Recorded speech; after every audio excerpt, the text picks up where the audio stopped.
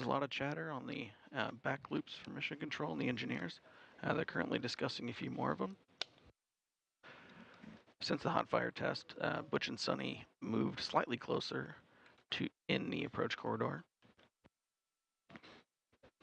All is preparing for the next phase once they finish the analysis of the RCS jet data.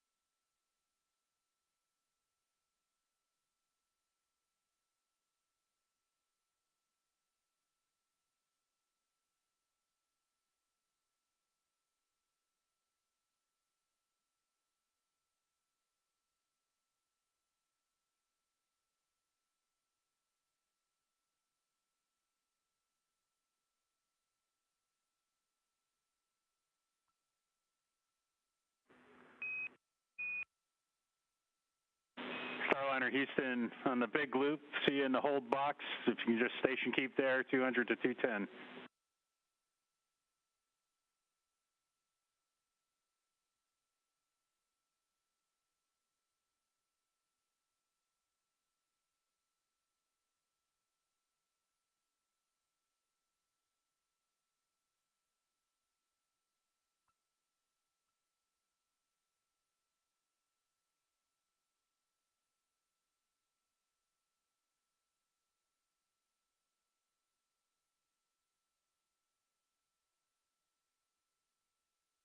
If you're just joining us, we are covering the first flight test of astronauts to the International Space Station aboard Boeing's Starliner spacecraft. This is NASA's Boeing crew flight test.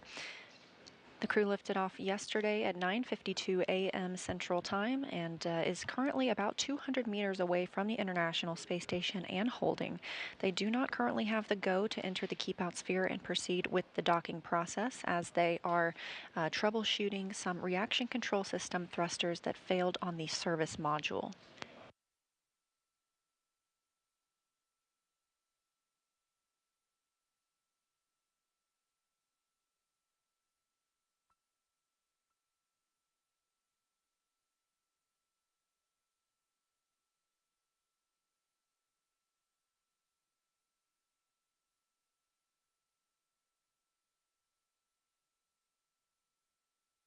Aboard the Starliner spacecraft are NASA astronauts Butch Wilmore as commander and Sunny Williams as pilot. They are currently manually piloting the spacecraft at that approximate 200-meter hold point.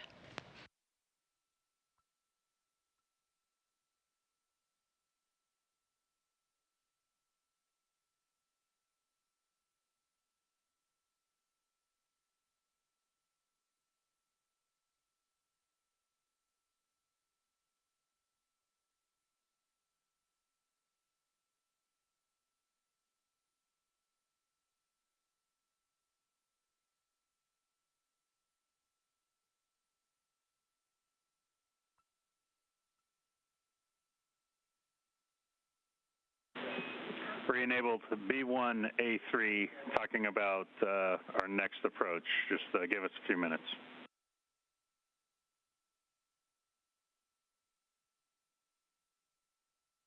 Bye.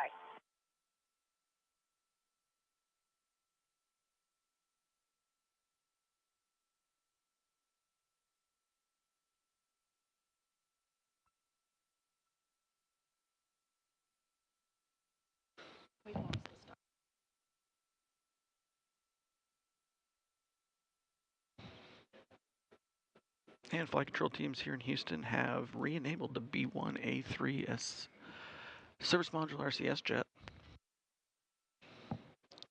Butch and Sunny still station keeping Starliner. hovering between 200 and 210 meters out in front of the approach corridor for the Node 2 forward Harmony node docking port. A little more info about these RCS thrusters. These are reaction control system thrusters. There are 28 of them, and they are located on the service module. That's the lower portion, essentially, when you look at Starliner. The service module does not return to Earth. Also on the service module are 20 OMAC thrusters. That stands for Orbital Maneuvering and Attitude Control. OMAC thrusters are used for larger burns. Meanwhile, the RCS thrusters, what we are currently troubleshooting, these are used closer to the International Space Station. They allow us to make more fine-tuned changes to the spacecraft's trajectory.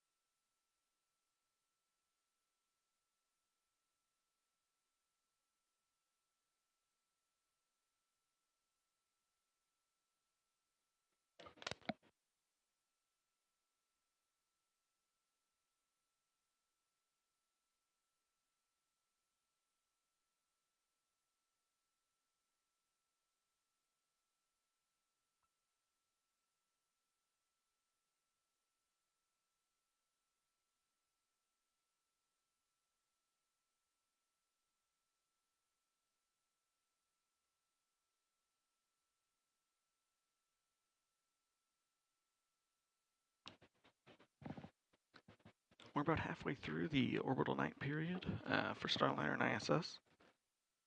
Still some analysis being done on the data from the hot fire test, as well as determining which docking window may be available for Starliner once Starliner, they have. Houston on a big loop. Just be advised. Looks like you're doing great flying there in the hold box. We lost the first docking window. We're going to still analyzing all the data and getting a path to approach for the next docking window.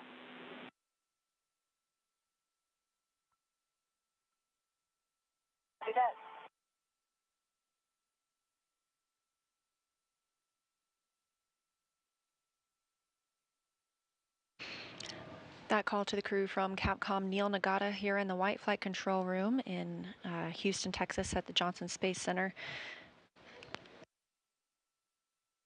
We were anticipating the earliest docking today for 11:15 a.m. Central Time, but with that call, we will not be making this first docking window. The second of those windows opens at 12:33 p.m. Central Time. And just so you're aware, we deactivated Mustang to help out main B power margin.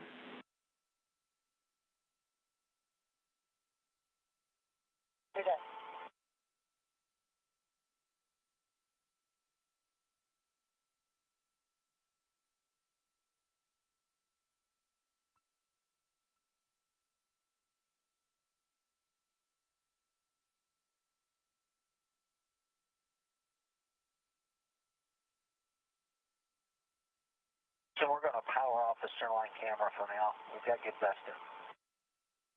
Yeah, we're good with that.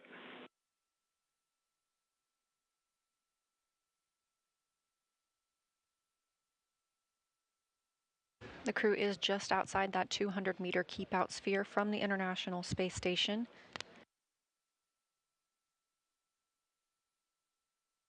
And Butch Wilmore continues to manually pilot the spacecraft.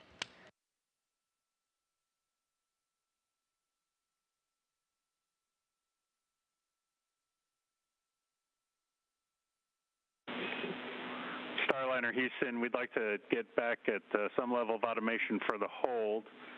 So we'd like to take a destination B, retreat 200 meters, then trans auto and point auto. And we're just sit tight here for a minute. Okay, you want to do that now or sit tight? No, I'd like you to take those actions now. Destination B, Bravo, then trans auto, point auto, and then what I was saying is we'll sit tight at 200 meters while we're taking a look at the data and getting a path back in.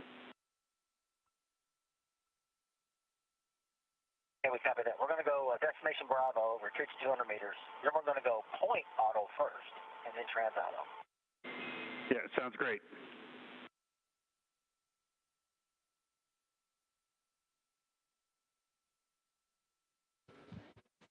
Capcom, Neil Nagata, flowing up some information to Butch and Sonny. They're following a short procedure to get Starliner back into autopilot mode.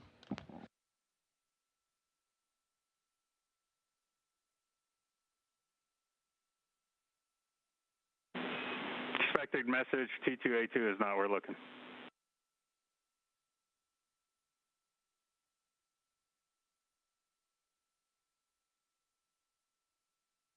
Copy, stand by.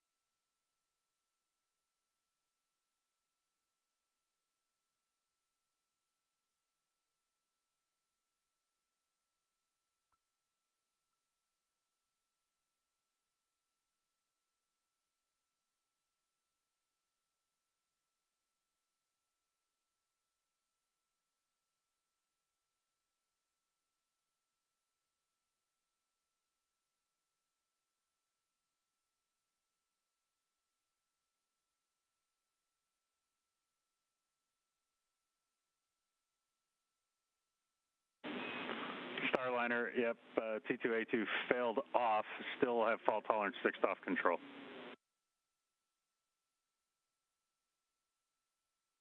Copy.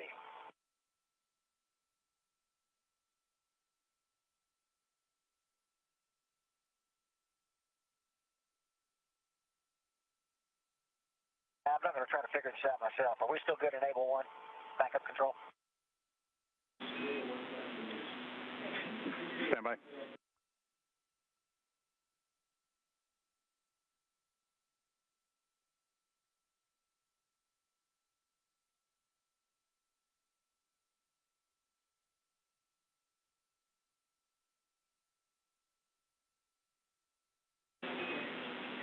All right, Butch, with S1A1 and T2A2, both enables are degraded, so you might as well leave it enable 1. And like we talked about last night, if you have to drop the backup, you'll just have to find the right switch to accomplish what you need to accomplish. That's what I figured. Thanks. Got it.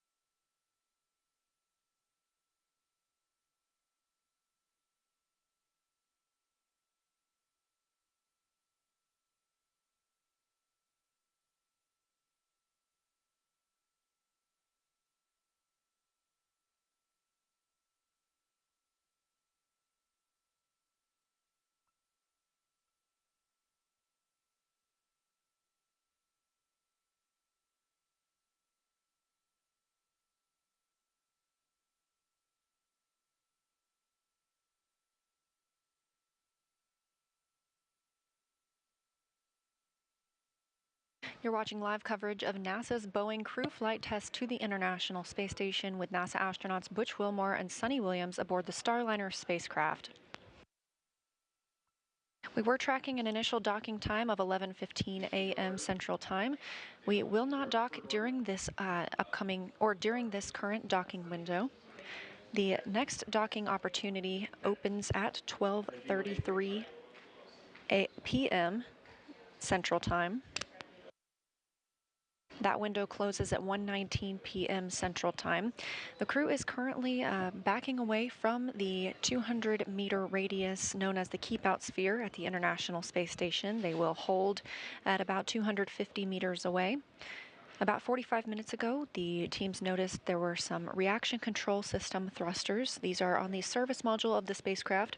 4 specifically were beginning to fail off, meaning they would need to be reactivated. The crew took manual control of the spacecraft at the 260-meter hold point and conducted some manual piloting while those 4 reaction control system thrusters were fired.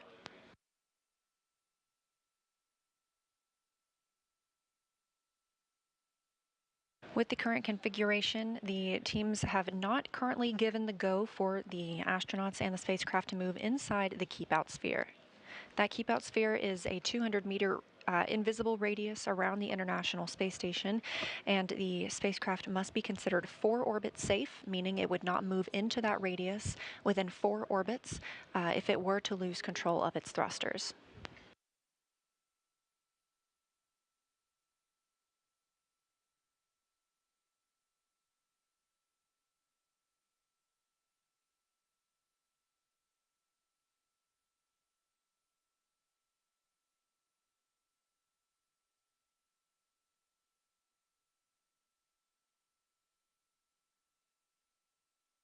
We are operating out of 2 flight control rooms here at Johnson Space Center. On the left, you see Capcom, or Capsule Communicator, Neil Nagata.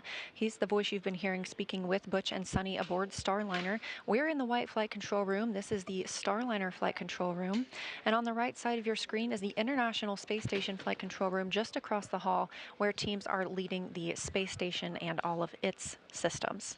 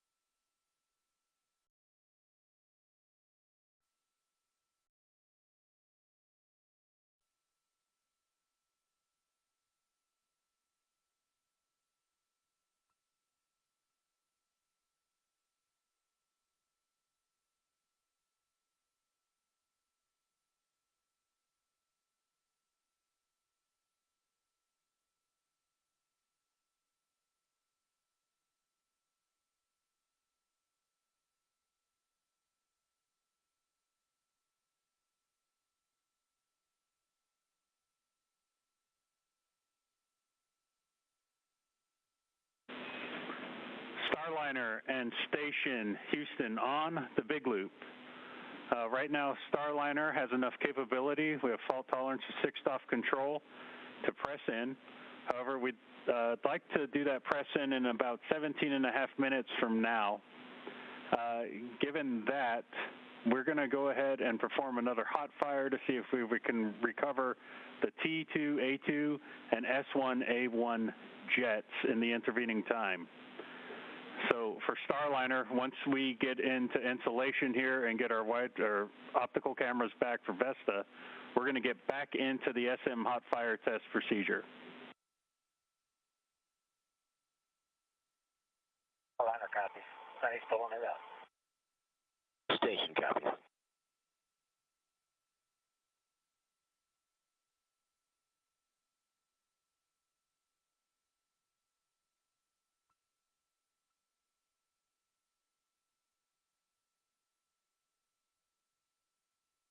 And I call from Capcom, Neil Nagata to Butch and Sunny and Starliner.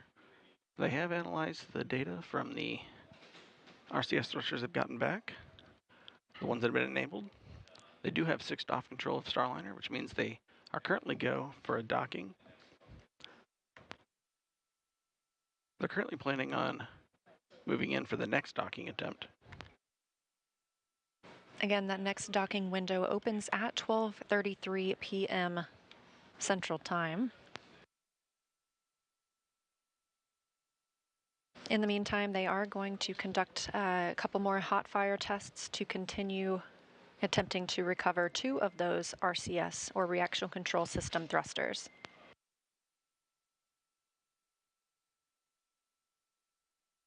We are reaching the end. We are reaching the end of the nighttime period for ISS and Starliner. We should expect some views of both Starliner and ISS from each other's cameras shortly.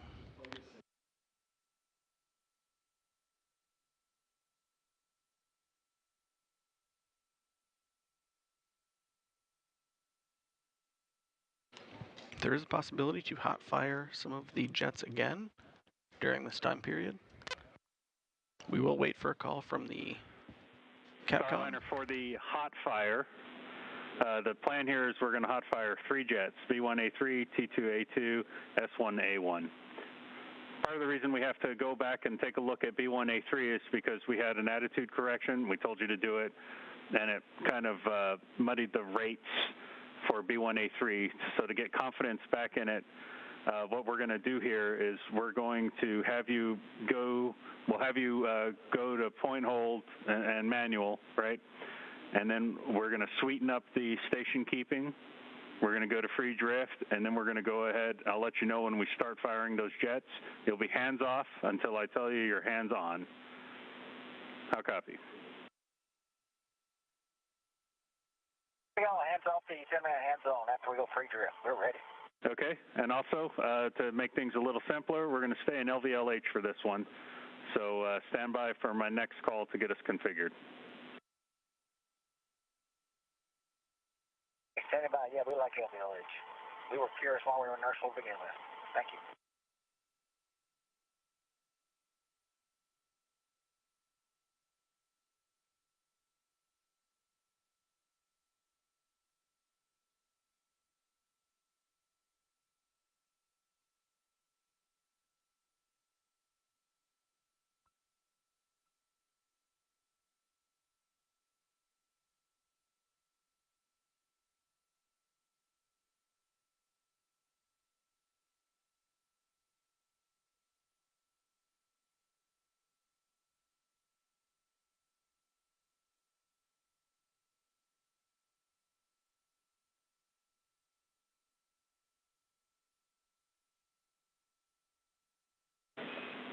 Starliner will take a point hold transpulse when you get there. Stand by, Ray will give us some words to sweeten up the station keeping.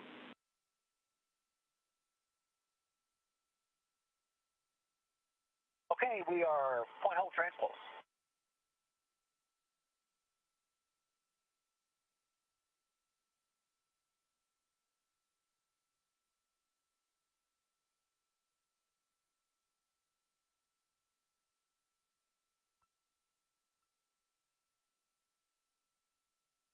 This view coming from Let's the go ahead and international. give us 2 ups.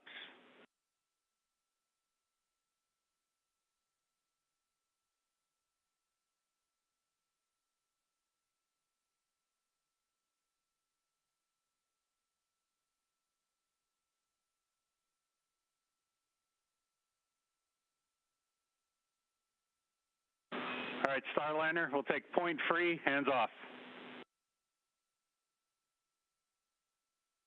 Free, hands off.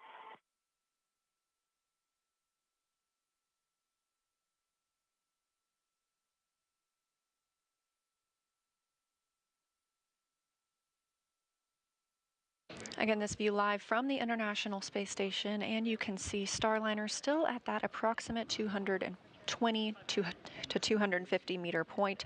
The space station and Starliner are entering into an orbital daytime, currently flying 259 statute miles over French Polynesia. Of course, we've been keeping you updated with all of the Starliner updates here in the White Flight Control Room, but my teammate Gary Jordan across the hall has been keeping tabs on everything space station. We'll go to Gary. Heard a jet fire on board. Roger.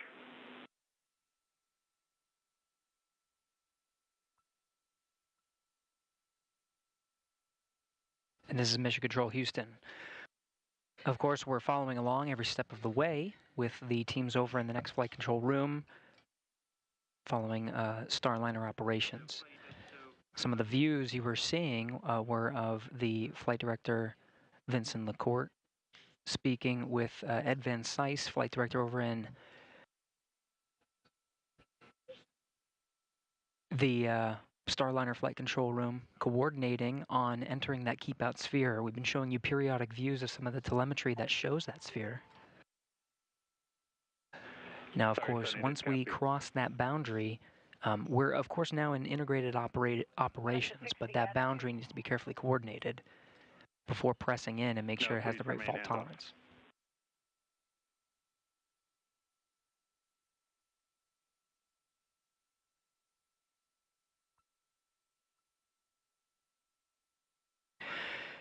Outside the keep out sphere now, Butch and Sunny remaining in a hold position. That go to proceed inwards has been given by the teams confident enough in the configuration of Starliner with the necessary redundancies to back away if needed once inside the keep out sphere. Lots of coordination happening on both sides before giving that call. But from the International Space Station flight control team, there is enough confidence in the configuration to go ahead and press in.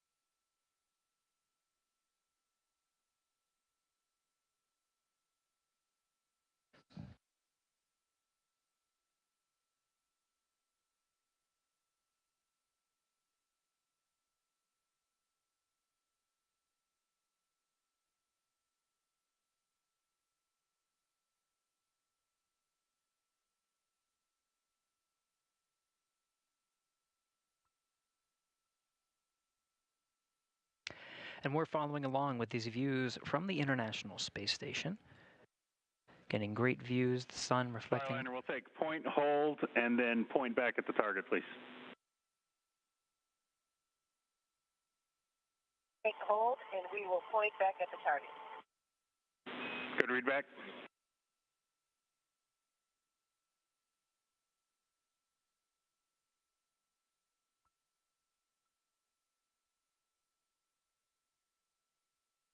The point hold of the Sarge being one of the features of the International Space Station. The Vesta system, which we've been talking about on Starliner, tracks some of the features of the International Space Station, just making sure the pointing is right, and we do have some time to figure it out. Again, there's another about 8-minute window before the crew is given the go to press in inside the keep out sphere. Now there are several milestones once we press inside the keep out sphere to enable a docking, the window of which starts at 12:33 p.m. Central Time this afternoon. But once inside the keep out sphere, the crew is scheduled to have a 10-meter hold point.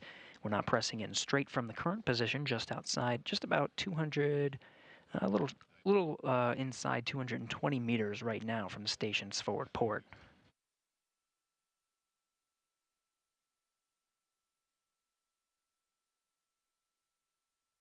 If that's okay with you, and otherwise it's good. Good with the attitude. Point free, hands off.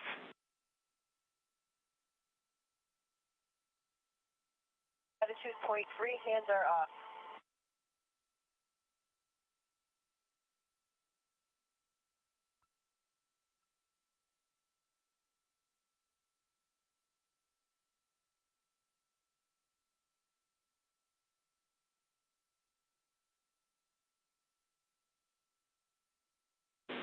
S1A1 fired. Jet fire. Roger.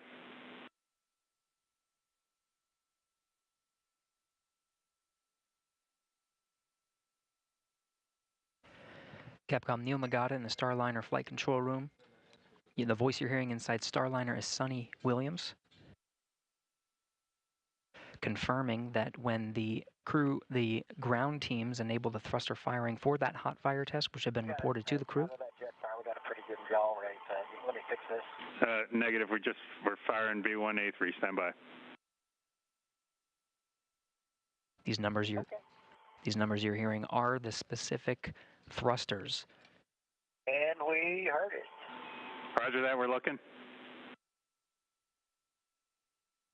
You heard confirmation of feeling some of those thrusters, S1A1, B1A3. These are the specific thrusters that are targeted for these hot fire tests before proceeding into the keep out sphere. Again, the teams are comfortable with the current configuration with some of the reaction control thrusters. In the current configuration off, however, some of these thrusters that are being fired now are part of the hot fire test to try to recover some of those. Even though there is redundancy, recovering those would just add enough redundancy or additional redundancy outside of the already go configuration. The crew reporting that they are feeling those thrusters as they are hot fired. Okay, we'll take point hold to get us back on target track. Point hold and take us back and point us back to the target.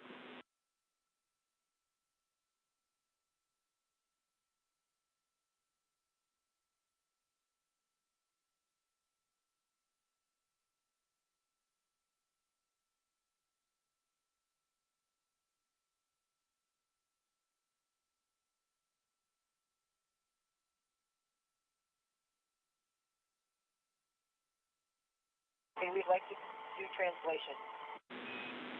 Stand by.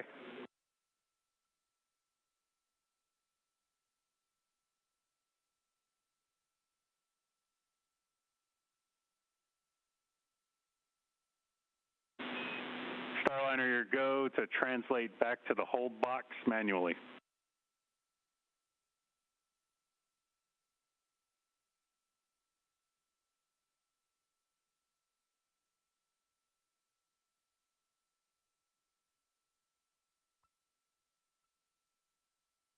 From the view of the space station, you're looking at Starliner a little more than 220 meters away.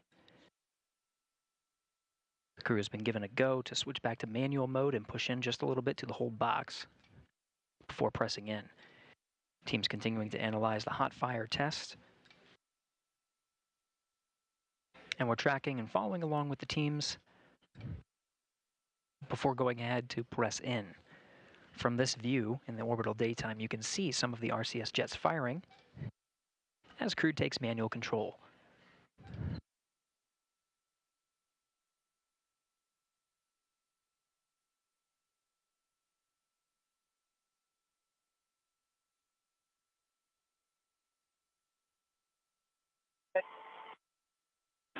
Say again, Tony. Yeah, back in the box.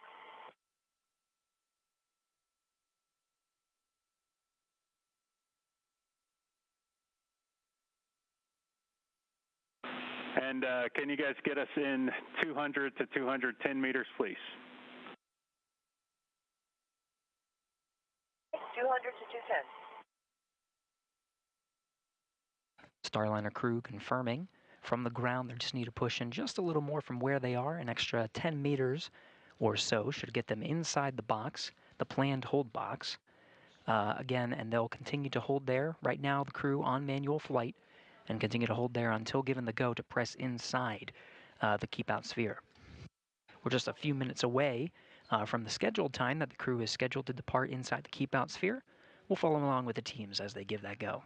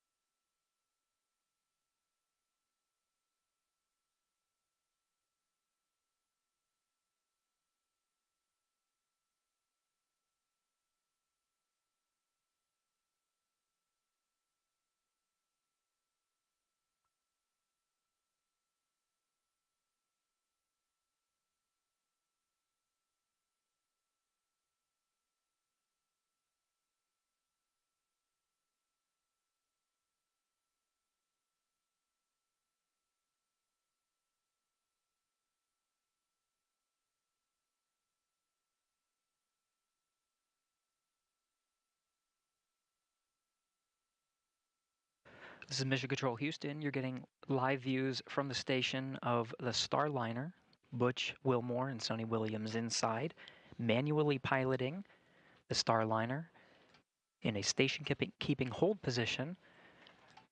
Right now, just about 212 meters from the station.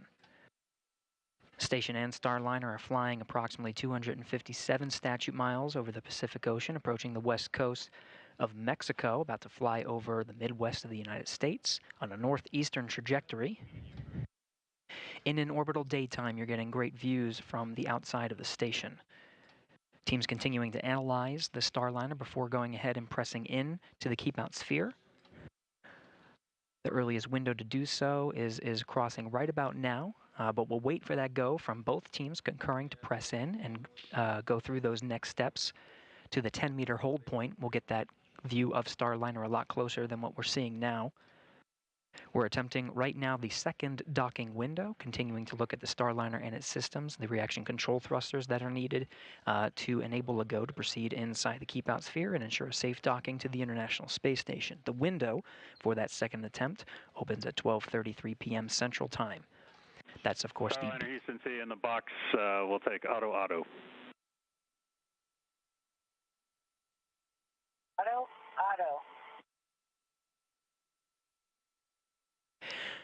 The crew manually flying again and station keeping within the hold window inside, right now inside 210 meters. Given the go to switch to auto hold mode, giving Butch and Sonny a break from stick time, holding in that position before proceeding inwards towards the keep out sphere. Again, we were talking about the windows. 12:33 is the beginning of that window. 1:19 p.m. Central Time is the back end of that window.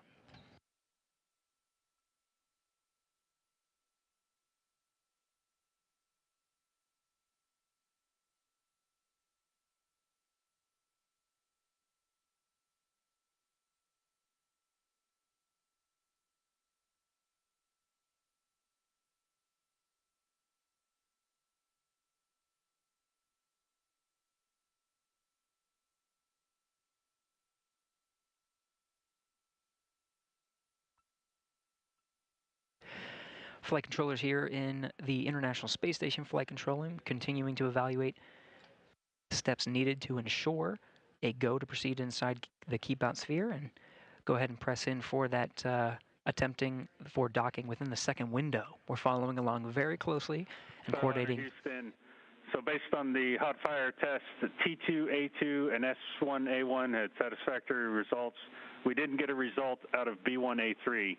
So we're going to re-enable T2A2, S1A1, and inhibit B1A3.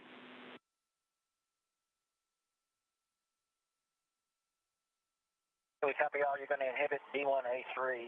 The other two, we see one of them back online, and it felt like the rest of them to us. I'm not sure what your data shows, but okay, copy all.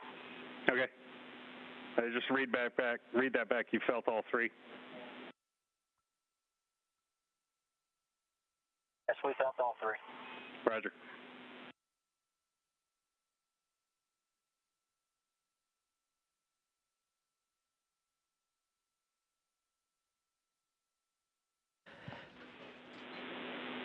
And by getting back T2A2, backup enable 1 became full again.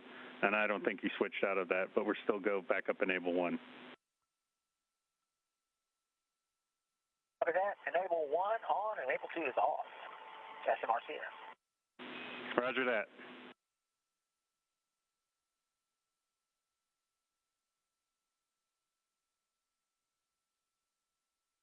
So again, holding outside the keep out sphere, Butch Wilmore, Sonny Williams inside the Starliner spacecraft, working hand in hand with the ground controllers here, or the flight controllers here in Mission Control Houston, specifically the Starliner flight controller room in the room next door to the International Space Station flight control room.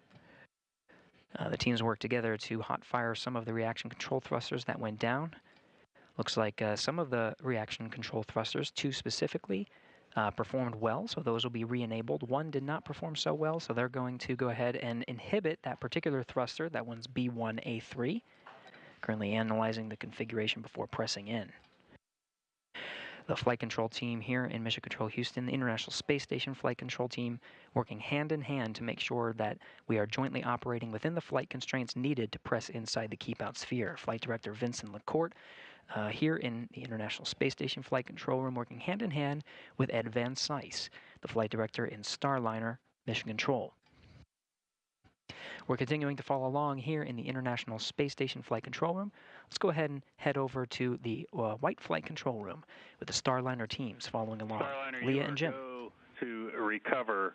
It's an orb traj tab stop 8 for recover.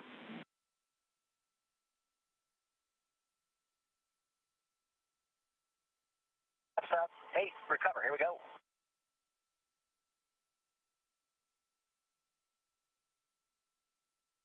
Thanks, Gary, and welcome back to the White Flight Control Room here at Johnson Space Center. Yes, we are monitoring Starliner here in this room, all teams continuing to analyze the data from the recent tests. And as you can see, Starliner in this live view from the International Space Station, it is essentially parked at about 200 meters away from the station. Again, we are waiting to move into the keep out sphere, that 200-meter radius around the space station. We are targeting the next docking window that opens at 12:33 p.m. Central Time. Now we are in another tracking and data relay satellite system handover. We expect to regain those visuals shortly. Meanwhile, here's another good look at the teams in Mission Control Houston, both Starliner and International Space Station. As Gary just shared, over there on the left, in the middle of your screen, that is Neil Nagata. That's the Capcom you've been hearing speak with the crew. Down toward the bottom in the white shirt is NASA astronaut Mike Fink. You may have seen him on the launch broadcast yesterday. He is also a crew member for the Starliner 1 mission. Up at the top of your screen, that's Flight Director Ed Van Cise.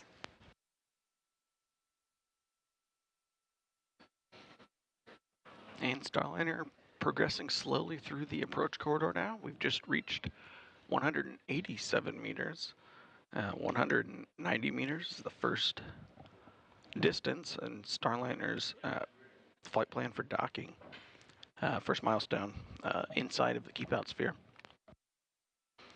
currently moving towards station at about 23 centimeters per second. We're going to continue our slow approach until the 10-meter point at which we have a planned hold where we will enable the NASA docking system, NDS, and then prepare for a final docking several minutes afterwards. Starliner is directly lined up with the Node 2 forward port. That is where it will be docking today. Also docked to the Node 2 port are the SpaceX Dragon spacecraft. That's on the Zenith side. So once Starliner arrives, we will have 2 American crewed spacecraft at the International Space Station.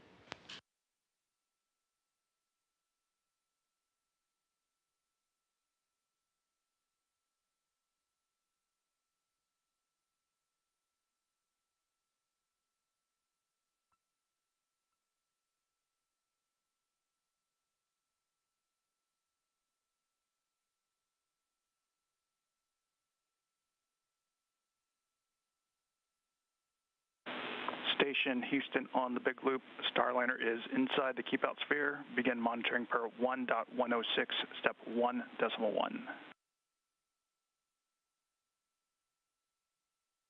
1.1, 1.106, station.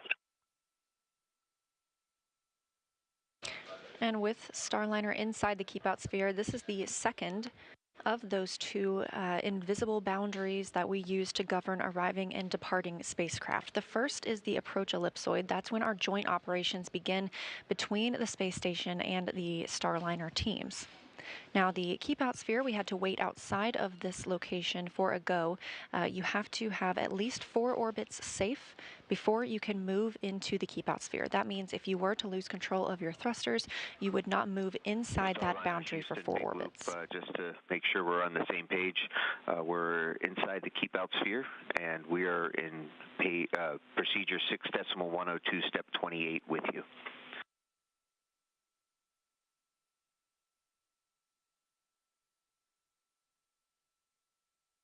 And Starliner is with you. Light field 2's up to 45 hits.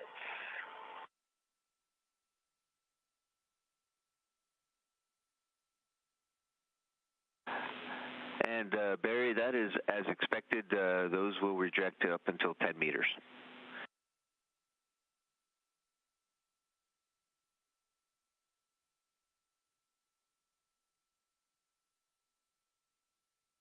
As Starliner continues its approach, both it and the International Space Station are flying approximately 261 statute miles over Kansas, crossing into Nebraska.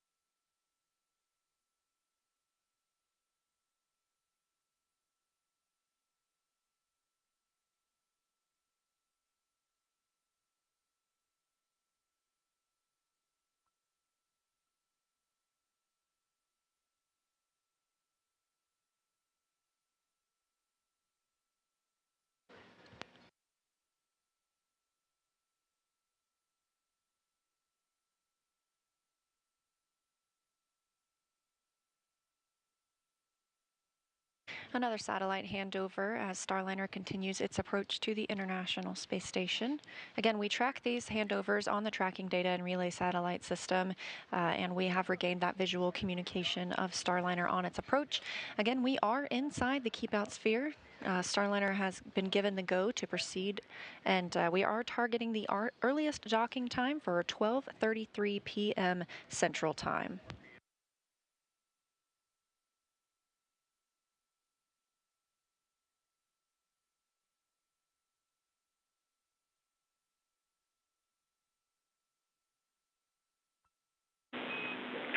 And Starliner looking good on our current rates in. We're expecting about a 6-minute lighting hold when we get to 10 meters.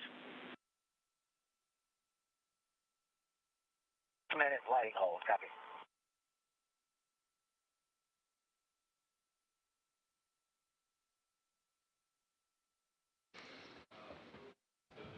Capcom, Neil Nagata, providing some status updates to Butch and Sunny up in Starliner. And they're still progressing slowly towards the 10-meter hold point. Currently right at around 109 meters away from the Node 24 docking port, progressing at about 21 centimeters per second. Once Starliner reaches the 10-meter holding point, it will hold for about 6 minutes to wait for nominal lighting. Part of the reason for that hold and the nominal lighting is to get enough sunlight in the right direction to help Starliner's Vesta cameras view all of the features of ISS for part of the image recognition part of the Vesta system, as well as it also helps the ISS crew continue to monitor Starliner from their side.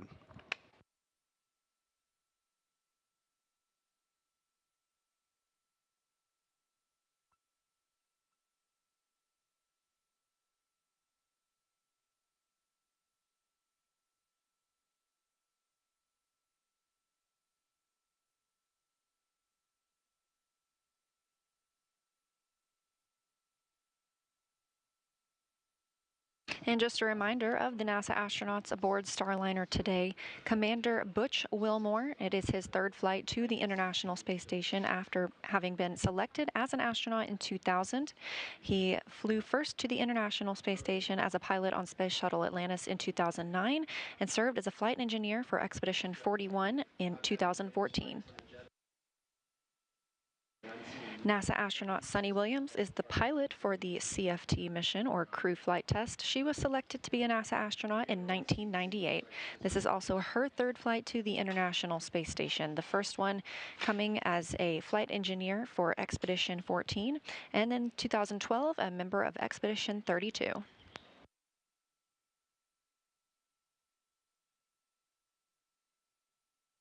Starliner is now approximately 90 meters away from the International Space Station.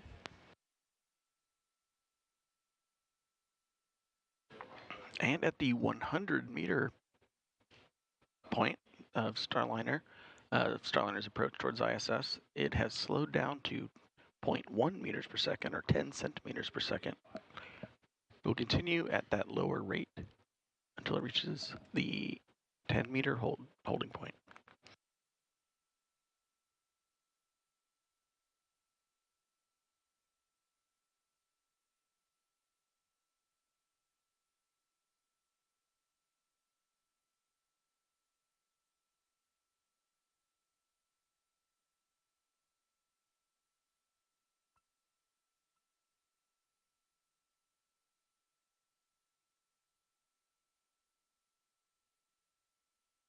And to recap, we are again targeting a docking no earlier than 12:33 p.m. Central Time. This comes after some troubleshooting of some reaction control system thrusters.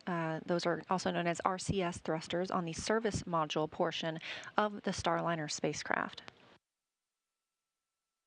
We had 5 at different points, had 5 of those thrusters go offline, and through several hot fire tests, we were able to bring back 4 of those thrusters and obtain the go and the redundancy that we needed to enter the keep out sphere and approach the International Space Station for docking.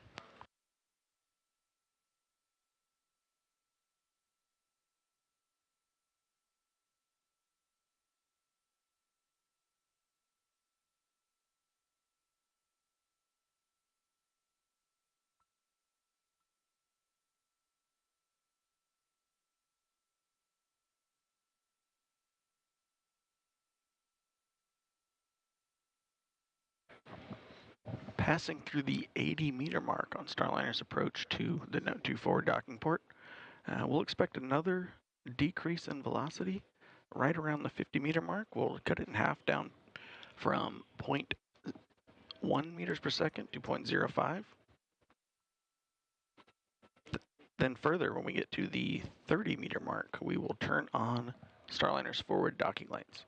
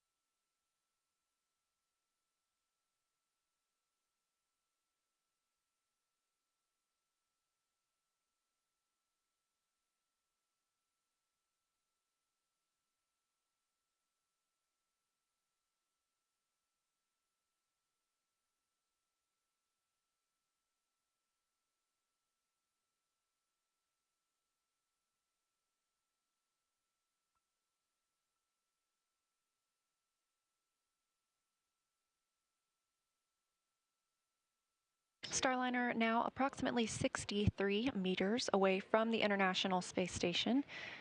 Again, we are docking to the Node 2 forward port today.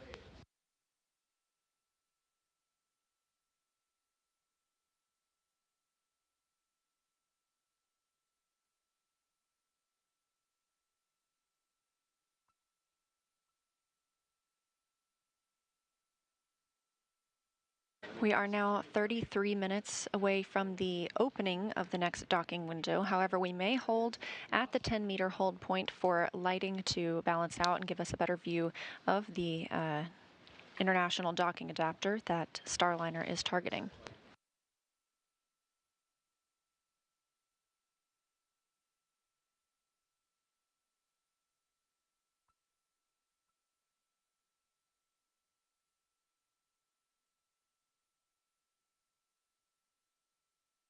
Starliner continues to use the Vesta system as it approaches the International Space Station. That stands for Vision-Based Electro-Optical Sensor Tracking Assembly. There are two Vestas on Starliner so that we have fault tolerance.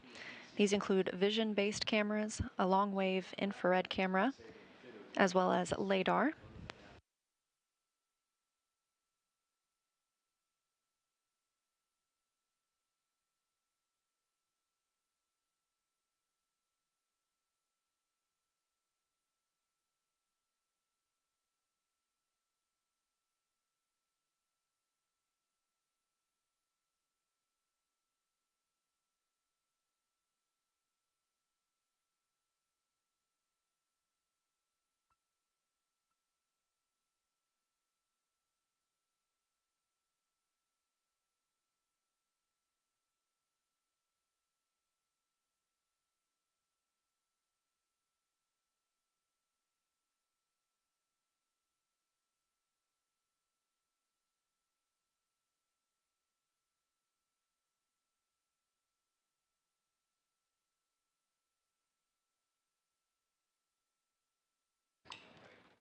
Starliner just passing the 50-meter mark. It has now slowed its approach rate to 5 centimeters per second, 0.05 meters per second.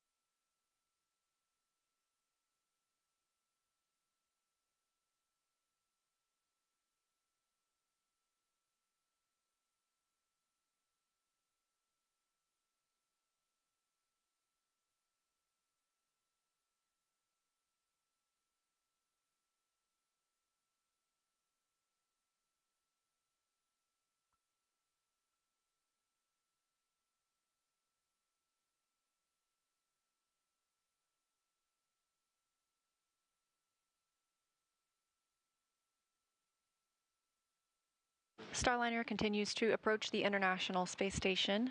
Both are traveling at approximately 17,000 miles per hour, but in these proximity operations, we have to move very slowly and precisely to line up properly with the Node 2 forward port. We are now about 44 meters away from that docking adapter. The next hold point comes at the 10-meter hold point.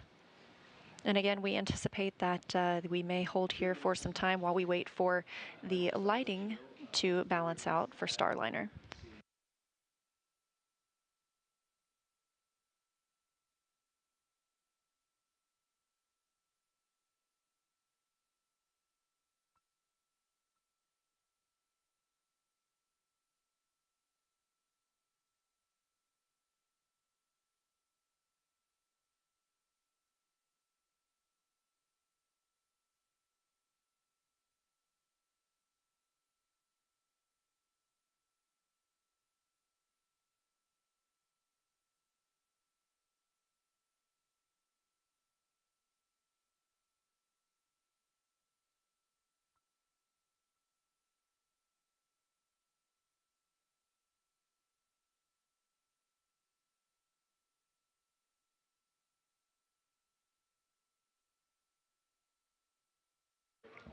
And coming up on 40 meters away from station, still progressing at about that 0.05 meter per second approach rate.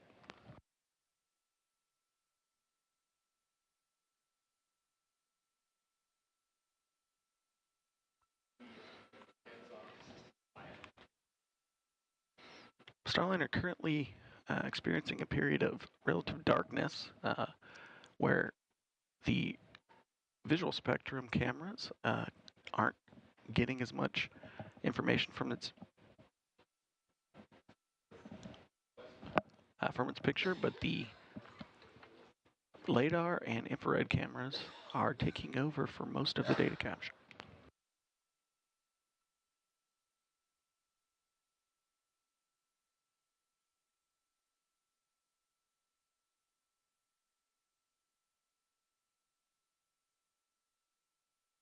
Again, this is NASA's Boeing crew flight test to the International Space Station, the first flight of astronauts aboard Starliner.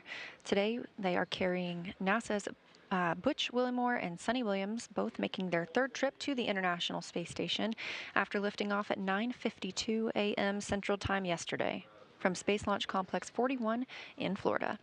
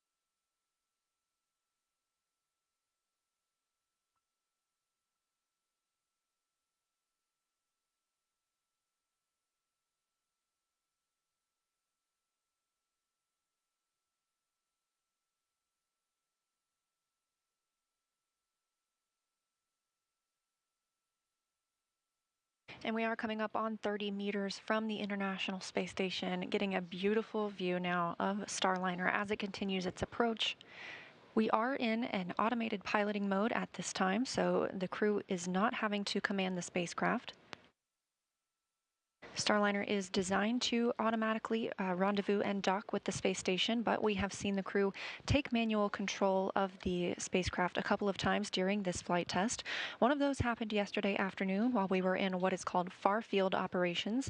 They essentially got to test maneuvering the spacecraft in case they ever did need to take manual control. And because that test went well, they did the same thing as we were at about the 260-meter hold point earlier today.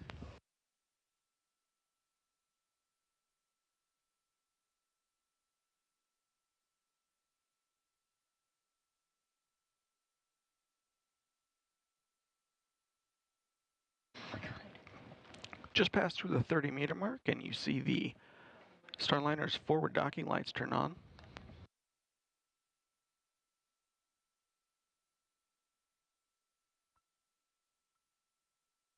Station is getting a good view of Starliner with the lighting coming from that direction. We're waiting for the Earth to spin a little bit more, sun to move relatively, so Starliner gets a good set of lighting on station, and we'll continue the approach towards the No-24 docking port.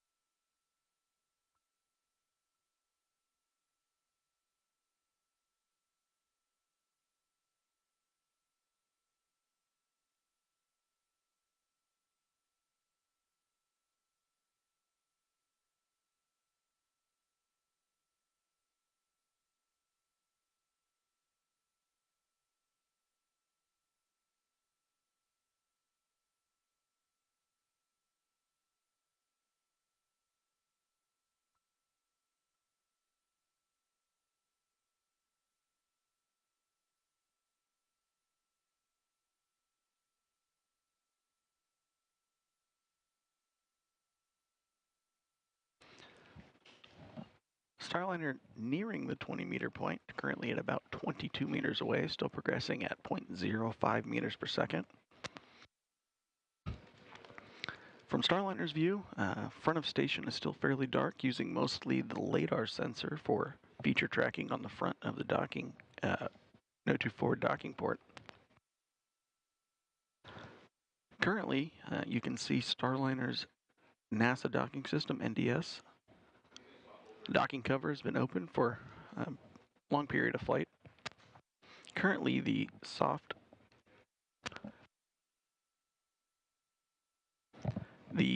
docking ring on the soft capture system is retracted. It's the inner metal ring on the front of NDS with the 3 pedals sticking out from it. Once we hit the 10-meter docking hold point, Starliner will extend the soft capture system, which is a series of motor-controlled arms.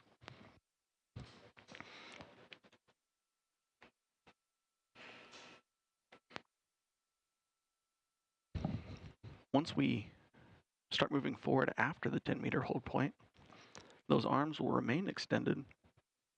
Starliner will approach the international docking adapter.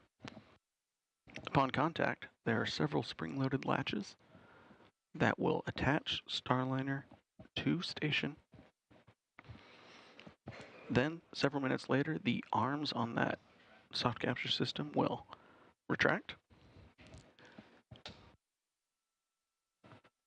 From there, there are several hooks that will securely latch Starliner onto that docking port, and then from there we will have hard capture. Right now, we're currently coming up on 16 meters away.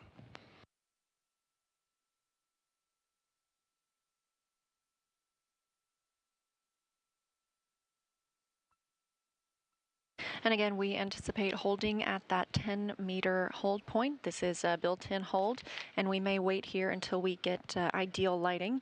The International Space Station and Starliner are flying over Algeria and about to cross into an orbital nighttime. Again, we see about 16 sunrises and sunsets each day when traveling at orbital velocity. That's 17,500 miles per hour. In terms of relative velocity right now, Starliner is traveling at about 0.05 meters per second. And to translate that, that's about 1/10 of a mile an hour as it moves in toward the International Space Station.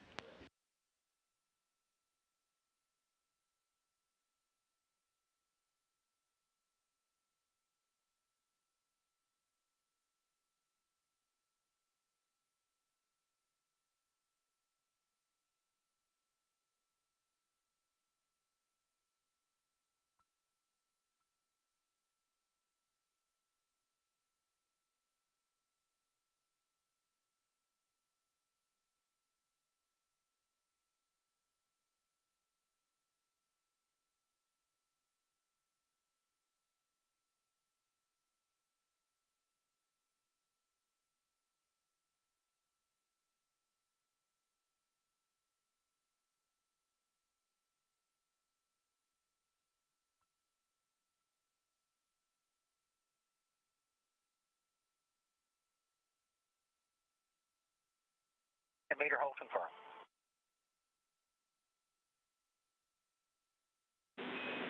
Houston copies, and Starliner, we're expecting 6-minute lighting hold before NDS configures for docking. Okay. Station Houston on the big loop. Starliner's at the 10-meter hold point. ISS crew perform 1.106, step 1.2.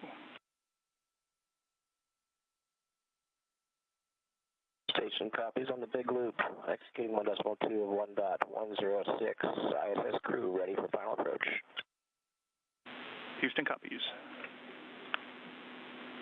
Starliner Houston, got your fill-ins for your step 31.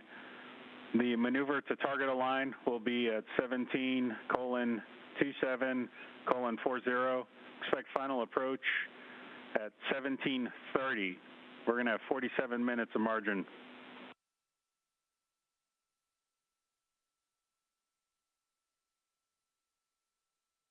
Okay, 17:27:40 and final approach 17:30.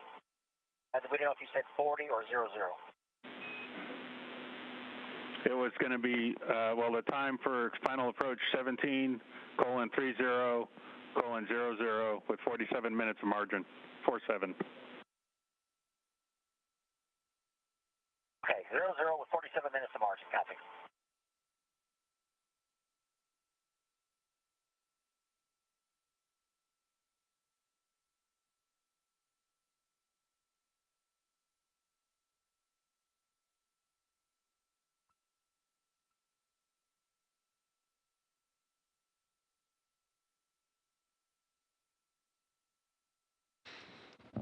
Starliner holding steady in the 10-meter hold point. Currently about 3 minutes and 50 seconds away until for the first phase of the 10-meter hold. We're waiting for better lighting for Starliner's cameras. In the second phase of the 10-meter hold, the NASA docking system will continue to finish its initialization.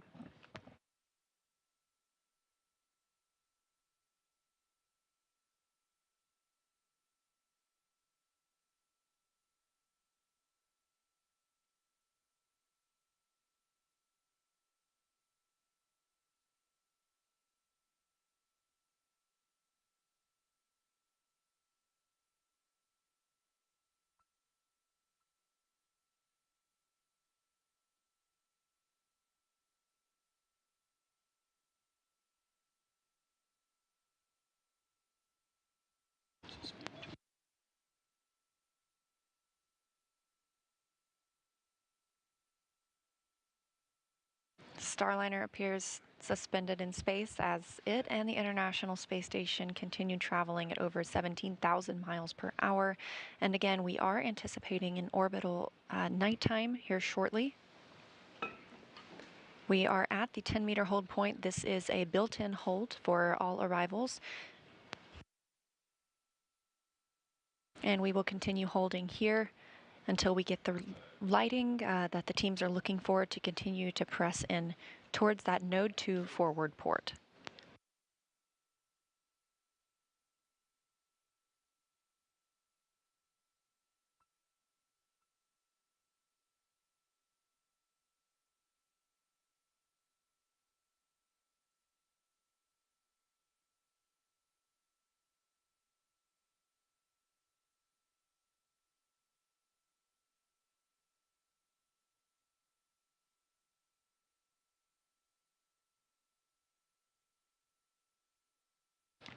With this close-up view, you can actually get a pretty good view of what the Vesta cameras look like and where they are. Those are the two black rectangular shapes in the upper right and bottom left of that front docking port area. There's also an additional camera offset to the left, just above the orange data connection. Those cameras are spread out in different locations to help better track different features on the front of the international docking adapter.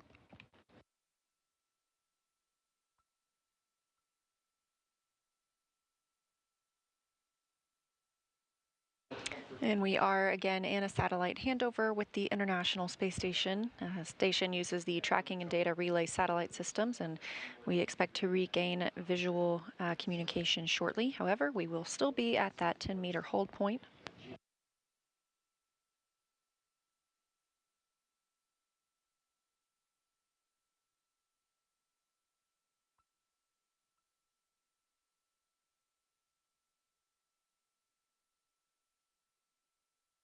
Again, the docking window opens at 12:33 p.m. Central Time.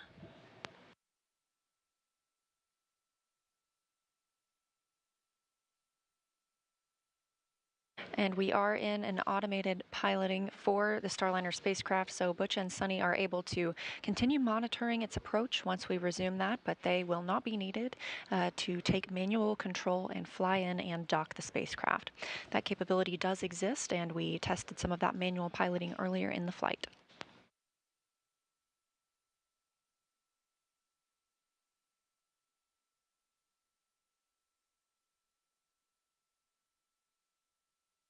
So we just hit 10-meter hold 2. We're putting step 32 in work, if you're ready.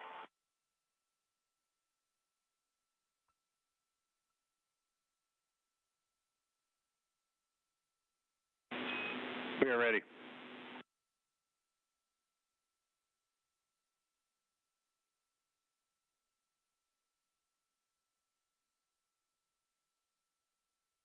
Again, Houston. We are ready. Okay, here goes, step 32. Here we go. Roger.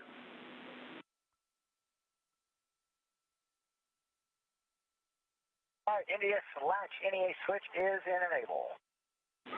Roger.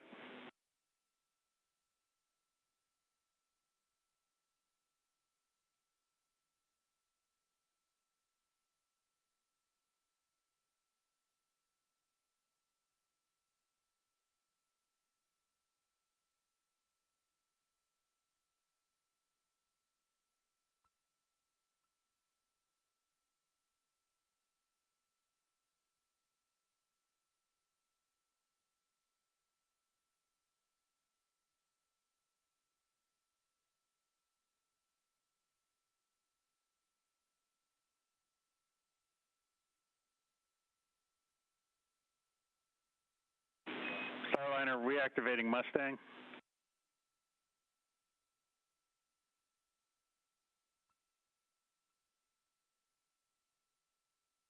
Okay.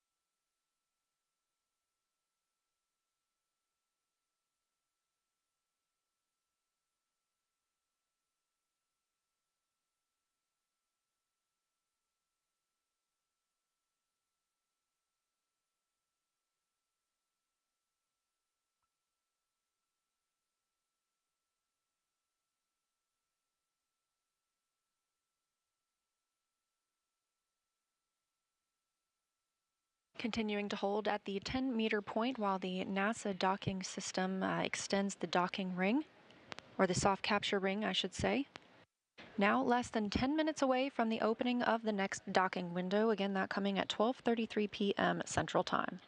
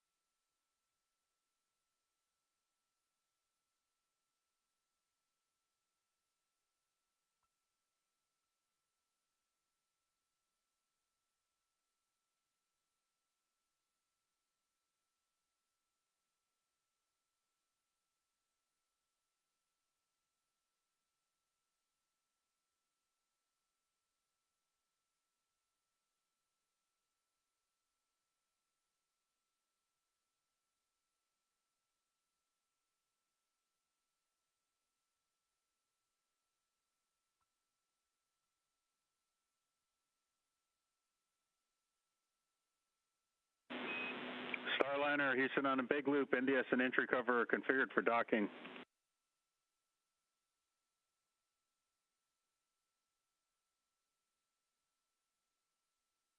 Starliner copies. We're ready.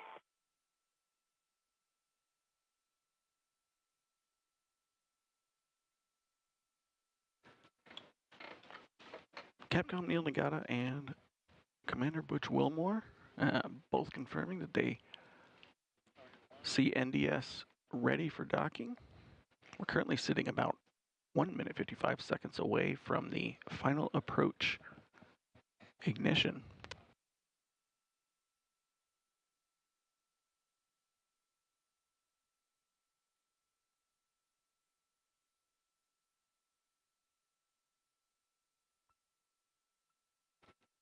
During the last 10 meters, you'll see Starliner approach at a very slow rate, similar to the last 50 meters that we saw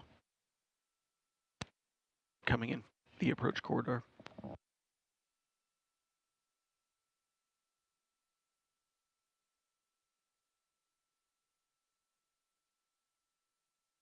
The view on the right of your screen in the larger box, that's from Starliner's Vesta cameras. This helps Starliner align with the International Space Station. Again, we are docking to the Node 2 forward port today. Window opens at 12:33 p.m. Central Time.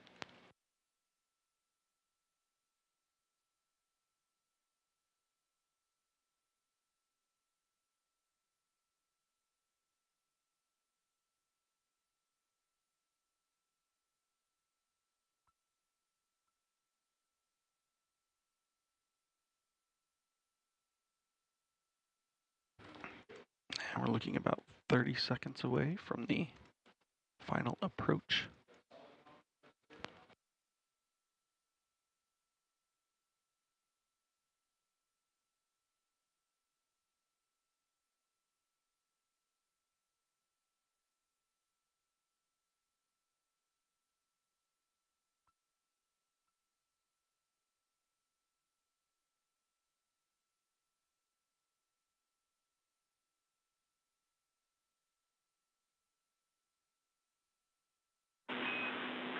Starliner Houston on the big loop.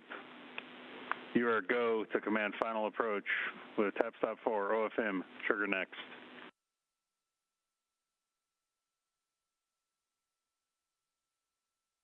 Here comes the Sunny's putting in the trigger next. Tap stop 4.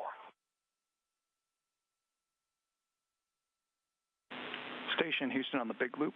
For the ISS crew, perform 1.106 steps 1.3 and 1.4.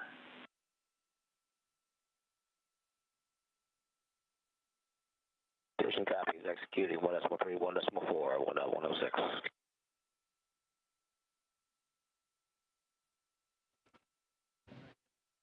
And the Starliner crew have gotten the authority to proceed for the final approach.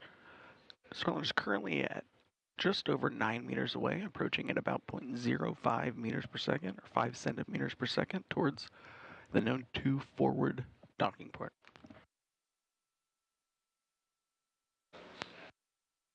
Again, NASA astronauts Butch Wilmore, the commander, and Sonny Williams, the pilot, on the crew flight test today. This is an autonomous docking, meaning they are monitoring from inside Starliner, but the spacecraft is currently flying itself.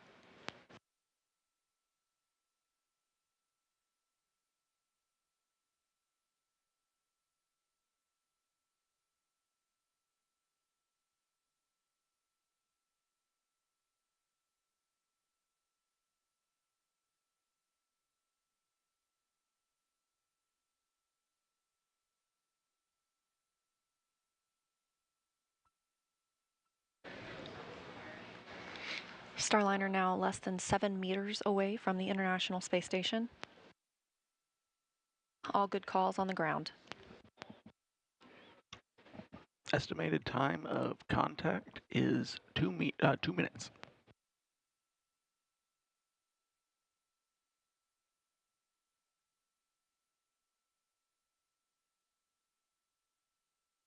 Now approximately 5 meters.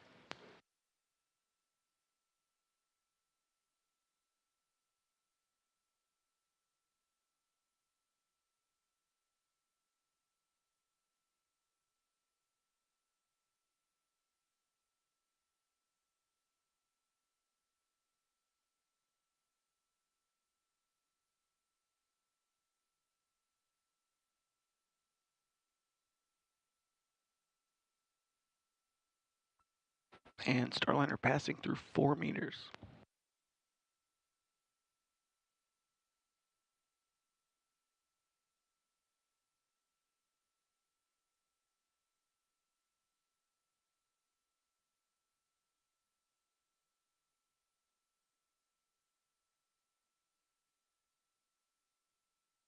Now less than 3 meters away from the International Space Station.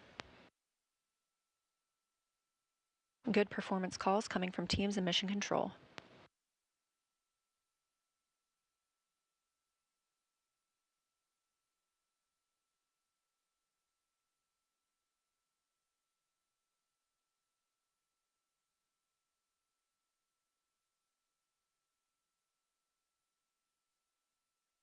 Starliner at 1.5 meters away, currently about 25 seconds from docking.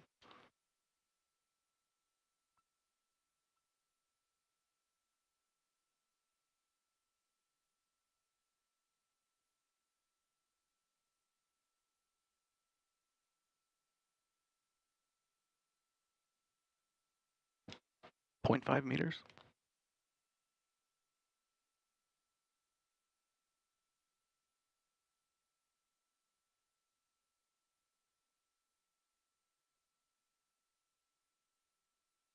Contact capture. We see the same.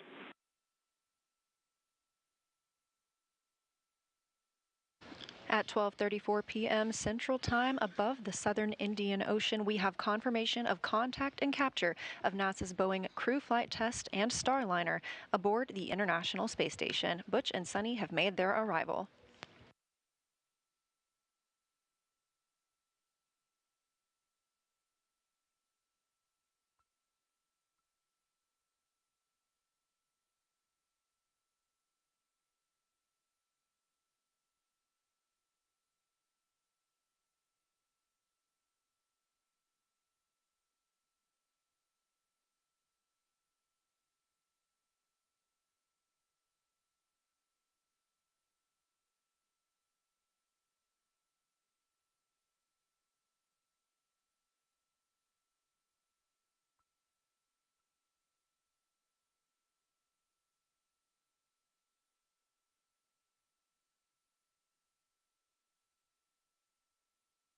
Starliner's soft capture system has finished attenuating any motion after initial capture.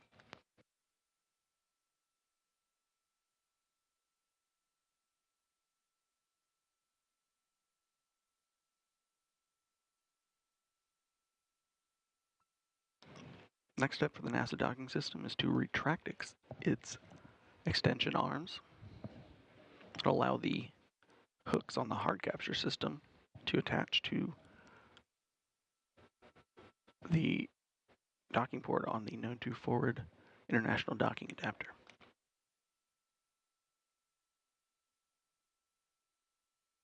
And with the arrival of Starliner, again, that coming at 12:34 p.m. Central Time, we have 2 American crewed spacecraft aboard the International Space Station.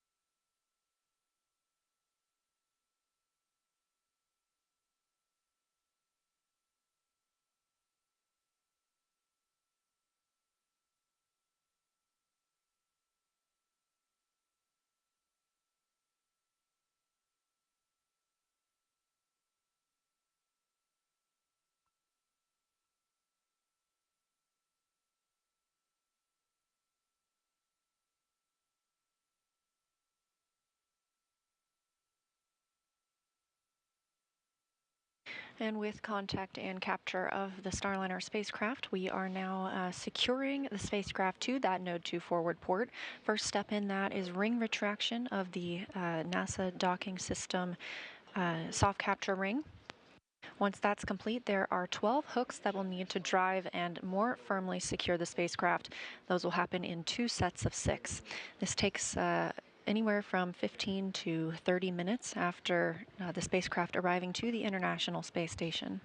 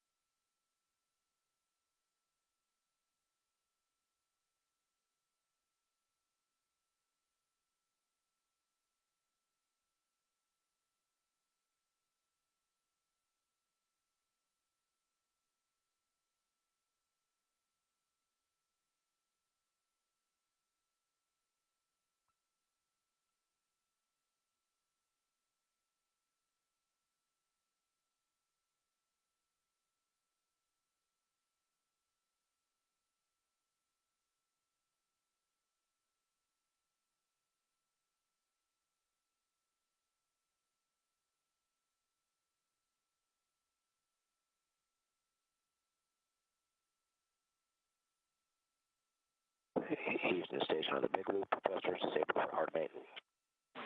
Houston copies.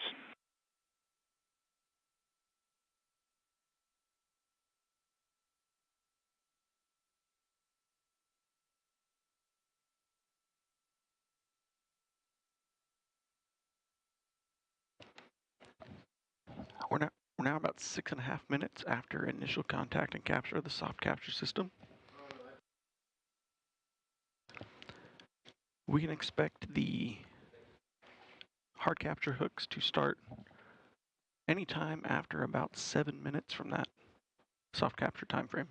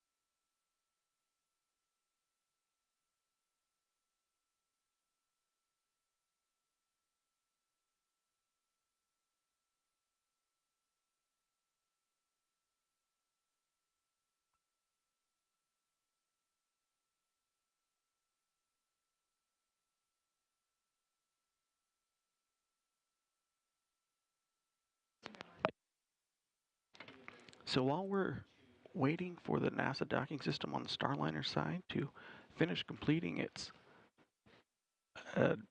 docking procedure, let's go over to the International Space Station Flight Control Room.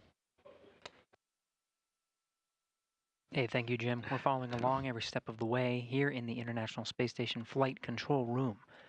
Flight Director Judd Freeling working hand in hand with the teams over with you over in the Starliner Mission Control, ensuring that everybody's following the joint flight rules that are necessary.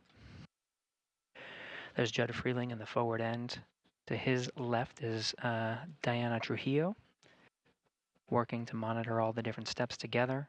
Will Vu over to Vince's right is to Vincent LaCourt's right is Will Vu, the voice from Mission Control here in Houston, up to the crew aboard the International Space Station. Space Station has a couple of maneuvers in order to proceed with the next steps of retracting the NASA docking system ring on the Starliner. The thrusters need to be disabled on the International Space Station side, and the International docking adapter must be aligned with the NASA docking system. Teams here in Mission Control Houston verifying all of those have passed, so we're following along to proceed towards a hard capture. Again, we had soft capture confirmed at 12:34 p.m. Central Time. The hard capture secures Starliner to the International Space Station. Expect to hear some words from the crew after that hard docking is complete. In the meantime, lots to follow along with to ensure a safe docking, a safe hard docking of Starliner to the International Space Station. A couple of steps. Now, of course, after that hard dock is complete, we still have to go ahead and open up the hatches, so the teams here will remain on console and follow along through the methodical steps necessary to pressurize the vestibule in between Starliner and the International Space Station. That vestibule is the International Docking Adapter. Right now, it has been exposed to vacuum, awaiting for Starliner's arrival. Once Starliner is hard docked, they'll follow procedures in order to pressurize that vestibule from 0 psi to match that of Starliner and the International Space Station, same as we have here at sea level, 14.7 psi. That will take some time in order to accomplish. Now, because we docked on the second opportunity here, the second docking window that we were tracking as part of the flight to the International Space Station, we'll follow along to provide estimated times of hatch opening and the welcome ceremony, where the Expedition 71 crew will formally welcome the two first-time flyers of Starliner to the International Space Station Butch Wilmore and Sonny Williams, the first to fly the Boeing Starliner.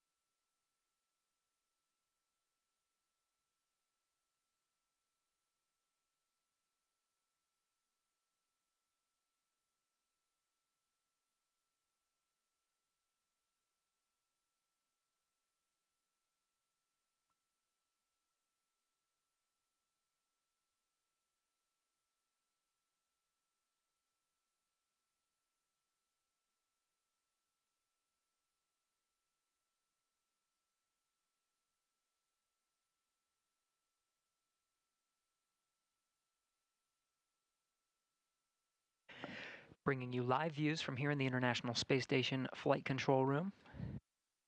Flight Director Vincent LaCourte talking with the flight control team. We're all waiting for the hard capture of Starliner to the International Space Station. Again, soft capture confirmed at 12:34 p.m. Central Time. We're in a short handover period, so we do not quite have live views from the International Space Station. Should hopefully be regaining those shortly to show you some live views of the spacecraft, the two spacecraft docked together, International Space Station and the Starliner.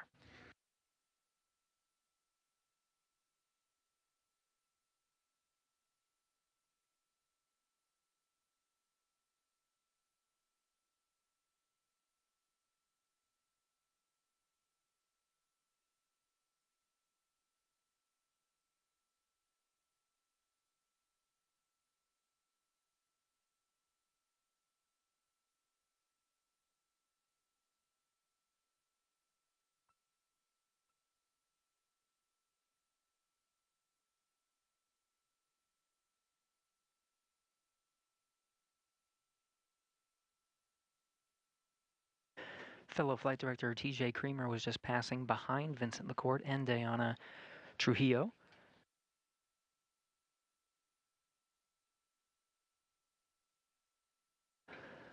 Lots of team members here in Mission Control Houston following along through the steps after docking the Starliner to the International Space Station.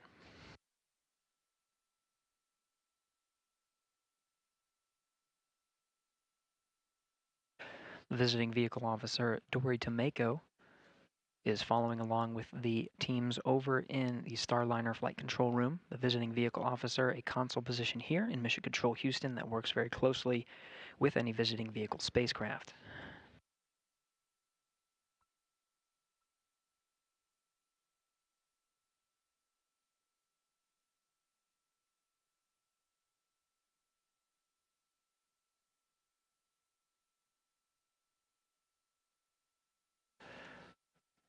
The choreography necessary to safely dock and hard capture a visiting vehicle to the International Space Station must be carefully coordinated, and even events on board the International Space Station must be coordinated as well.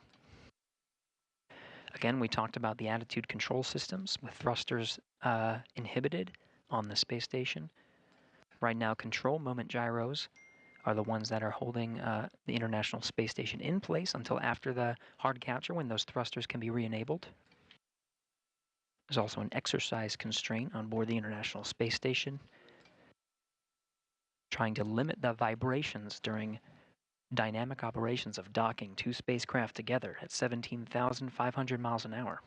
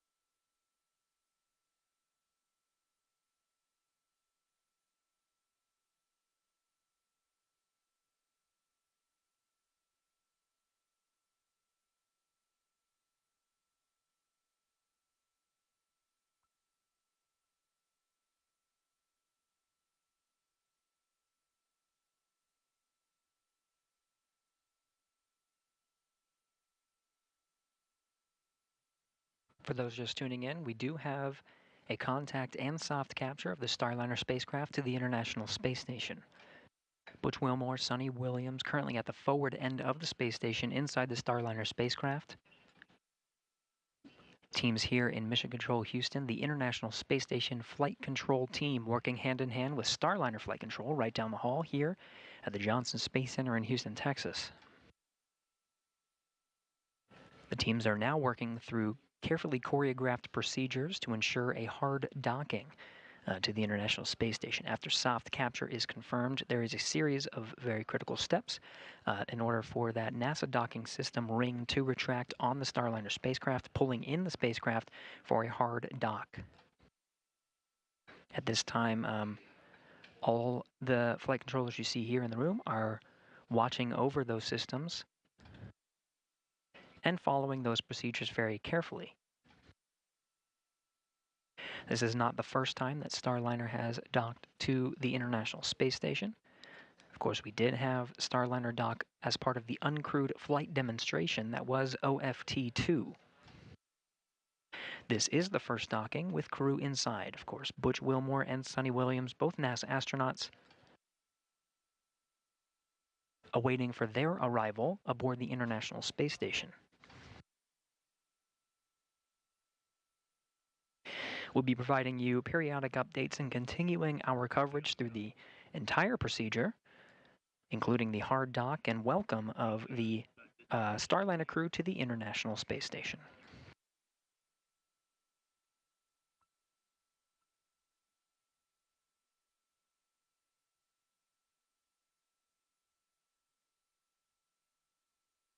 Again, we'll remain on air continuously through the entire procedure of hard docking to the International Space Station. The docking of Starliner to the International Space Station leaves a small gap called a vestibule in between the station and the Starliner. That vestibule is currently at vacuum, and methodically over the next few hours needs to be, once of course hard dock is confirmed, needs to be pressurized up to sea level to match that of the internal pressure of Starliner and the International Space Station at 14.7 psi. We'll follow along from both sides, from the space station side as well as the Starliner side. Crew aboard the International Space Station will work through procedures to open up the different hatches and prepare the pressurized mating adapter for welcoming Butch and Sonny inside the orbital complex. There are many steps in order to outfit the pressurized mating adapter and prepare for their arrival, including opening up various hatches, including the Node 2 forward hatch and what's called the APES hatch. This is the hatch on the station side. On the Starliner side, the hatch is called the IVA, and that will be opened as well to allow a clear path for Butch and Sonny to enter into the International Space Station.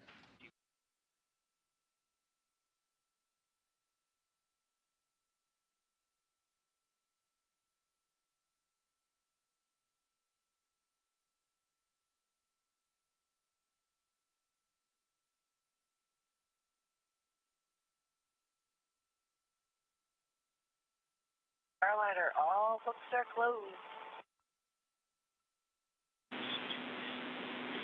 Houston copies. We agree, and we're just waiting for the sequence to complete.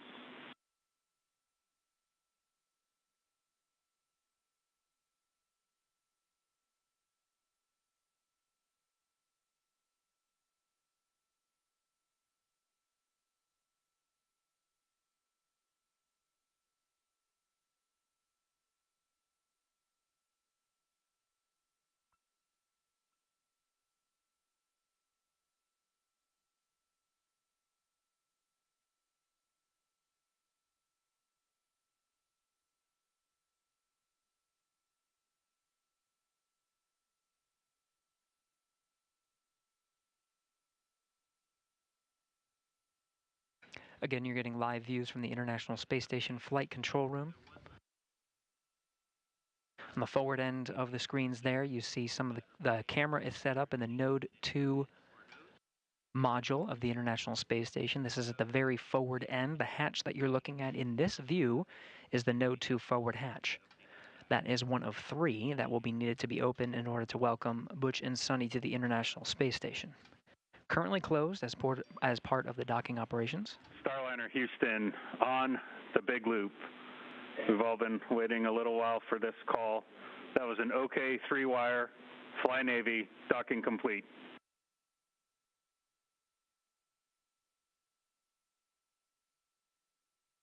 Okay, indeed. Nice to be attached to the big city in the sky.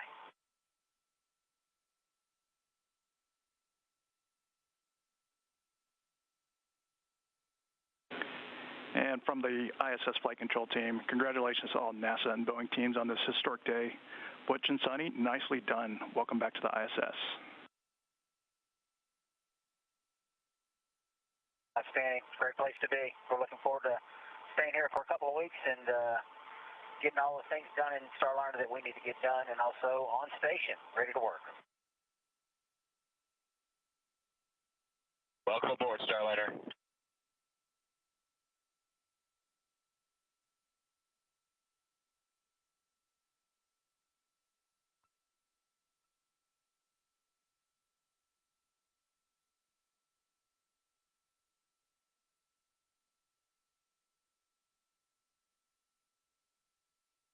Starliner Capcom Neil Nagata on the right in your screen, flanked to his side by NASA astronaut Mike Fink.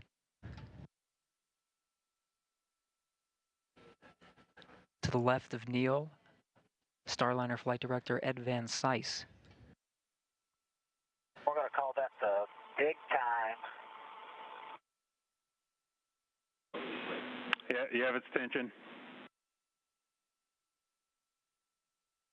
I said we're going to call that the big time approach and controlled collision, and the Claire Moore grapple, cinch, and hold. All right, roger that. It's on the record now.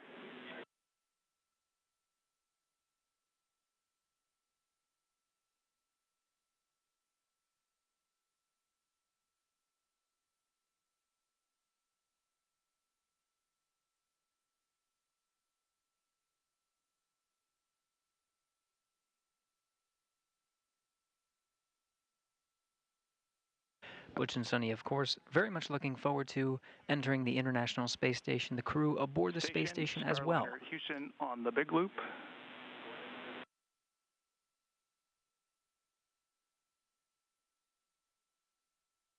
Station's here.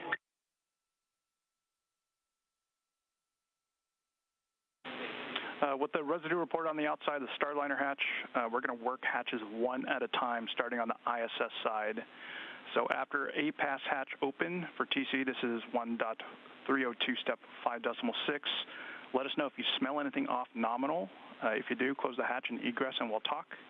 But if things are good, we'll take some photos of the Starliner hatch, and assuming that we're still good, we'll work to get the Starliner hatch opened. Okay, a copy in 1.302. Say again the step. I've got a... Not a problem, TC. Step 5.6 is the actual A-pass hatch opening.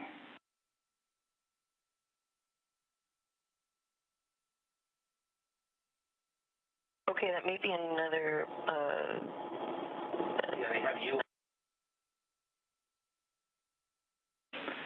TC, we're just giving you a big picture right now, so... One more thing from Starliner. Go ahead, Starliner. Go ahead. No, go ahead.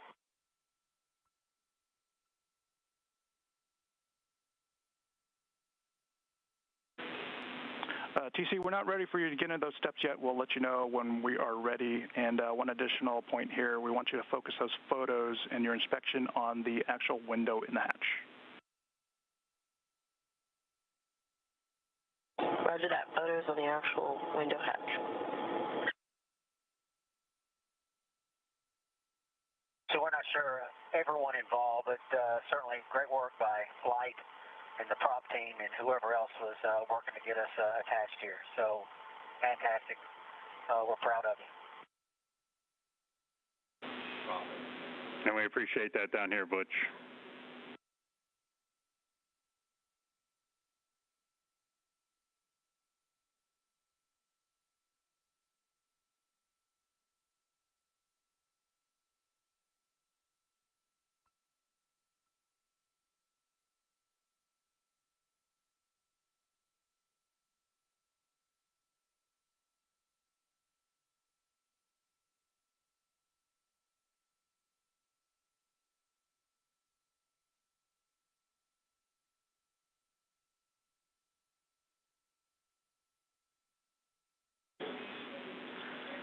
Starliner Houston, on the big loop, I'm ready for you to pick up in step 1 of 1.302, the CST 100 post-docking leak checks and ingress.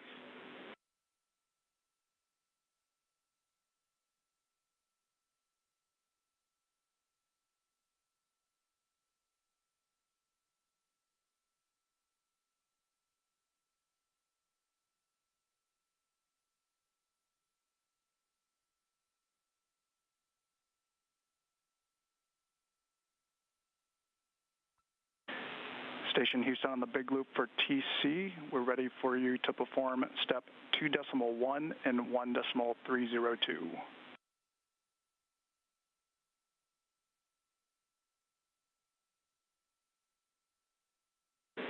Copy and work. Starliner Houston big loop, just be advised we're deactivating Mustang for your suit doffing activities. I'll let you know when it's off. Okay, and can you say the procedure one more time? We were screwing around doing other things. No worries. 1.302, that's the first green block on your activity, on your timeline, CST hatch leak check. And that's step 1 only, please. Step 1, CST hatch leak check.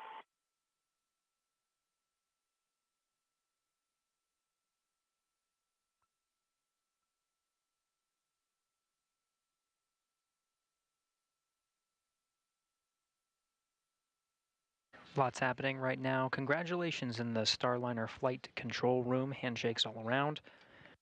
The crew is carefully awaiting confirmation of hard dock to proceed with the next steps. Of course, opening up the hatches and welcoming Butch and Sonny to the International Space Station. The contact and soft capture was confirmed at 12:34 p.m. Central Time. Teams in the room there in Starliner Mission Control celebrating the arrival of Butch and Sonny. We're hearing on both ends, on the Starliner end and on the International Space Station end, proceeding to open up the hatches. Celebration here in the International Space Station flight control room as well.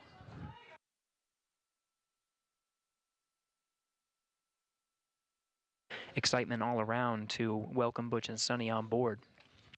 Again, it'll be a number of hours before we go ahead and open up those hatches. These steps to safely do so are very methodical. We'll follow along and continue our coverage every step of the way and give you updates on estimated times of the hatch opening and the welcome ceremony.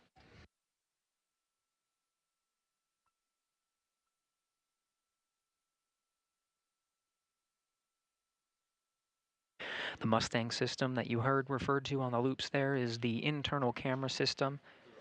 Hope to... I know you got the numbers, but 1.2 is 14.8, 14.8.01. We're in our 10-minute wait. We started about 30 seconds ago. Okay, yeah, copy that. Hey, Butch, say again the time.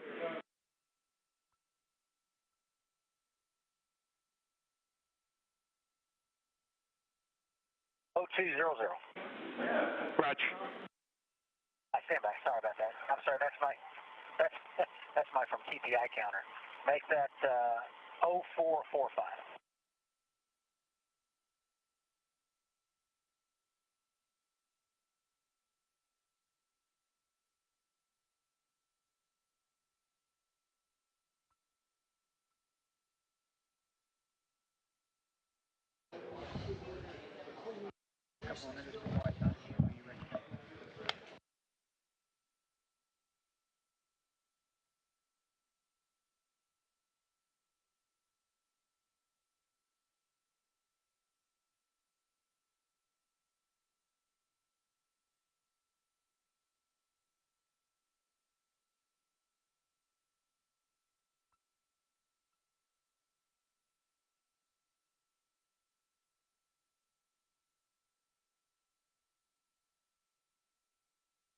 And Starliner, Houston, Big Loop, the Mustang cameras are off OFF.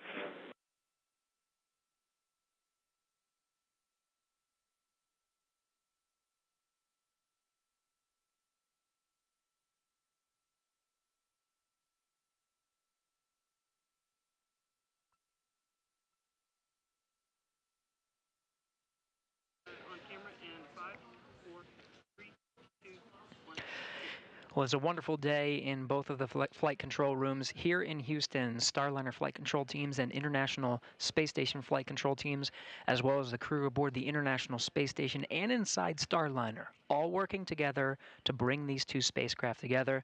We have confirmed docking at 12:34 p.m. Central Time. That was a contact and soft capture. Now the teams in both rooms are celebrating and congratulating all of the hard work that got us to this moment, the two spacecraft together. We're counting down, and we're going to follow along as part of our live coverage every step of the way to take you through the hatch opening steps and welcome Butch and Sunny on board the International Space Station. This is just the beginning of the celebrations, but we still have a lot to do. From here in the International Space Station Flight Control Room, we'll follow along as the International Space Station crew, specifically Matt Dominic and Tracy Dyson, will work together to open up the hatches and begin the methodical sequence of preparing for Butch and Sunny to be welcomed aboard the International Space Station, including pressurizing that vestibule. For now, though, we'll toss it back over to Leah Cheshire and Jim May, who we've been working with and coordinating closely to enable today's docking. Leah and Jim. Thanks, Gary, and welcome back to the White Flight Control Room, where you can see there is a lot of activity happening behind us. Again, we docked today at 12:34 p.m. Central Time, and we are anticipating hatch opening around 2:20 p.m. Central Time. So the teams are already stepping through those procedures on the space station and on Starliner. And this is Boeing's Jim May. I'll be signing off. Thank you for letting me be there with you for this pretty historic moment for the Starliner crew, the ISS crew, all of NASA. My counterpart, Boeing's Rebecca Regan, will be taking you through with Leah and the rest of the team for the rest of the hatch opening and the ceremony for Starliner's crew arriving, Butch and Sunny arriving at the International Space Station. That's right. We're not going anywhere. We're staying live until we see Butch and Sunny come floating through the hatch. We also anticipate to see some views from the crew while still aboard Starliner through the Mustang video system. We've heard some calls that those cameras have been taken off for now. That way the crew can get out of their suits and into something a little more comfortable before they join the other side of the space station crew.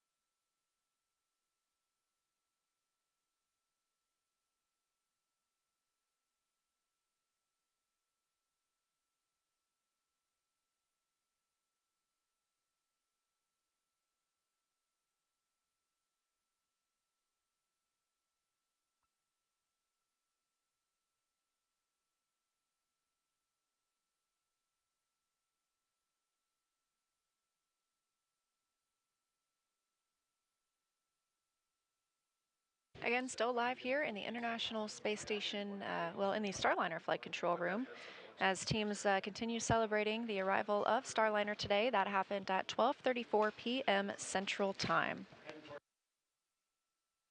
Starliner, just curious, who is sitting prop today? Say again, Butch? Okay, who's sitting prop today? It's Mr. Lenort, sir.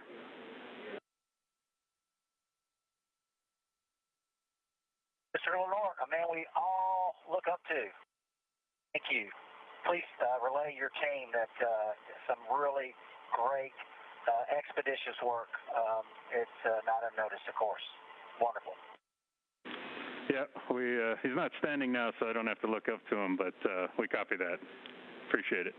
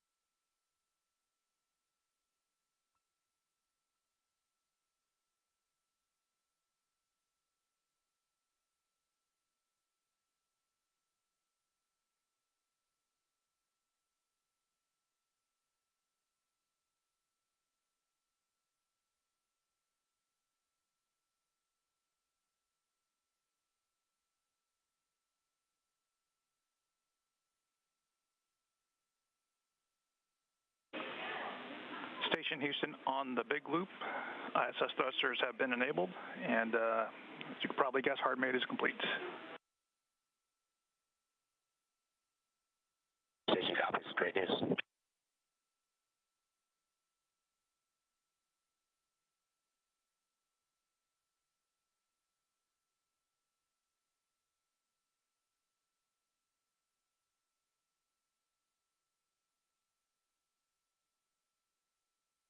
All right, so we're showing 10 minutes, and the numbers look the same, except the vestibule pressure went down 1/100th of a percent.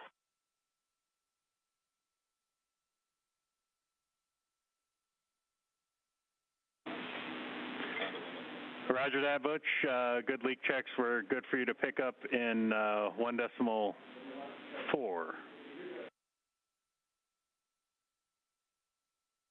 Okay, comes 1.4.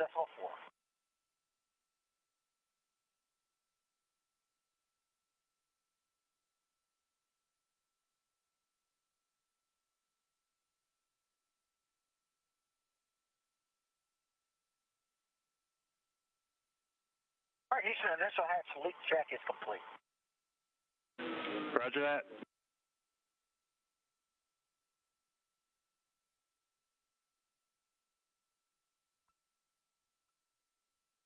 And we'll stand by so you verify that the NDS power down is done.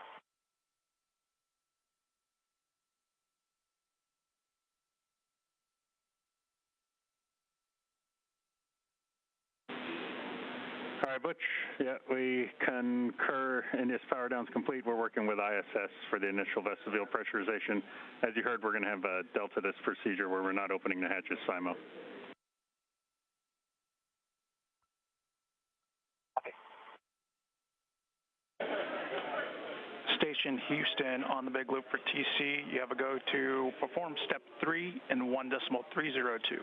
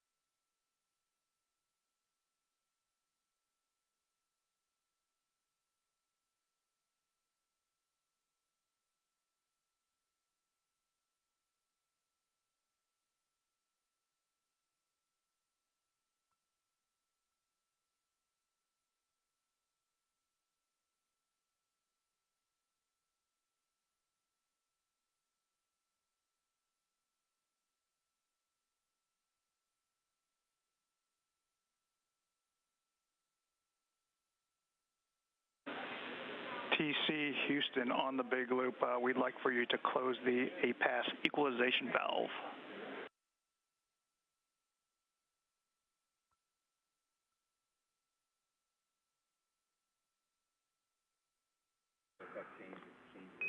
Starliner Houston, air to ground 1.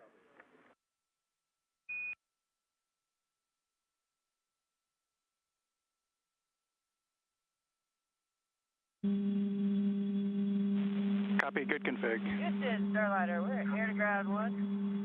Just to let you know, also the WAP and all the CNS stuff is stored down, and centerline camera's all stored down.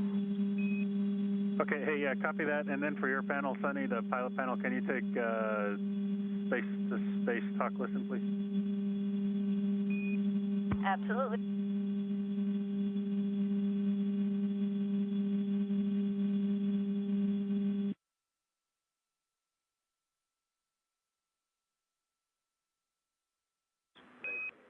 Deal complete. Okay, yeah, copy that. Thank you. We just get a hum because we got the big loop configured. Figured we'd move over to air to ground 1 just for a little bit to declutter the loops. No, we're not per timeline. So if you take a look at your timeline, we were calling up centerline camera WAP, and then you got all your suit DOF and those activities. You can reference your plan on the tablet.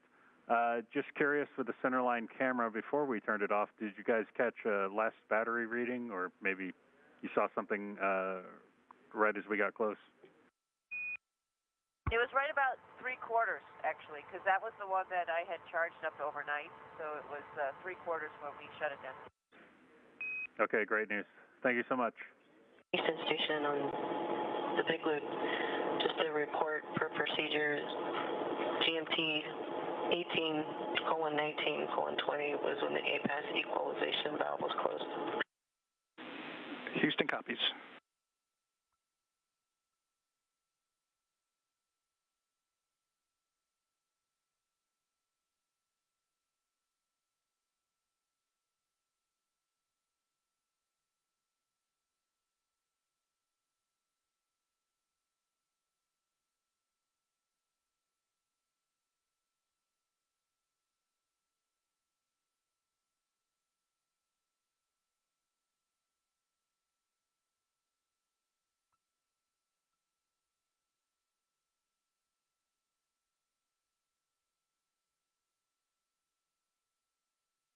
And Neil, when you guys are ready for those comm checks, let us know. Also, we're just standing by for that as well.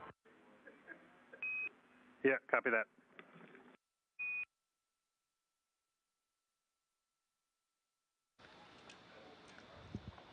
Hi, everyone, and thank you for joining our continuous coverage of the CFT, the crew flight test mission to the International Space Station, the first flight of astronauts aboard Boeing's Starliner spacecraft. I'm NASA's Leah Cheshire. We saw docking of the Starliner spacecraft to the International Space Station at 12:34 p.m. Central Time. And I'm Boeing's Rebecca Regan, and just before I got on console here, there was NASA leadership and Boeing leadership in the room congratulating everyone for docking with the International Space Station today with the Starliner. First time that we've ever had humans on board, so really exciting day, and it took a little bit to get there, and I think on display was just an ultimate team sport by the Boeing and NASA team this afternoon. Absolutely, and not to mention the hard work and efforts of our two crew members aboard Starliner itself. That's NASA astronauts Butch Wilmore and Sunny Williams. They are still in the Starliner capsule. We have confirmation that hard capture is complete, so the spacecraft is securely attached to the Node 2 forward port on the International Space Station, and teams are continuing to work through the steps ahead of hatch opening. We anticipate that hatch opening to come in about an hour, 2:20 p.m. Central Time. This view on the right-hand side of your screen, NASA astronaut Tracy Dyson is working to prepare the space station side of the hatch to open and welcome the two new visitors to the orbiting laboratory.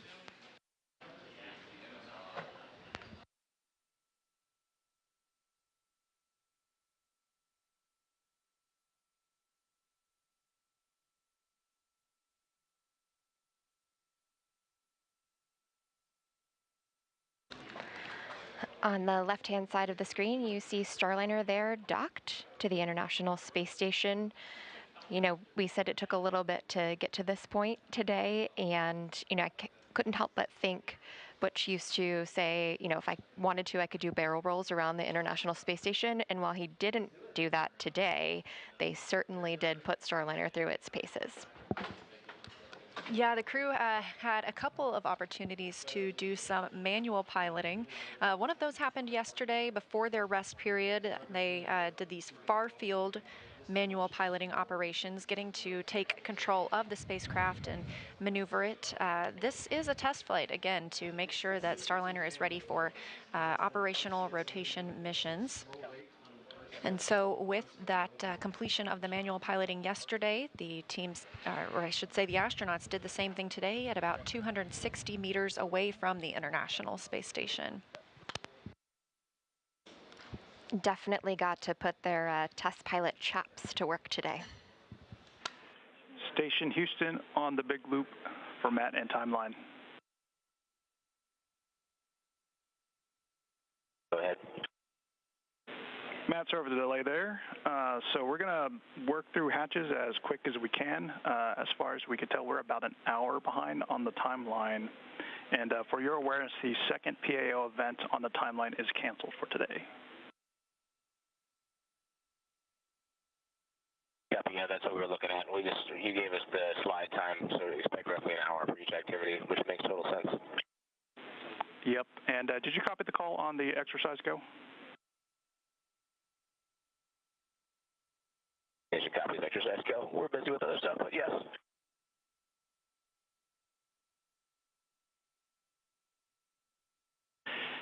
And also, Houston, press A, both node 2 cameras are mounted and loaded for PO then if you want 2 different angles. We appreciate that. We'll take a look. And Matt, one additional thing for you. Depending on how things look like at the end of the day, we may slide your wake-up time to the right by an hour tomorrow. Station copies. We're so happy to have him aboard.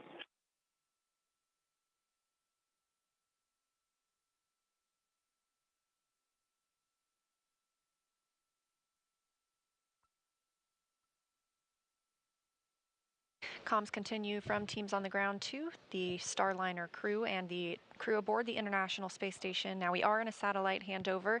They were discussing some upcoming PAO or Public Affairs Office events. The first of those will be the welcome ceremony. We anticipate that to happen about 20 minutes after hatch opening. Again, tracking hatch opening for around 2:20 p.m. Central Time. The second of those events may be rescheduled at a later date, but it was a private discussion. The second of those events, correction, was the VIP event that we were anticipating later this afternoon.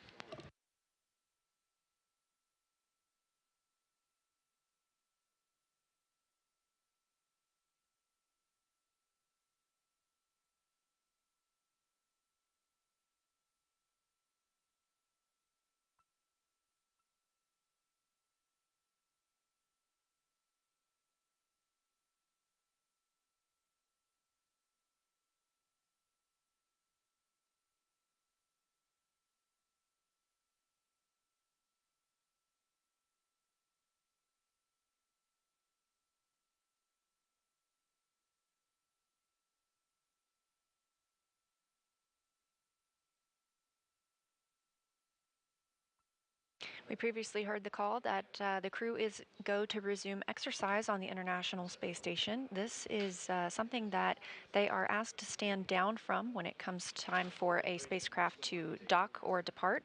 That's so that there aren't any loads imparted on the space station as any crew members are moving.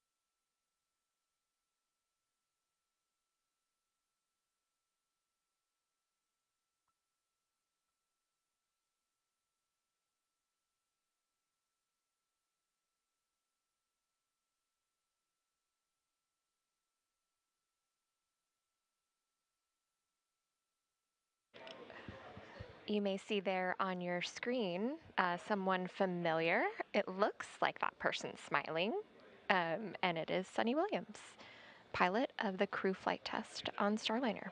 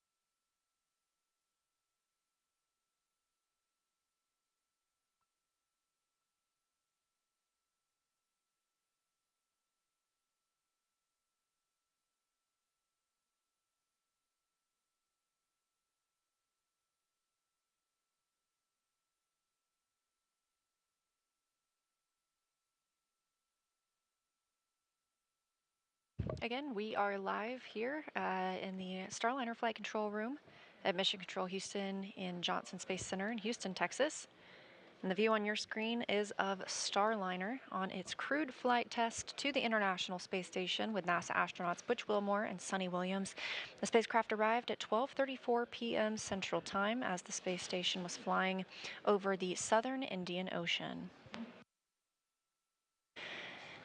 Crews on both the Starliner side and the space station side are starting to walk through their procedures for hatch opening. We're expecting that to come around 2:20 p.m. Central Time. It would be followed shortly by a welcome ceremony for the two visiting crew members. Part of that preparation ahead of Hatch opening is vestibule pressurization.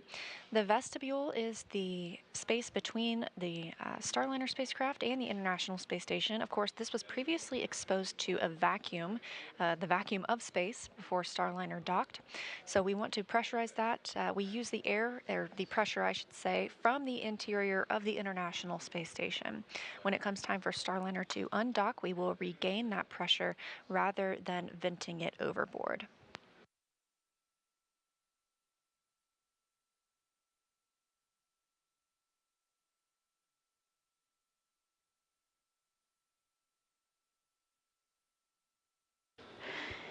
So, as Leah mentioned, as we docked to the International Space Station, we were flying over the South Indian Ocean, and so much synergy there for Sunny in particular. You know, she chose the gravity indicator, a narwhal, to bring awareness to research in space and research in the oceans. She says they go hand in hand.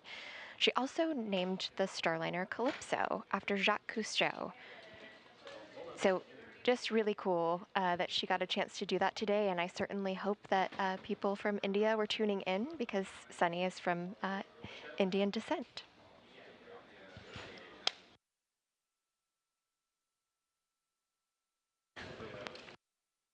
And on the right side of your screen, you saw a glimpse of NASA astronaut Matt Dominic and NASA astronaut Jeanette Epps as they prepare to welcome Butch and Sunny aboard the space station. Both of these crew members arrived earlier this year as part of the Crew 8 mission.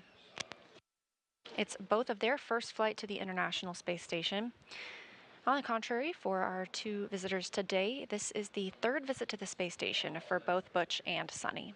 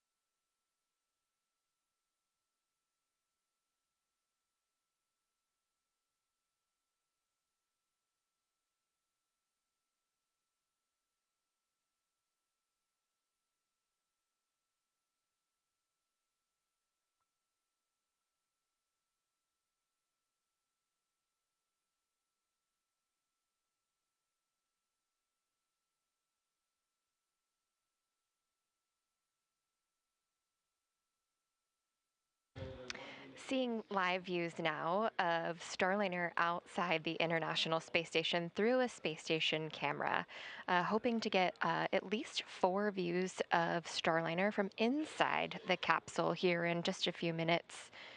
Crew's getting ready, and we'll open the hatches and cross over soon. So if you all tuned in to coverage as they were making their way to the International Space Station, you may have heard Butch say a couple times that they had donned their fancy sweaters. So I'm very curious to see what they're wearing as they cross the hatch today.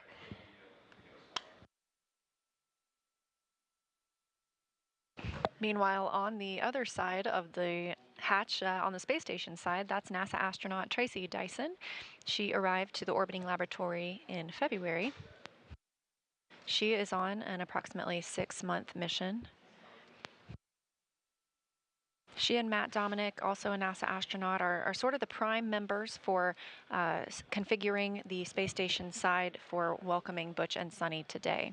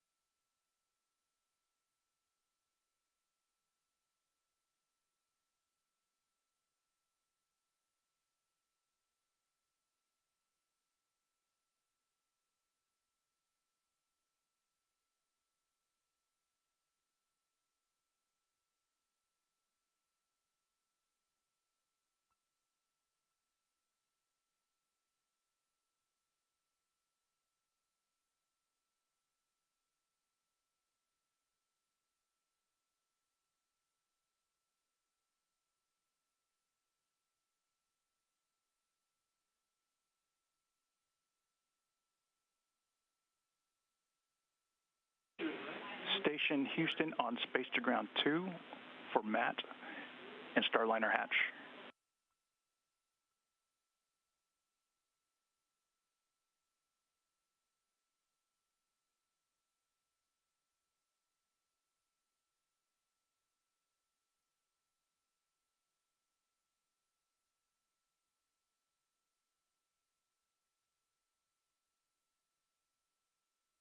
Go ahead, for Matt.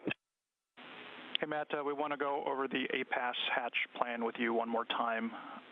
So once we get that APAS hatch open, we're not ready for that yet. We want you to do an inspection and take pictures of the Starliner hatch and the residue.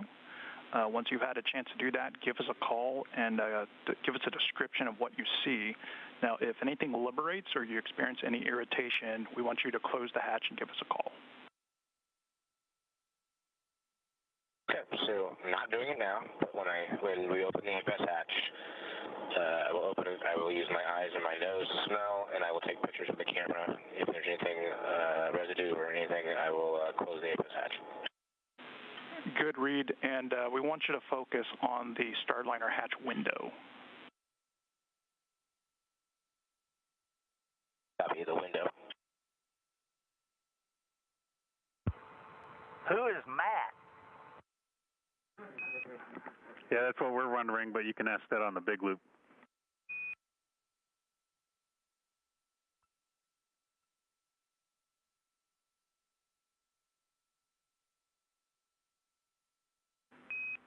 Who is Matt?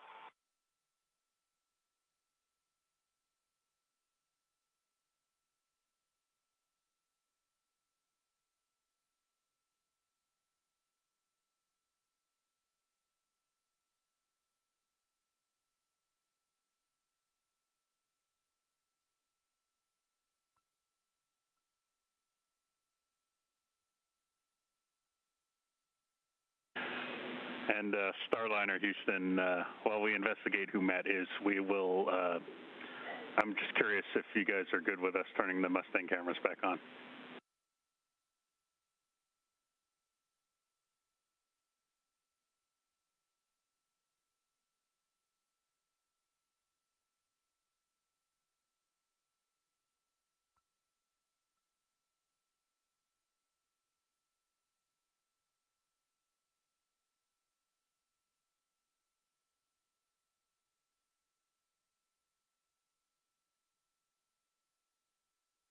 Give us a few minutes for Mustang. We'll call you. Yeah, no rush, no rush.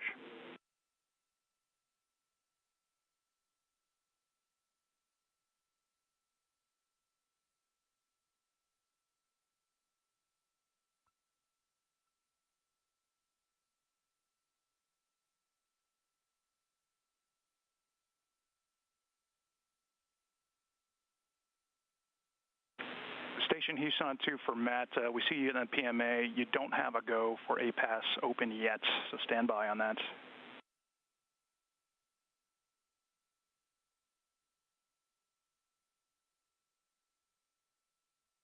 Houston, Matt on 2. I am not opening the hatch. I'm just setting everything out, so when the time comes, we can move quick. Houston copies.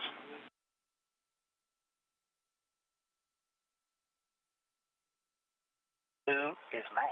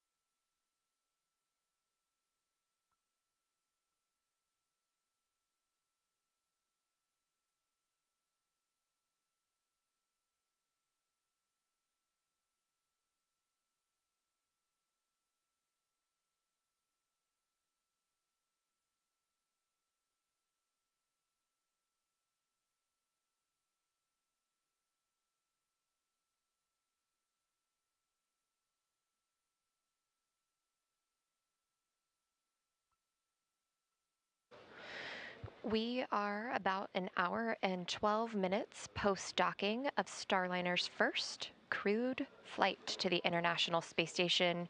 On the left hand of your screen there, you see Starliner, and you may see a little black line, or maybe a bigger black line on the thermal protection system of Starliner. And that is because Starliner, this particular crew module, has been to space and back again on orbital flight test 1. And so that is residual marks from the ablation of reentry.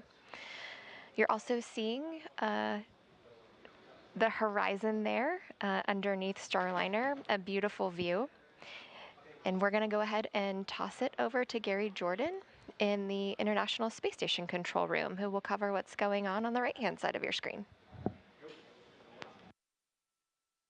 Thank you, Rebecca. Yes, we're here in the International Space Station flight control room, working hand in hand with the teams in the Starliner flight control room down the hall. Live from this view, you can see the flight controllers hard at work, looking after the procedures of opening up the hatches and making sure we are going through the methodical steps necessary to open up the hatches and welcome Butch and Sunny aboard the International Space Station. Inside Node 2 right now, you see NASA astronaut Matt Dominic working through some of those procedures.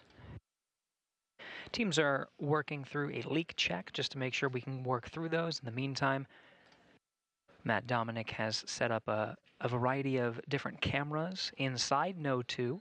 Some of them will be used to live stream the welcome of Butch and Sunny to the International Space Station. We're getting a view from one of those views now. Dominic currently donning some of the equipment necessary to perform an investigation once those hatches are opened. Now there are 3 hatches needed to be opened to welcome Butch and Sunny to the International Space Station. One of them is already opened. You can see at the very forward end of your screen there, the Node 2 hatch. Once this is open, you can see through to the pressurized mating adapter all the way down to the next hatch, which is the APAS hatch. This is on the station side, and on the other side of that hatch would be the vestibule that separates the Starliner from the International Space Station. That vestibule right now being checked as part of the leak checks necessary to pressurize that vestibule and open up those hatches. There's another hatch on the other side. This is the Starliner hatch called the IVA. And teams will be working to work through those procedures to open that hatch, which is uniquely a free-floating hatch. It's not on a hinge, so the crew will work to remove that hatch and then temporarily stow it as part of the procedures to welcome Butch and Sonny aboard. Now, some of the gear you are looking at, Matt Dominic, starting to don, is allowing for the inspection of those hatches. As part of any normal procedure of opening up the hatches, just to make sure it is truly safe, the crew inside the station dons some goggles that have, and you can see the headlamp to illuminate some of the working space that's necessary to look for any foreign object debris or anything that is part of the hatch opening sequence to ensure there's nothing obstructing the various hatch components, and we can ensure a good sequence of opening up those hatches. Now, Dominic is going through and getting just a jump start before giving the go to open up the hatch and begin that sequence.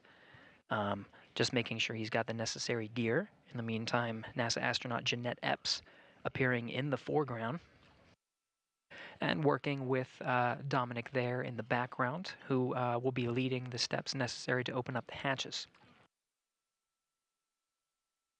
Some of the reports you've heard on the big loop include inspecting some residue that was reported on the Starliner forward window. This is on the IVA hatch. With you on one. That we haven't skipped over anything. I know we're a little bit behind the timeline.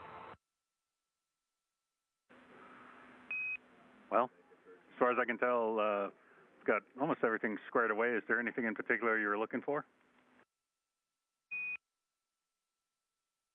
No, just wanted to make sure that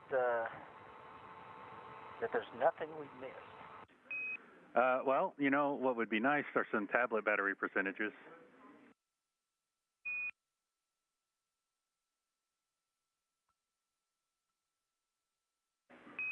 And Butch, where we are is we're just going to wait on the leak checks. We're still waiting on the leak checks for the vestibule. And then, we've got the deltas to the hatch opening. So we're still in the middle of the big leak check.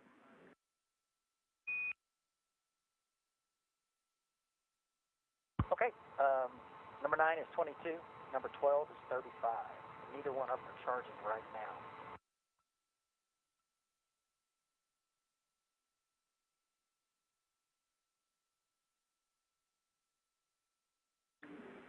Yeah, roger that. The voices you're hearing as part of that communication is that of Neil Nagata, the Starliner Capcom, over in the other room, speaking with Butch Wilmore on the other side of that hatch. Just as we are seeing. And Butch, Richie's suggesting that since we're going to be on the tablets for a little while, that if you want to, you can go ahead and put one on charge on the spider cable.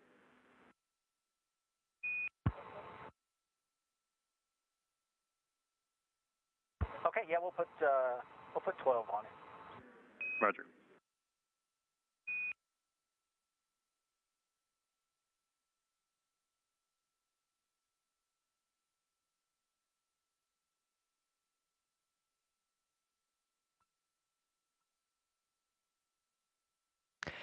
Again, hearing some of the comms between Neil Nagata, Capcom in Starliner Flight Control Room, and Butch Wilmore on the other side of the hatch. They have their own procedures to work through to prepare Starliner for the hatch opening operations. In the meantime, we're getting views from the Node 2 module of the International Space Station. You see there Matt Dominic in the foreground working with Jeanette Epps, both NASA astronauts working through the procedures to open up the hatches.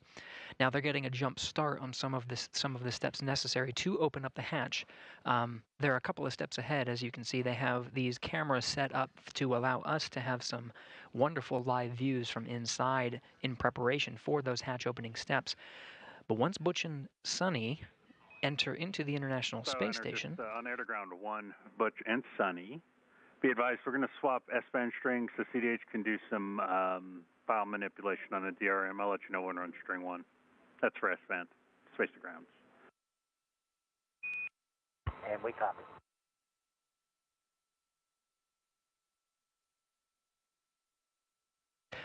No, again, from inside Node 2, various cameras and lights set up to allow the best possible views of Butch and Sonny's ingress into the International Space Station. So we're witnessing some of those steps. And Butch or Sonny, for the tablets, we'd like to know if you've got both tablets now configured for airplane mode.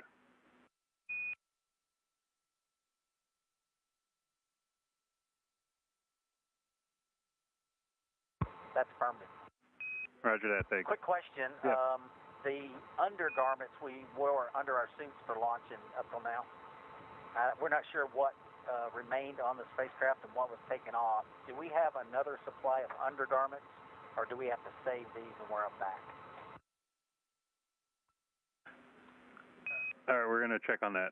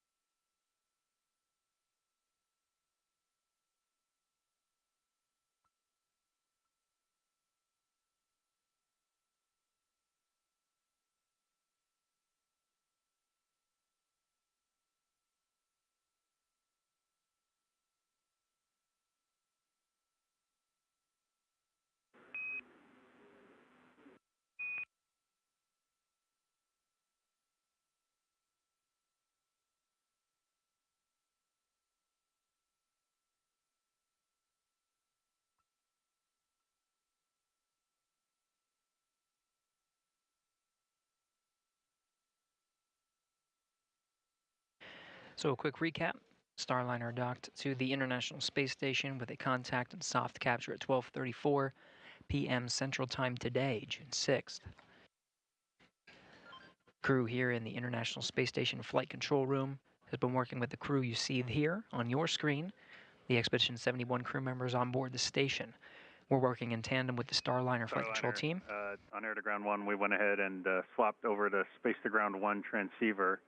And as far as the suit undergarments go, we're going to have to hang on to those for the mission. That's the only set you got. Okay, only set we got. Thanks, I think.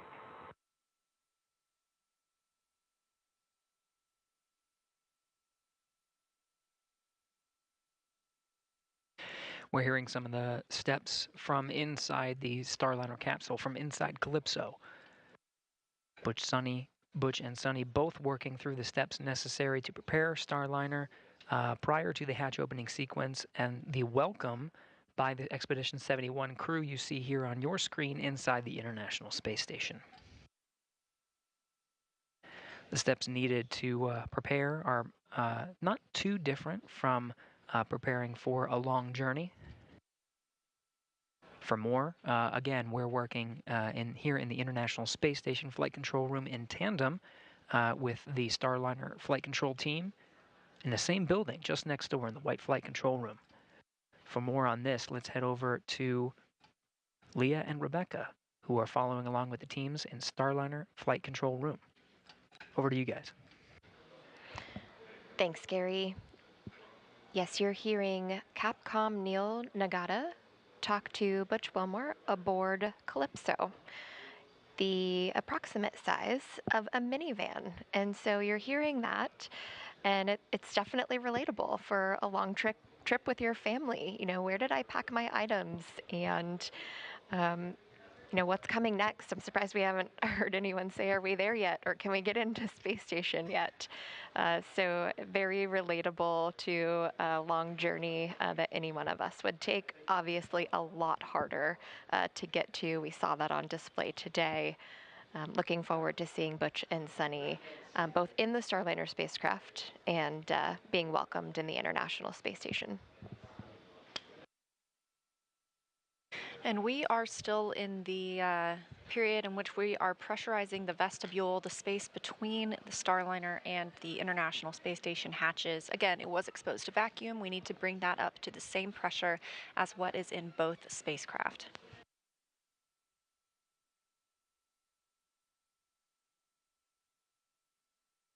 But to take a look back At the timeline of our mission so far, launch occurred yesterday at 9:52 a.m. Central Time from Space Launch Complex 41 in Florida. The OI burn, or the orbital insertion burn, occurred about 30 minutes later, that coming at about 10:23 a.m. Central Time. Since then, Starliner conducted a few more maintenance burns overnight, and then this morning got back into its burn plan with the NHPC-1 burn coming at 7:52 a.m. Central Time. That's a height adjust burn, followed by the NHPC-2 burn at 8:14 a.m. Central Time. Both of those good burns and just fine-tuning our approach to the International Space Station. The TPI, or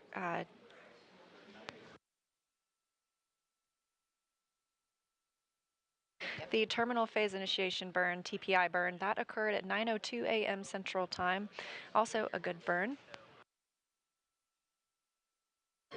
There were two inbound fly-around burns, one at 9:47, one at 10:07 a.m. These swung Starliner up and out in front of the approach corridor, and eventually we had the approach corridor initiation burn. Once Starliner was on that approach corridor, that means they were directly in front of the Node 2 forward docking axis. That's where they dock today.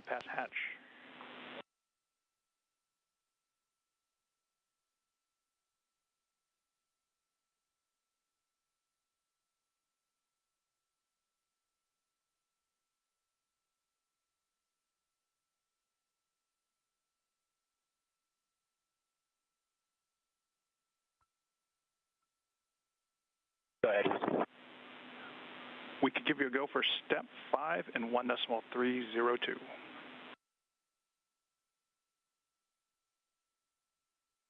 Copy, step 5.1.302. Good copy. Going in.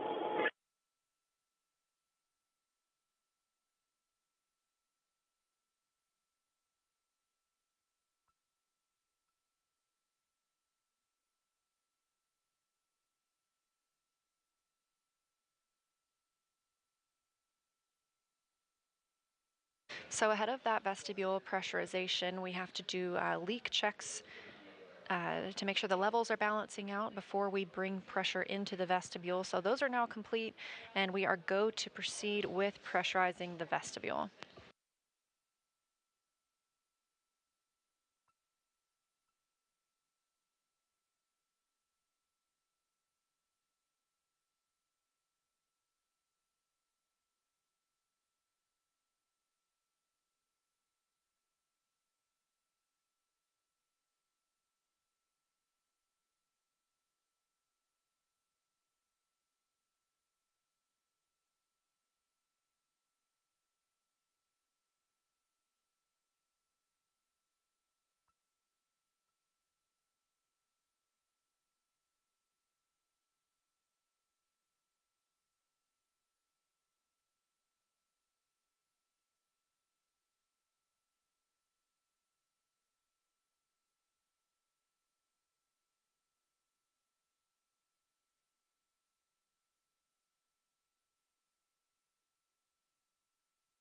Houston, Matt on 2, APAS equalization valve is open, looking for your go in 5.12.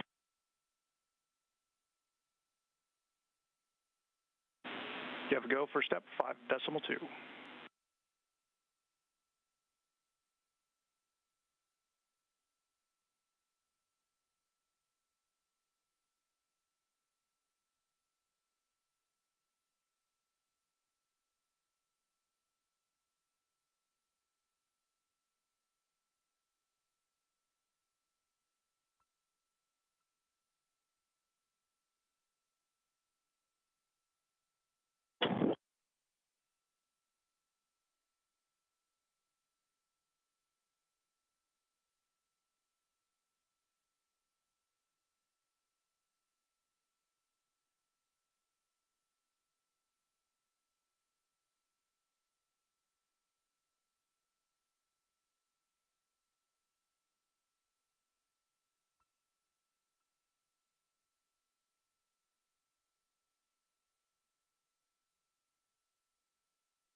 Houston, Matt on 2, how copy? Matt, we didn't get anything if you called down earlier.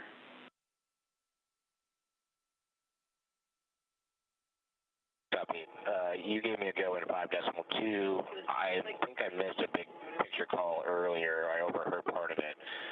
Understand Starliner is keeping its hatch closed, and we're going to take the picture, so I'm proceeding with 5.3. Just clarifying. That is correct. And if you see anything, we want a description of what you see. And if there's any concern, you could close the hatch.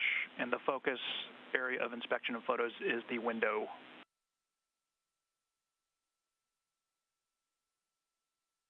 That makes total sense. I was just making sure 1,000% we were skipping that FTC call from Mission Control Starliner. Thanks.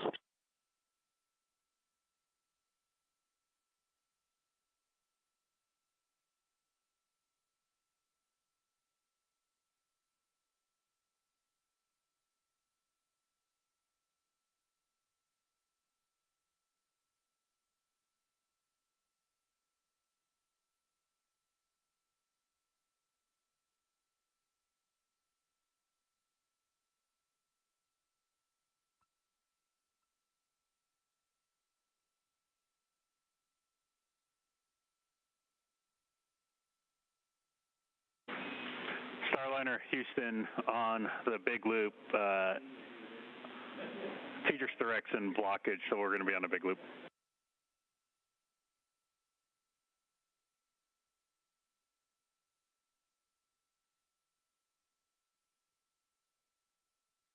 Starliner copy, big loop. All right, Butch, hey, we're ready for you guys to pick up in 1.302. It's going to be step 6.3 only, prepping for hatch open. Right now, I think you copied, Matt's got the APAS hatch open, so they're doing some work there, and then they're going to take a look at that stuff that you reported on the window.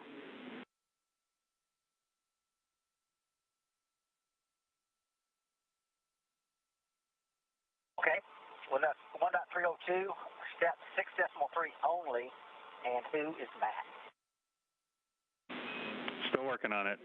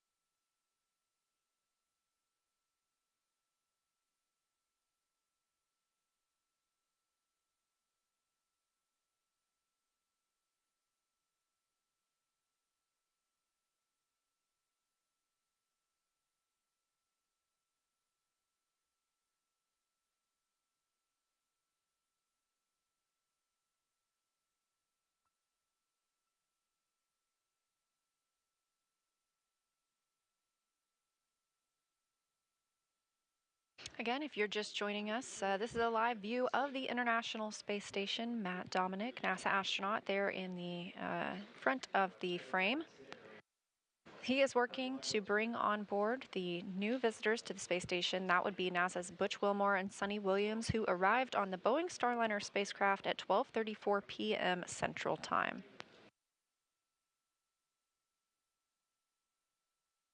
This is NASA's Boeing Crew Flight Test Mission. It is the very first flight of astronauts aboard Starliner to the International Space Station. Station Houston on 2 for Matt and APAS.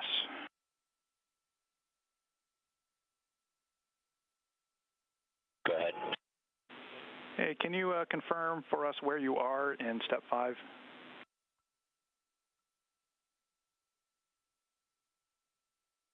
We're waiting 5 minutes for hatch seal relaxation.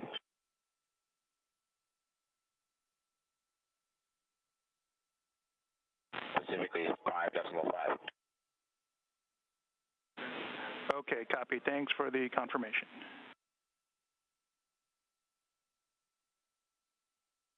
Reviewing the crew's procedures, this is the next step ahead of opening the APAS hatch. That is the hatch on the space station side. Of course, Starliner has its own hatch that will need to be opened. That is the IVA, or the Intravehicular Activity hatch.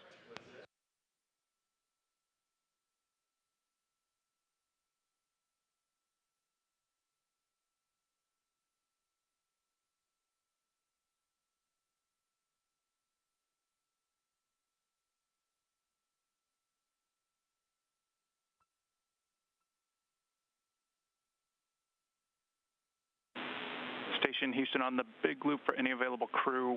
Looks like there's an MV over one of the IMVs going into Columbus. We'd appreciate it if you can move it. It's over the IMV. The valve part.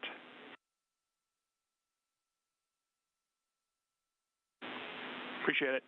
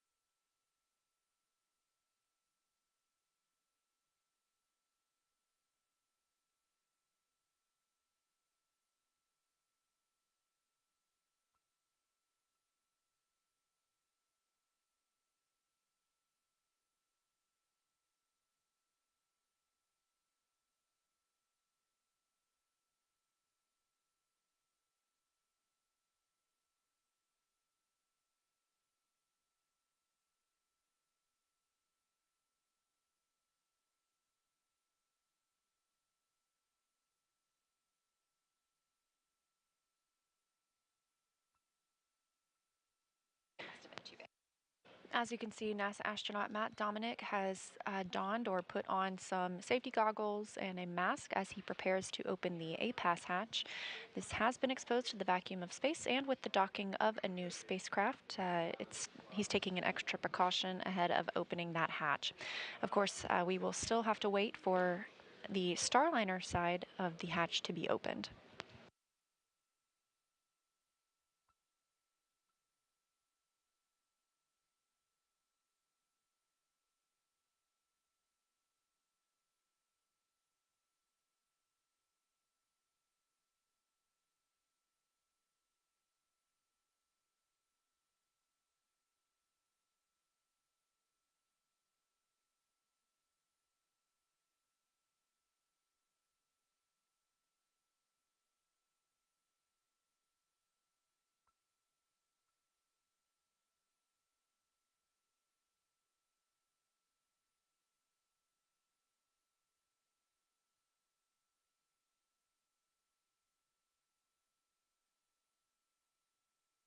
Matt Dominic, NASA astronaut, has opened the APAS hatch. He will go in and take some photographs of that space between the APAS and Starliner hatch.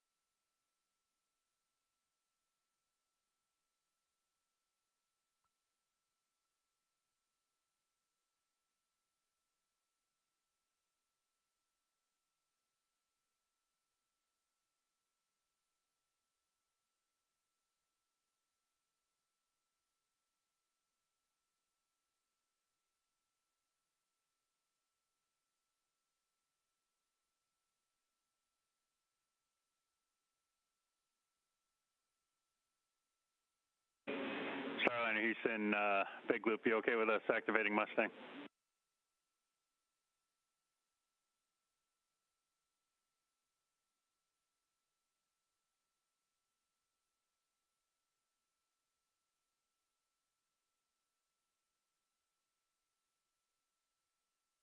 Yes, we are now ready for Mustang.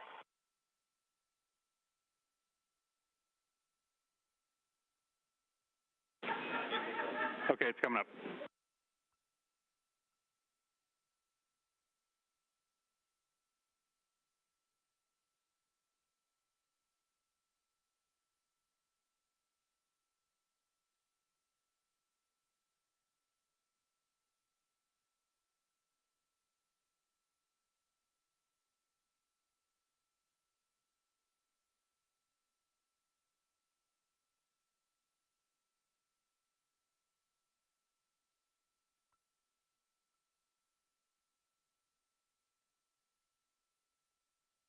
Houston, Matt on 2 for inspection. Go ahead, Matt.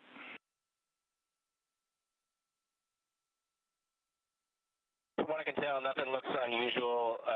Was able to yell at Butch through the window and Sonny, which was great. Now that we have light in there with the helmet lamp, neither Butch nor I can see anything of interest on the window. It looks nominal. I think what we saw was just maybe on our side. There is some stuff on the outside of the main window, the cabin window, but that one looks good. I agree.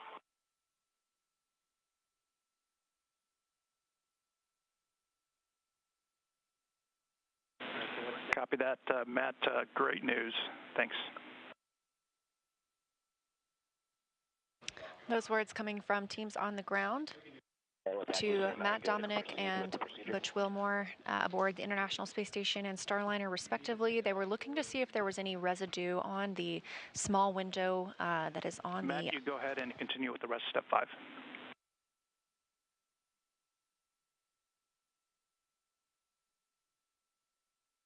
5. Welcome. Starliner, no action on a prop caution. It's expected. Again, they were looking for any residue that might be on the window on the IVA hatch, the intravehicular activity hatch. This is the hatch that is on Starliner. Hearing a good report and no further actions there, so they are going to prepare to open up that hatch and welcome Butch and Sonny to the International Space Station.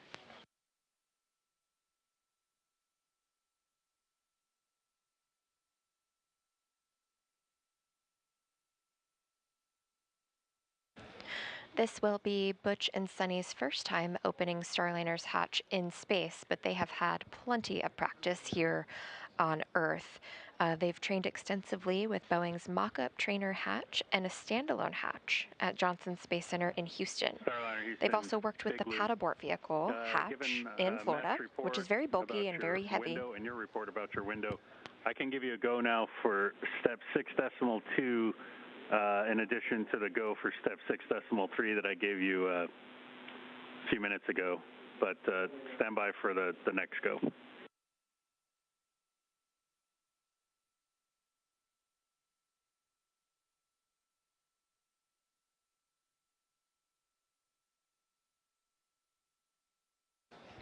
That pad abort vehicle hatch in Florida is very bulky and very heavy, especially when you are not in microgravity like they are today.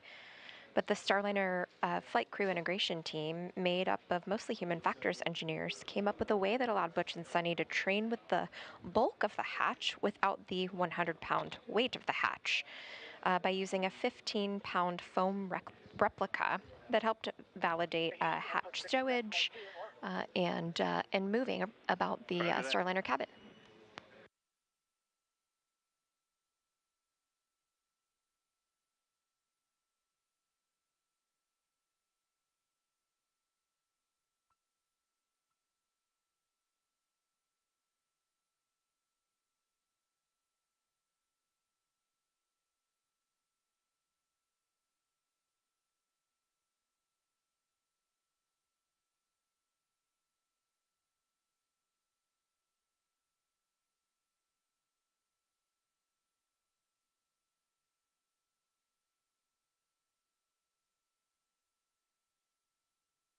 been about an hour and 45 minutes since docking today of Starliner to the International Space Station, that coming again at 12:34 p.m. Central Time, and we are standing by for hatch opening to officially welcome Butch Wilmore and Sunny Williams back to the International Space Station.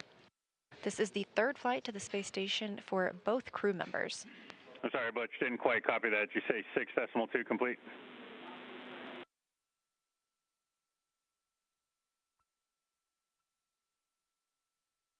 Affirmative, 6.2 complete. Roger.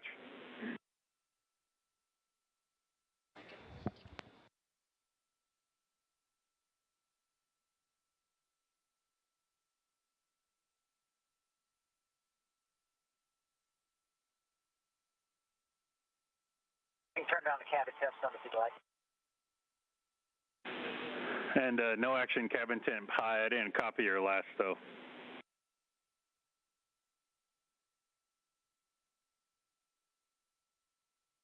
Ted, I can turn it down.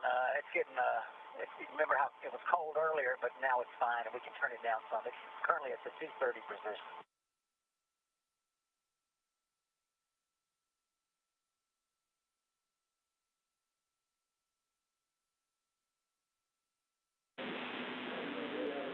All right, Butch, your discretion on the temperature.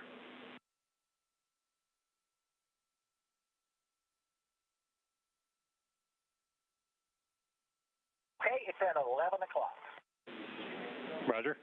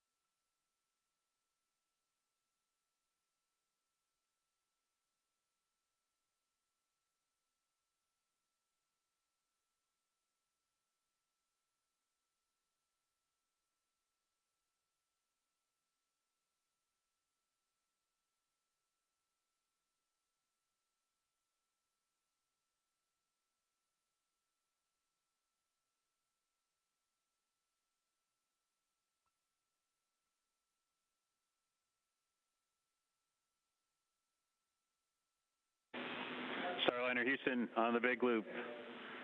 Big moment here. You are go to get into step.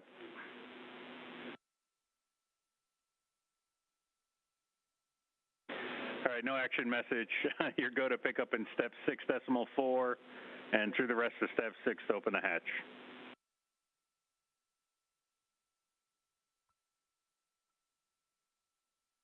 .4, here we go.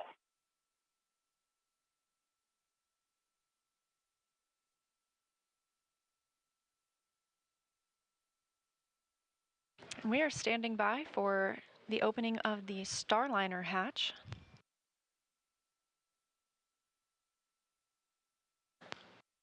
Several Expedition 71 crew members on the space station side eagerly awaiting the arrival of their two new visitors, NASA astronauts Butch Wilmore and Sunny Williams. Again, we docked at 12:34 p.m. Central Time.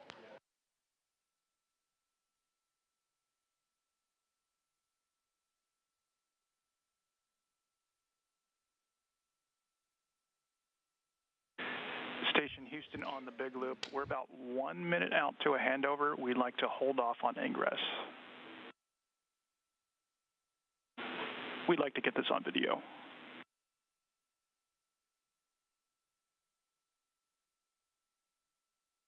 Station copies. Leah mentioned and the anticipation for hatch open of the Starliner spacecraft. And if you all tuned in for OFT2, you know that that hatch open actually came from the space station side. This time around, it will come from Starliner side, the first time that we've done that in space, which is going to be very exciting to witness. And this time will be a little bit different too. Last time we turned the latch inside counterclockwise, like lefty loosey, righty tighty. This time we will actually have Butch or Sunny, depends on who decides to do it. They will turn the latch 1 1/4 turn clockwise from inside the Starliner. They also have a window that you've heard them talk about, so we might be able to see their faces from inside that camera that you saw on the International Space Station. And we do have a handover of the tracking data relay satellite system. You heard that call to the crew just before we lost those views. Letting them know that we would just wait until we regained communications because we definitely don't want to miss the moment that Butch and Sunny float into the International Space Station. So we expect to regain visual Starliner, no action, cabin humidity high. And I don't know if you copied Will's call earlier. We'll just wait till we have KU band back until you start coming into the ISS.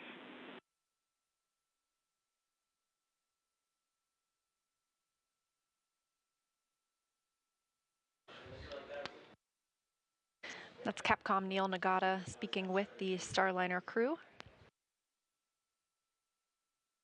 Letting them know we are standing by for hatch opening. And we have regained video. Back with KU and video. With the exception of crew sleep, Butch and Sunny have been very busy aboard the spacecraft. And I know that our Starliner and Boeing and NASA teammates here on the ground just can't wait to talk to them about their experiences so that we know how to make adjustments for future missions, longer duration missions to the International Space Station. Earlier this afternoon, I got a text message from former NASA astronaut Chris Ferguson, who helped in the Starliner's development, and I bet he can't wait either. His fingerprints are all over the spacecraft, and now so are Butch and Sunny's.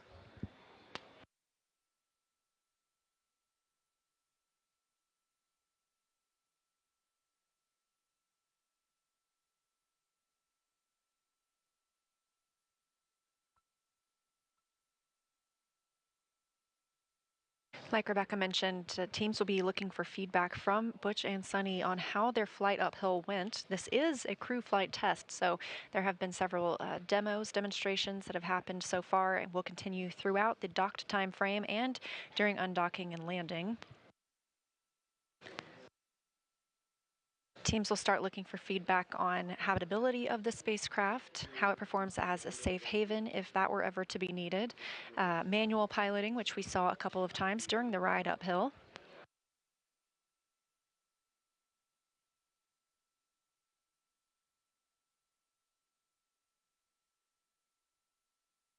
And once the hatch is open, we'll be waiting to see the bell on the space station side be rung to welcome 2 new visitors to the International Space Station.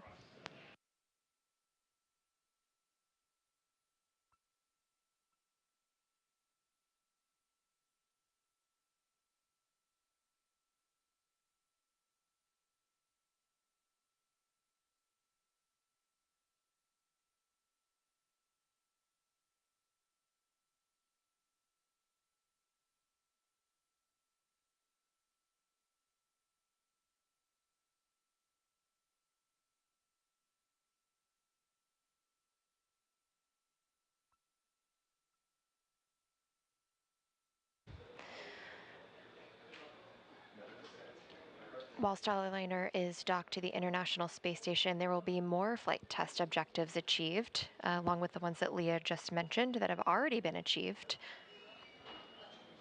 as well as operational capability checkouts. Those are things where the crew gets to interface with the Starliner and we get to check off some more items.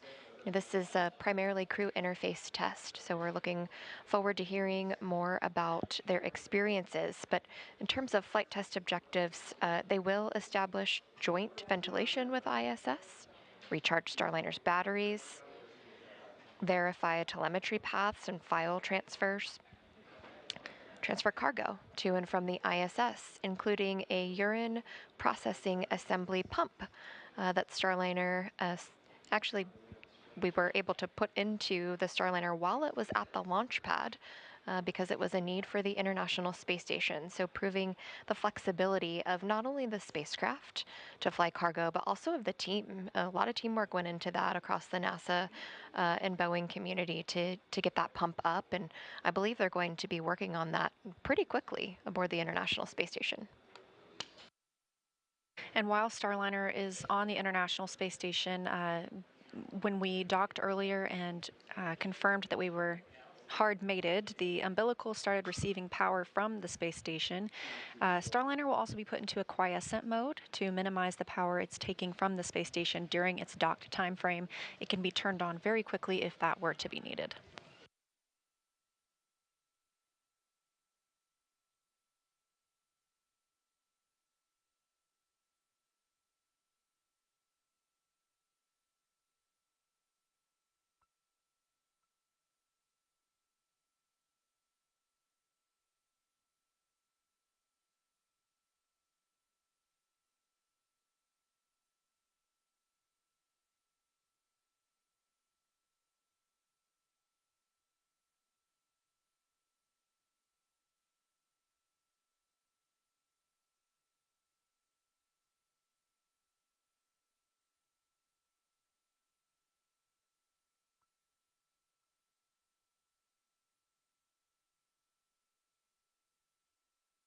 From what we can see in this view, it looks like we have most, if not all, of the crew members aboard the International Space Station awaiting their visitors to open the hatch on the Starliner side.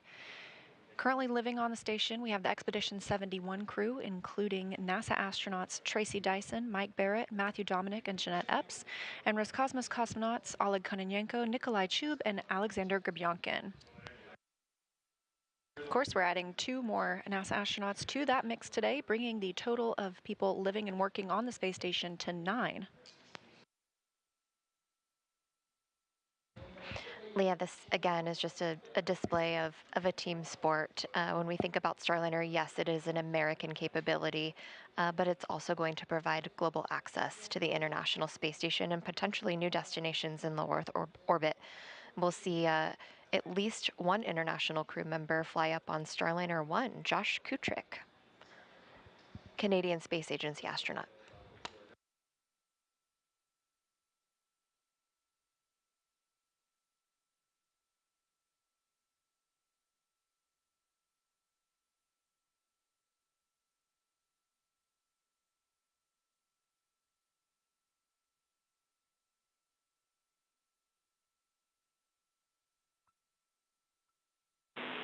Station Houston on the big loop, just for status.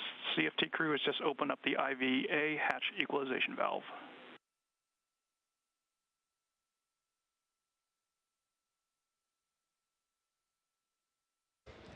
Cannot rush into opening 2 vehicles that are connected in space.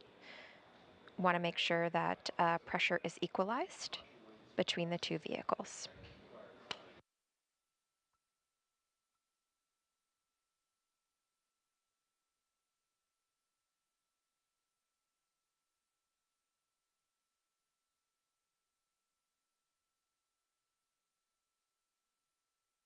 All eyes on the IVA hatch. Maybe they're not in a rush.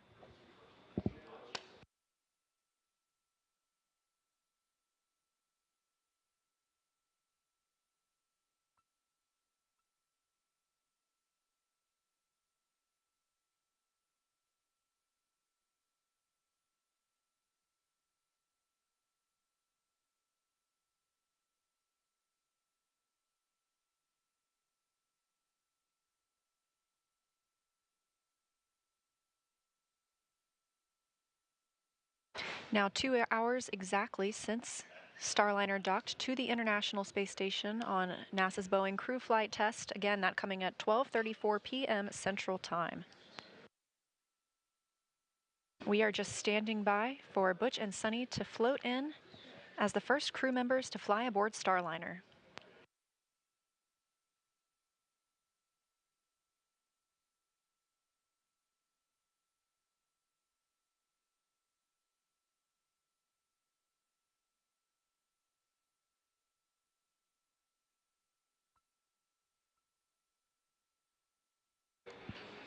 I saw Sunny Williams at the orbital flight test landing in New Mexico, and I remember her telling Rosie the Rocketeer, which was the ATD riding in the vehicle, hey, get out of my seat. So maybe she just doesn't want to get out yet.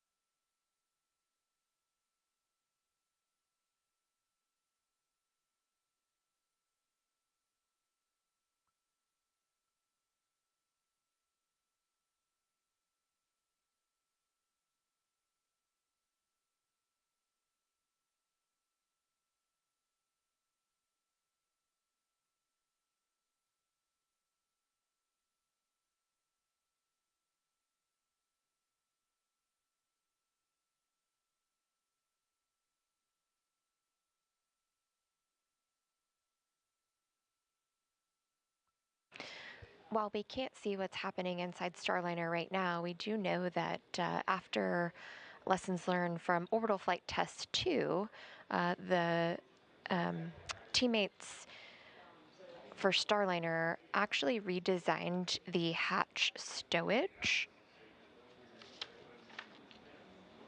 procedures and the straps. So basically modifications to securing the mechanism. So it floated around a little bit more than we anticipated for OFT2.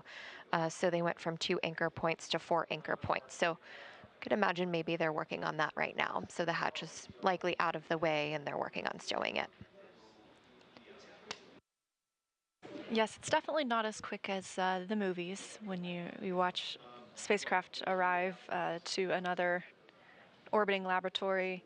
There are several procedures that have to take place before the crew can fly in, things that need to be stowed, and we take careful detail to track everything aboard the International Space Station as well as aboard a visiting spacecraft to make sure everyone arrives and leaves with what they brought up or what they needed to leave on board. I do remember Sunny saying during one of their free flight downlink events where we heard the audio saying that she promised the team she was going to clean up after herself, and Butch was modeling that for her.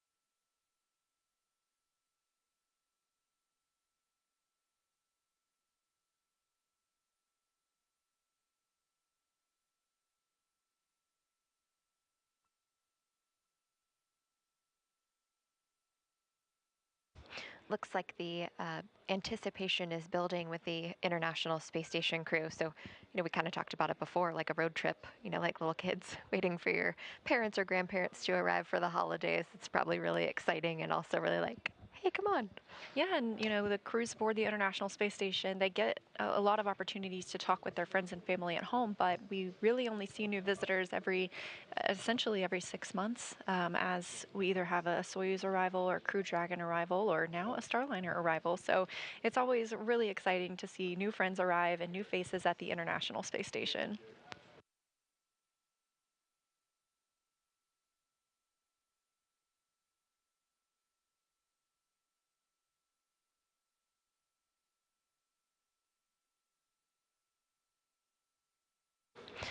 NASA astronaut Jeanette Epp seen in view on the left-hand side of your screen, and she actually trained to be on the Starliner 1 mission. So I'm sure she's very excited to get inside too and actually see it from space and not just from the ground. Yeah, Jeanette flew up on the Crew 8 mission, and having that ability to cross-train on 2 different vehicles is a pretty special opportunity.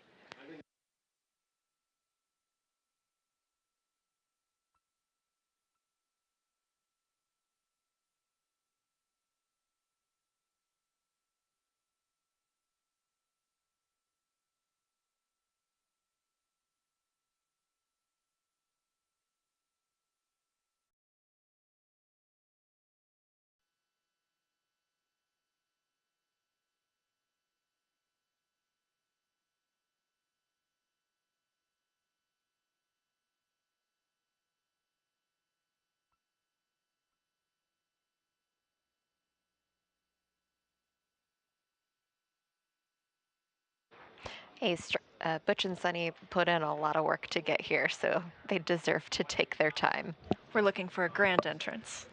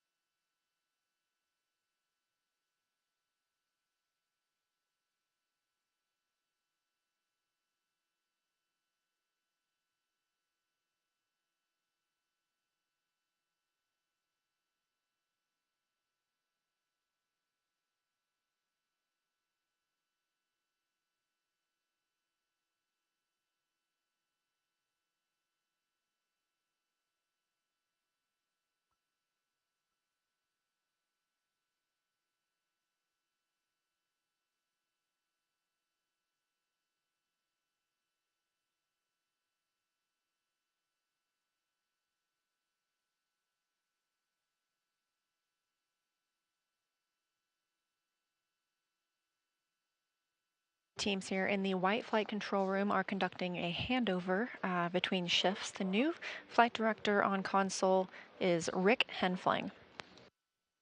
And we are still standing by for Butch and Sunny to float from Starliner into the space station.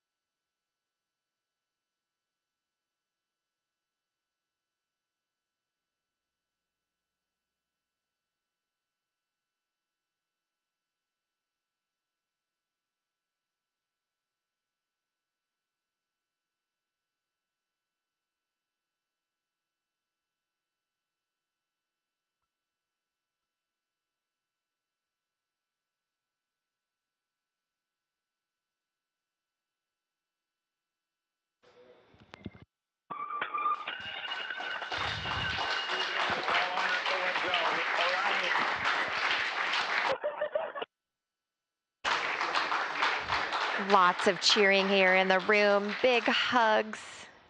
Sunny William coming through in her blue flight suit. Oh.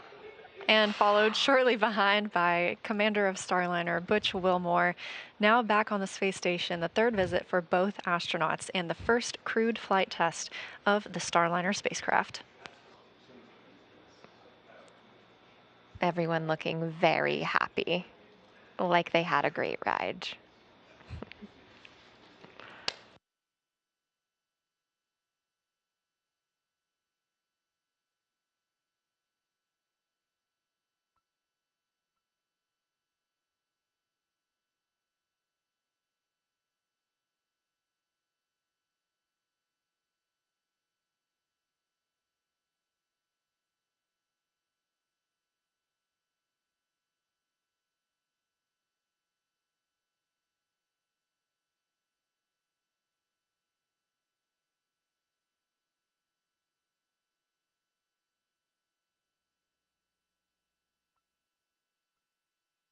And the ingress, or the entrance, of Butch and Sunny coming at 2:45 p.m. Central Time. Again, their arrival to the space station today at 12:34 p.m. Central Time, bringing the space station total crew right now up to 9 people.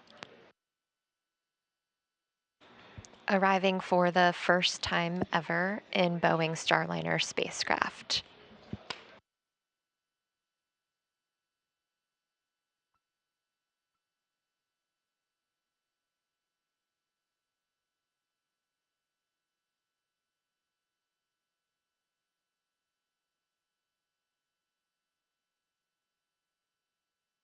I can imagine they're very happy to see people without masks. You know, they've been in quarantine since a couple weeks before the first launch attempt in May, finally launching, earlier this week on June 5th, docking on June 6th. And so big smiles there. I'm sure seeing those not behind masks is probably something they're really excited about. And again, that launch coming yesterday morning at 9:52 a.m. Central Time from Space Launch Complex 41 in Florida, atop a United Launch Alliance Atlas V rocket.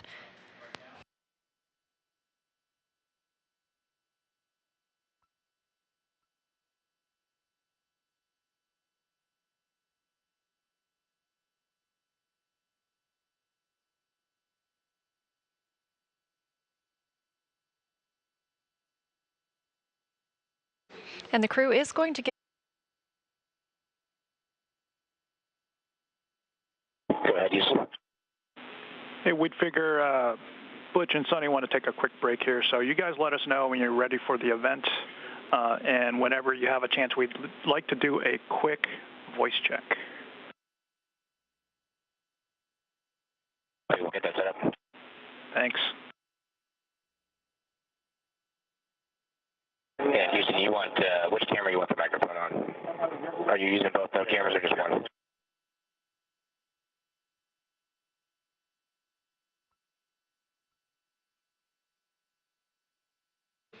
So we did not see live Mustang views We're going to use today. node 2-1 That for doesn't the mean we event. won't see them.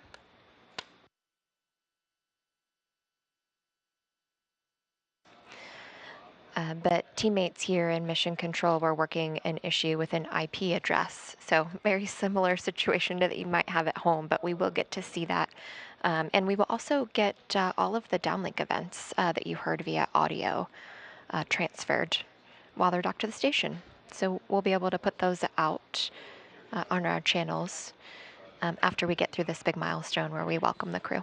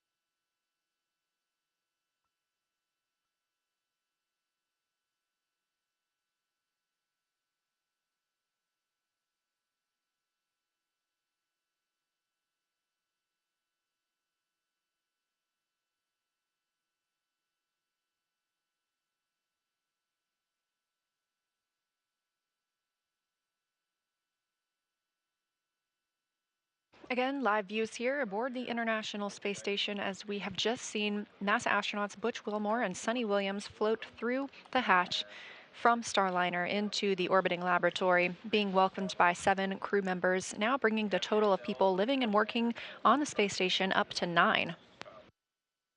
They are getting configured for a welcome ceremony. We expect that to begin shortly.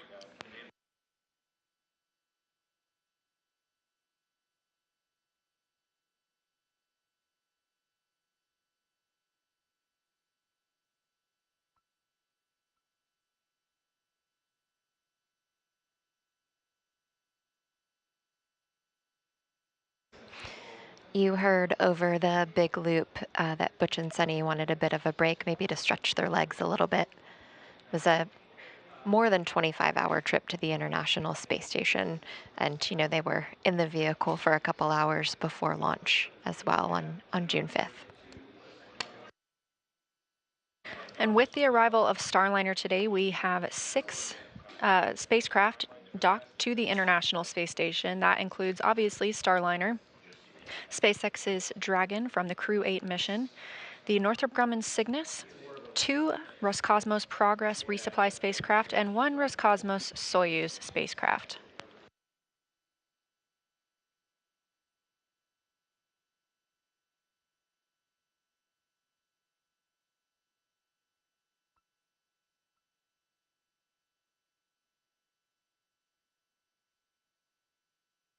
Houston, Matt 2, you ready for SEER voice check? Yep, we are ready for the voice check.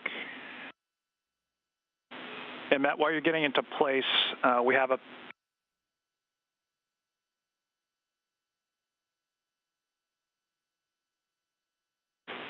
Matt, can you give us a full 10 count, please?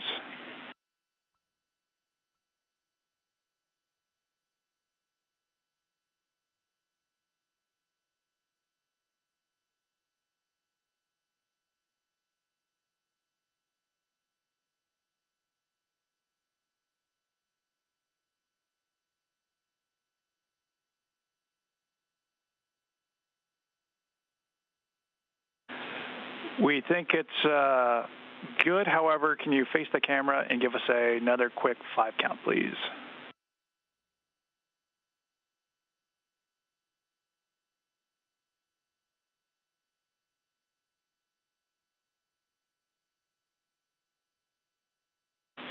Good. Voice count.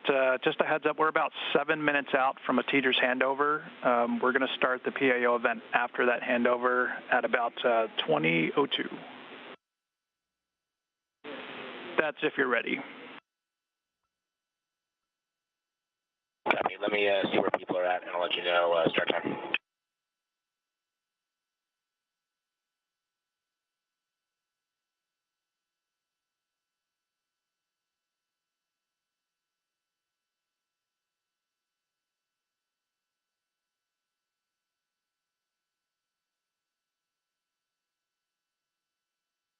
As you can hear, we are now preparing for that welcome ceremony, expecting that in the next several minutes.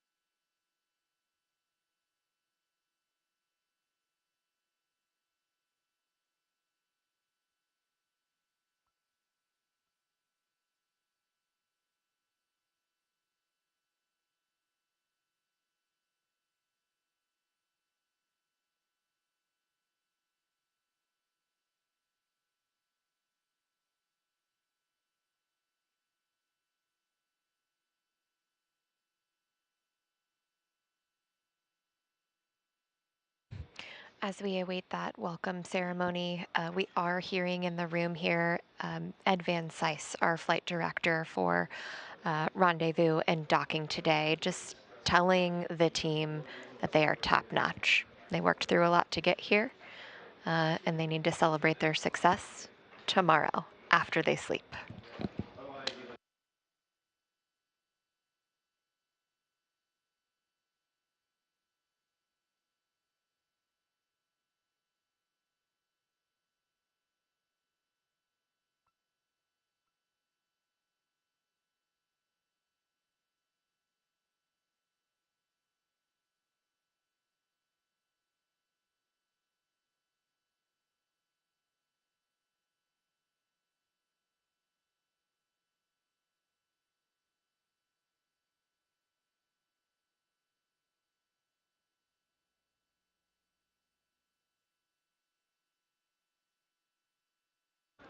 Here in the room celebrating today's successful docking and seeing the crew come into the International Space Station is Starliner 1 pilot Mike Fink. And we actually have a couple pictures of him here in the control room today wearing his flight test orange tie. He also has on some socks. Well, actually, here you see him doing his Ironman pose. If you follow him on Twitter, it is Astro Iron Mike. He actually has been doing a great job showing behind the scenes of what Butch and Sunny have been going through for training and even during launch attempts. So just a all-around good human being. If we want to take a closer look at his tie and his socks, we can do that as well. See here, signed by Butch Wilmore and Sunny Williams.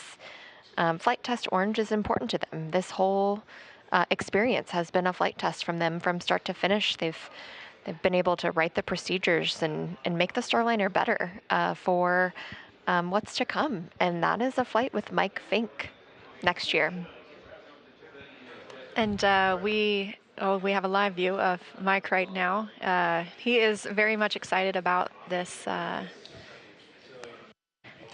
docking today, and very much looking forward to his own mission on Starliner 1.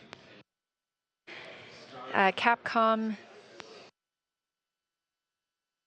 Neil Nagata, you've heard most of today speaking with the crew members.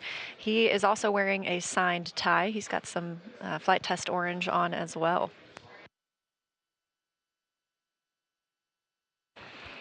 We see Butch and Sunny floating in another view here. And what I love about Sunny is she is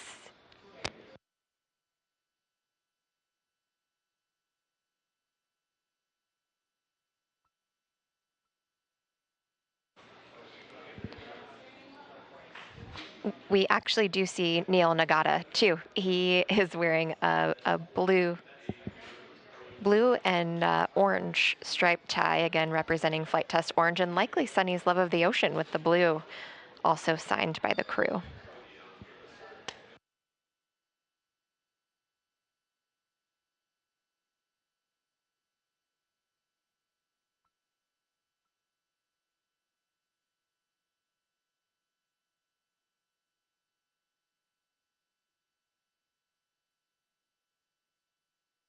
And a brief satellite handover while we are setting up for this welcome ceremony with Butch and Sunny.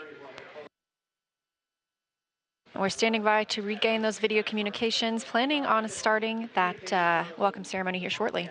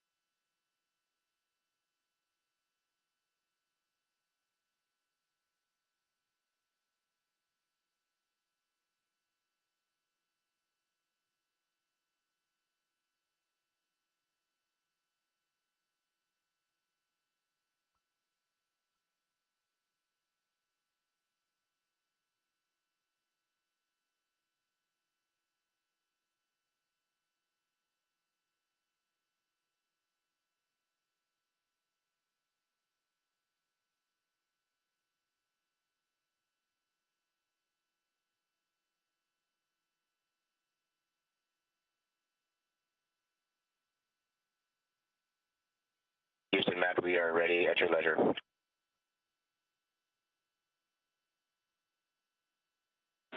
Copy, Matt. We'll give you a second to get into place.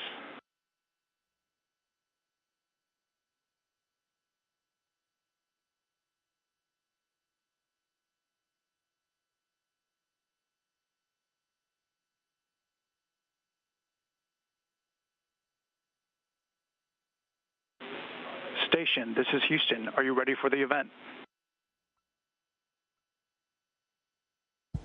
Houston, we are ready. Congratulations to all of the NASA and Boeing teams on this incredible milestone. Butch and Sunny, the ISS flight control team, is thrilled to see you back on ISS. Station, please begin your remarks.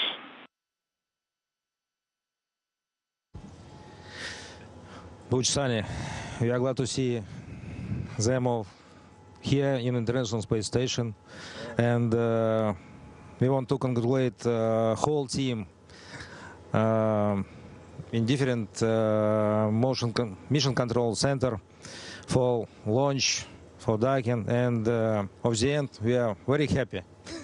Yes, indeed. Yeah, we are thrilled as well. I'm not sure we could have gotten a better welcome. I mean, we had music, we had Matt was dancing. It was great. What a wonderful place to be. Great to be back here. It feels like, I mean, obviously, Sonny and I have been gone for a little while, but it's very familiar. There's only one problem. Matt is in my crew quarters. So I don't know what we're going to do about that. But, hey, thank you all for the great welcome. And thanks to ULA, got us going. Boeing kept us going. Mission Control MO kept us going and got us here. What a great, wonderful team effort. I mean, team. This organization, these organizations are the epitome of teamwork. And it is a blessing and it's a privilege to be a part of it. It's just amazing. Yeah, and I just want to say a big thanks to family and friends who've lived this for a long time. And I think you're glad we're not with you anymore. And we have another family up here, which is just awesome. Like Butch said, it was such a great welcome, little dance party, and that's the way to get things going. And we're just happy as can be to be up in space. One in Starliner, on an Atlas V, and then here on the International Space Station. It just doesn't get much better. Yeah, we're ready to go to work for the international partners here. Whatever it is you got us to do, we're ready. All right. Yeah. We're ready. Thank you all so much. All right. That concludes the welcome ceremony. Station, we are now resuming operational audio communications.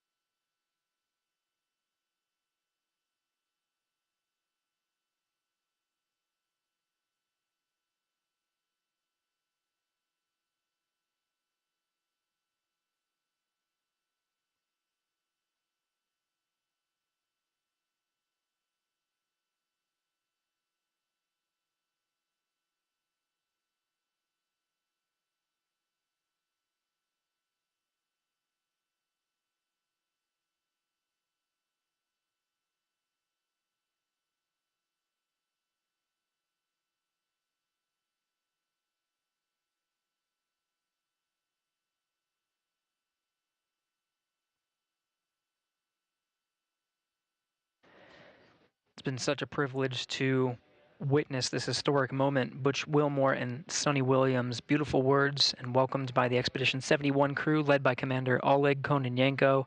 Hugs and handshakes, and just getting to really, truly bask in this moment of all of the years of hard work by all of the team, Boeing, NASA, ULA, all the partners that enabled for this moment aboard the International Space Station today, June 6th, 2024.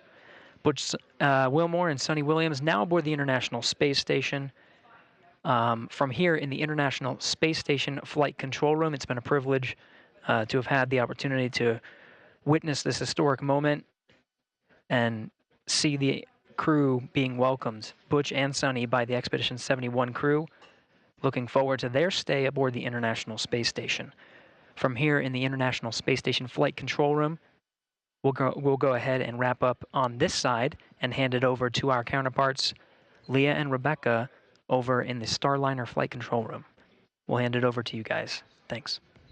Thanks, Gary. And we are just still watching the crew enjoying themselves as they are now up to 9 people aboard the International Space Station. Again, docking coming today at 12:34 p.m. Central Time. And we saw the crew float through the hatch at, I believe it was about 2:45 p.m. Central Time.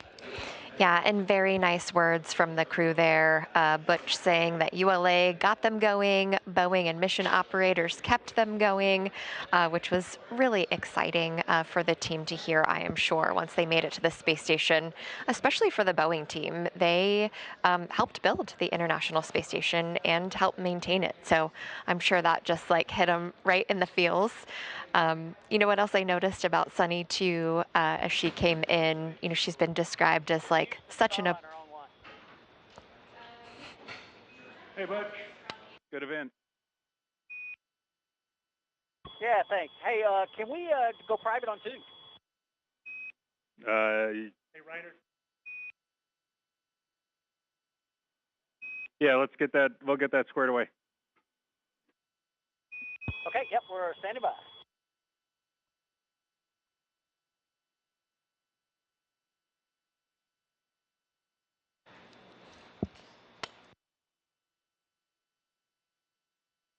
So Sunny is described as the most approachable astronaut, and I noticed as she was floating in, she actually had like a little piece of fairy hair, which was like as sparkly as the narwhal gravity indicator, which is so fun to see. Also fun to see this view right now out the Starliner window. The team was able to get the IP address right and get the video unrestricted for us to use here. So you can see the ESA Columbus module, you know, the International Space Station being just this point of pride and unity, not just for America, but the entire globe, and it all coming together on space, which we saw with the crew coming together with those fun family photos. And there's something else out the window there too.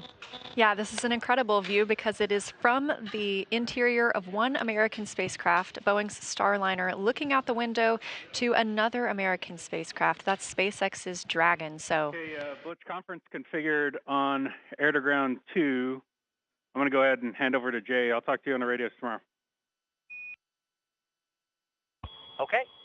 Actually, if you can stay, it won't take long. I don't know that you have any extra remarks, but maybe stay for the conference real quick. Okay, I'll punch it up.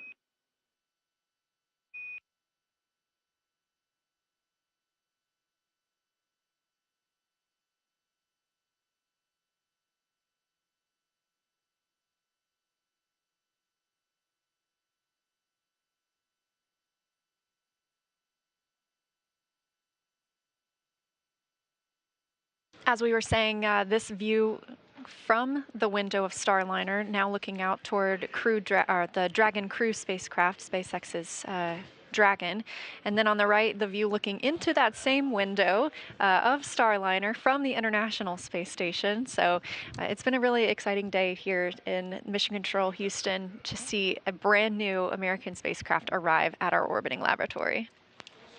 Yeah, and again, cannot wait to get some of those downlink events from these same cameras, the one out the window here, as well as 2 looking at the crew, 1 commander, and kind of 1 side view of the pilot, and the IVA hatch. So once we get this connection going, we should be able to get those downlinked and out to everyone, which is really exciting.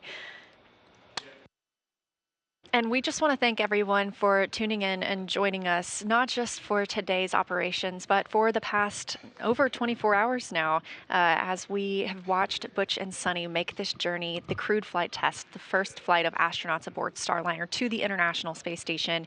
Again, liftoff yesterday at 9:52 a.m. Central Time, and we stayed live the entire time. Thank you again for tuning in with us all the way through their arrival today, that coming at 12:34 p.m. Central Time.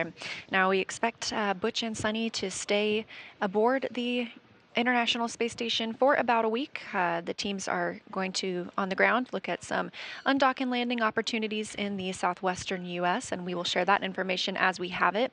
But for now, Again, thank you so much for joining us today. We still have more information coming your way this afternoon. So we have a press conference with our leadership coming up at 4 p.m. Central, 5 p.m. Eastern here on NASA TV. So please join us for that. With that, again, thank you. And we look forward to all that is to come for the rest of Starliner's mission to the space station, both this one and all of the future missions. That's right. And we will leave you with one more look out the window of Starliner. It's a gorgeous view.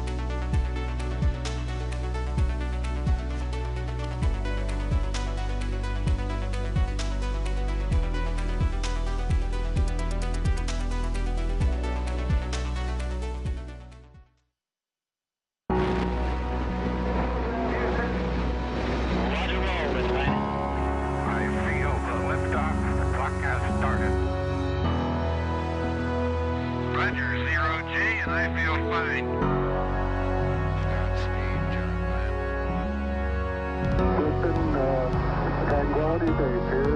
The Eagle has landed. Rocket Tranquility, we copy you on the ground. New possibilities are opening up for scientific cooperation between countries. 1-0-0 liftoff. Americans return to space as Discovery clears the tower. Discovery, go and throttle up. Discovery, roger. Go for deploy. Everybody in the shuttle program, the crew is go for launch. Roger. Nice to be in orbit. We have followed in their footsteps to get us where we are today.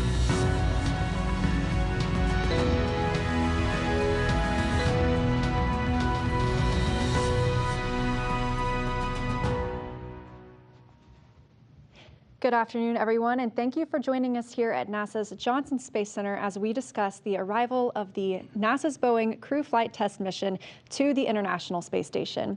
Boeing's Starliner spacecraft arrived at the orbiting laboratory today at 12:34 p.m. Central Time, delivering NASA astronauts Butch Wilmore and Suni Williams on what is the first crewed flight test for the spacecraft.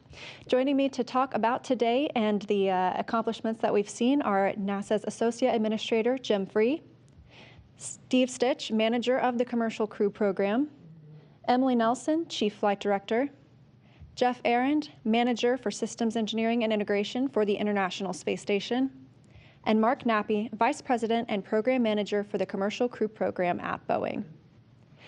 We have several media already in the queue today, so just a reminder before our participants begin their opening remarks, you can press *1 to raise your hand and let us know you have a question. And if you hear your question answered, you can press *2 to lower it. We'll get to those shortly, but to start us off today, I'm going to turn it over for some opening remarks. We'll start with you, Jim. Thanks, Leah. Well, good afternoon, and what an exciting couple of days we've had.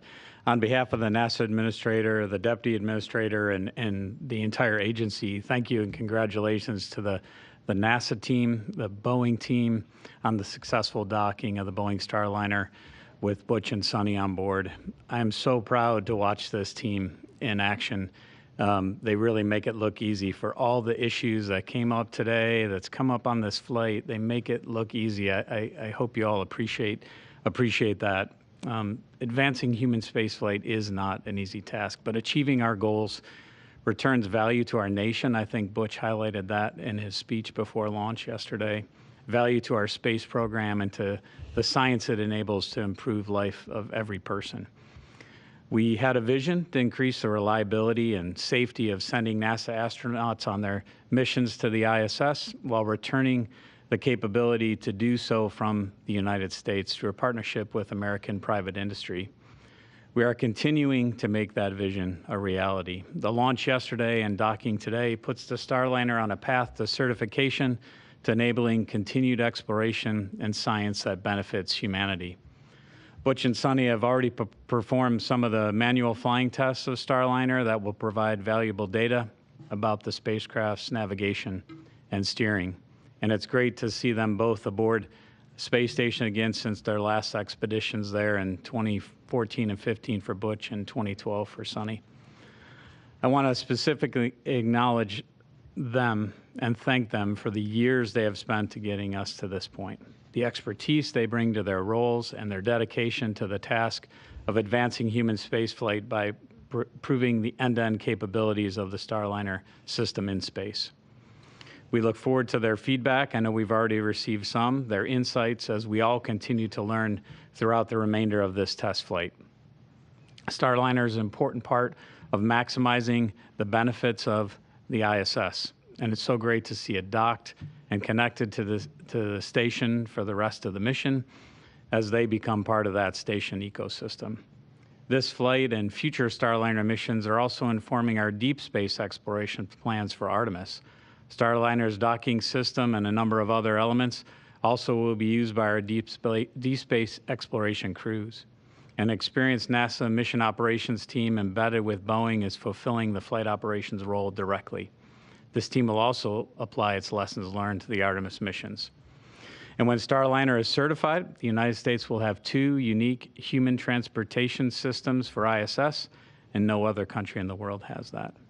Again, I extend my congratulations first to the ULA team for the launch, to Boeing, Mark and his team, and Steve and their team, Emily's team, and Mission Ops. to get Butch and Sunny to ISS. And I look forward to continuing to follow the test flight, its conclusions, and its operations on ISS, and its safe return to Earth. With that, let me turn it over to Steve. Yeah, thank you, Jim. Thank you for those kind words, and thanks to all you for continuing to follow the Commercial Crew Program and our Starliner crewed flight test. I would like to congratulate the entire team on a wonderful docking this morning, just a little after 1:34 Eastern. It was about an hour and 15 minutes delayed, and we'll talk a little bit more about what the delays were caused by. But again, the team did a great job. The Flight Operations Director that Emily will talk more about, working hand in hand between the Starliner flight control team, the ISS flight control team, and then the Starliner and NASA engineering teams, all working together to solve problems.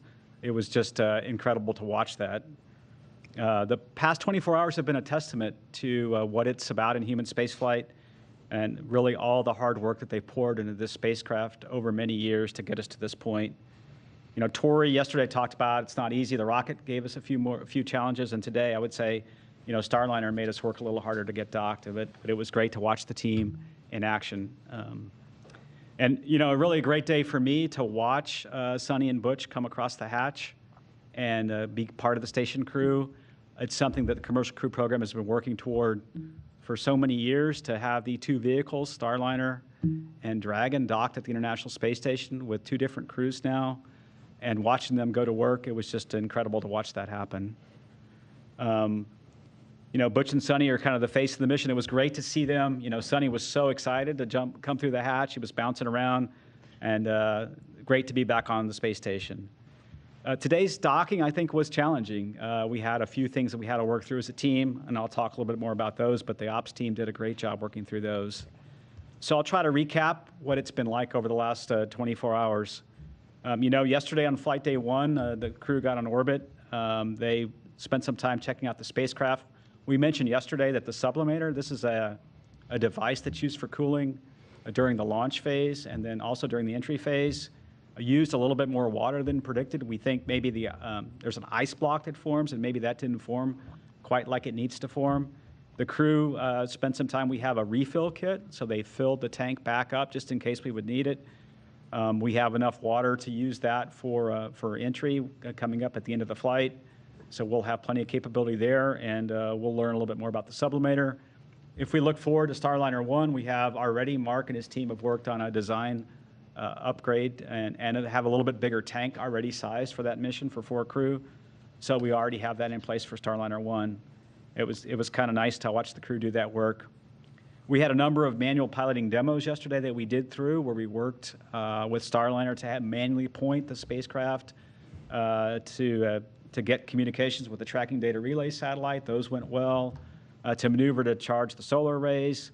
You could just tell by Butch's voice that he really, being a test pilot, Butch and Sunny loved doing those, and that all went well. Toward the end of the day yesterday, I would say it was around 4:30 local time here in Houston, after they had performed some of the demos, we noticed a little bit of an increase in the helium leak rate that we talked about pre-launch. We could see at the tank level when the system is opened, essentially you're bleeding helium from the tank all through the flight. And we could see that that leak rate was a little higher than we had thought pre-flight. So we took an action that already exists in the procedures. The flight ops team working with the crew isolated all the manifolds, and we concluded that the P2D2 flange leak, that was the port doghouse manifold 2 leak, was essentially about exactly what we had seen pre-launch. It was about 20.4 psi per minute. That was very consistent with what we saw at the pad when we checked the system out, and also when we got back out to the pad. So that was left open overnight. What we found also was 2 other leaks in port manifold 1, and that leak was a little larger than the ones we had seen before, 395 psi per minute, so it was a new leak. As a precaution, because we didn't need the capability to have all the thrusters, we're just maintaining attitude, pointing the tail toward the sun, we closed that manifold overnight and slept in that configuration. And also in the top manifold 1, we saw a new leak. It was about twice what we had seen in the port manifold, 42 psi per minute. We also closed that one overnight. And so we put the crew to bed. We were in that good config. We knew we were going to set up for a rendezvous the next day. So the ground teams, the engineering team went off, worked with the ops team to talk about how to manage that. Essentially what we did was we followed the flight rules and looked at the margins for the mission. So going into the mission, obviously we needed about 108 hours of total mission time to execute the first rendezvous. And then we protect for contingencies, a 1 rev delay on the rendezvous, and also a 1 day delay in the rendezvous, and then the deorbit and entry, undock, deorbit, and entry, plus delay time past that. So when we looked at all those amount of hours required for the mission, we knew we needed, about, at that point, about 90 hours of the mission was left, and we had about 140 to 170 hours of total helium capability. So we had way more margin than we needed, so we pressed on into the rendezvous. And to do the rendezvous, we actually opened the manifolds up and had all the thrusters available. So that was the safest course of action, and we made the system back to nominal. We had a Starliner MMT and an ISS mission management team overnight, and everybody pulled go to proceed into the rendezvous this morning. Crew got up early, about 4 a.m. Eastern this morning. We did a handful of phasing burns with Starliner today. Those all went well. Those early burns were with the orbital maneuvering and control thrusters. Those went well. Then we did the final, what we call the TPI burn. That's a burn that puts us on intercept with the space station. And at that point, we started to see some loss of some of the reaction control system thrusters in various doghouses. These were all aft-facing jets that we lost. We don't necessarily understand exactly why we lost these aft jets. We do know we point, Starliner, the solar arrays are on the aft part of the service module, so we point that part of the Starliner at the sun.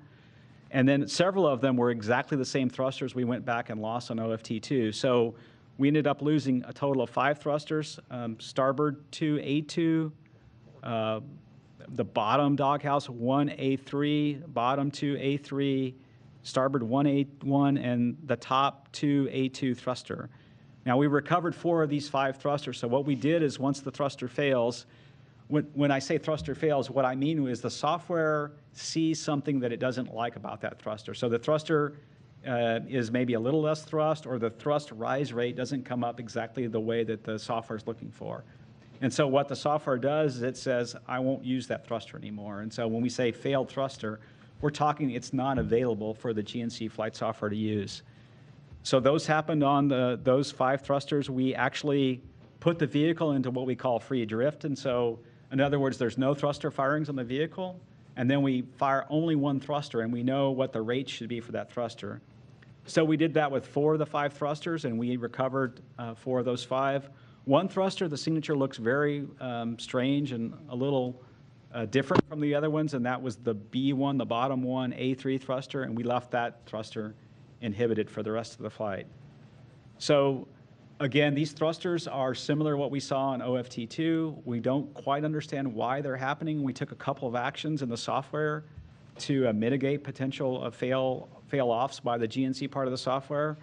Again, we recovered the thrusters, and they were working just fine during the rendezvous, except for 1 that we left inhibited. These are not at all related to the helium leak. The helium leak is separate. It's in different doghouses. It's different thrusters, so the helium leak and the thrusters are not at all related. We have plenty of redundancy today. We took a little time as we worked through the rendezvous sequence to recover the thrusters. We had the crew at various points do manual flying, worked hand in hand with the Starliner flight ops team to do that manual flying. We did all this work outside of what we call the sphere, which the keep out sphere of ISS. We want to really be outside about 200 meters, and we did a lot of this work there. Once we got the redundancy we needed, we pressed on in. Both flight control teams were go. And a real positive was that the crew did the manual flying in a different way, but working hand in hand with the ground, and so got a lot of good data on the manual flying of the vehicle. This whole timeline took a little longer than we thought, so we missed that first docking window. We set up for the backup docking window and proceeded in and rendezvous just on time. I think we'll have to take a little bit more time to figure out what's going on with the thrusters. Again, the rest of the rendezvous went really well. The Vesta system, which is a navigation system, worked great the whole time. All those sensors performed well. The NDS system, the NASA docking system, which Jim talked about is going to be used for Orion, worked extremely well. That system performed nominally. And so most of the vehicle did awesome going into the rendezvous. Butch and Sunny did report a little bit of residue on the forward-facing window. That's a window that's in the hatch on the forward part of Starliner. We weren't sure what it was. We wanted to make sure it wasn't related to some thruster firing or some residue. We examined that, and it was no concern. We just took a little extra time opening the hatch to make sure that there wasn't a concern from that. And then finally, toward the end of the day, once we got docked to the ISS, we closed the manifolds in the helium system as planned. That was always part of our operation, and we did find one extra leak in a helium leak in starboard manifold 2. It's about 7.5 psi per minute. It's a relatively tiny leak compared to the others. So, helium's a small molecule. It's easy to escape seals. So we've got to go, what we need to do over the next few days is take a look at the leak right there and figure out what we go do relative to the rest of the mission. In looking at the numbers, just at the top level, we should have absolutely plenty of margin. We didn't need an extra rendezvous day, and we'll go look at the numbers and figure out how to manage the helium manifolds. So overall, we're really enjoyed to have Butch and Sunny on station. We've got a lot of work for them. We're not yet ready to talk about landing opportunities. The earliest one would be on June 14th. We want to work with Jeff and the station team a little bit to talk about what Butch and Sunny will do while they're at station, and then we'll set up for landing when we're ready. So with that, I'll turn it over to Emily. Thanks, Steve. Thanks for joining us today and for your interest. I could not be more proud of our Starliner flight control team, our ISS flight control team. They, together with Butch and Sunny, have been working incredibly hard to train for this mission. And spaceflight is never easy, but today they had the real opportunity to demonstrate what that preparation really means and how that pays off when you end up with surprises and you get to navigate all of those and succeed at the end of the day. It's a real testament to the amount of work that all of these teams have put into making today successful and getting us to this momentous point in the commercial crew program. We are so excited to see Sunny and Butch on ISS again, and we are really looking forward to a really busy mission with those guys as we get through a couple of heavily dynamic phases of this mission and then move into the next phase, really putting Starliner through her paces and preparing for future missions. With that, I'll hand over to Jeff. All right, thanks, Emily, and again, thanks for joining us today. And I just want to echo the congrats that everybody else did, the Boeing team, CCP, ULA, FOD, obviously, since they're the whole upside of this whole group achievement, and all the other NASA teams that came together. It was really awesome to see. It's good to see Butch and Sunny back on station, as everybody else said. I certainly don't have the dance moves that Sunny has. If anybody watched her float onto station, that was absolutely awesome. So they'll work to continue to acclimate to space station once again. We're also hoping, and it was alluded to by Steve and Emily, that we can also get them to do some science and maintenance activities for us.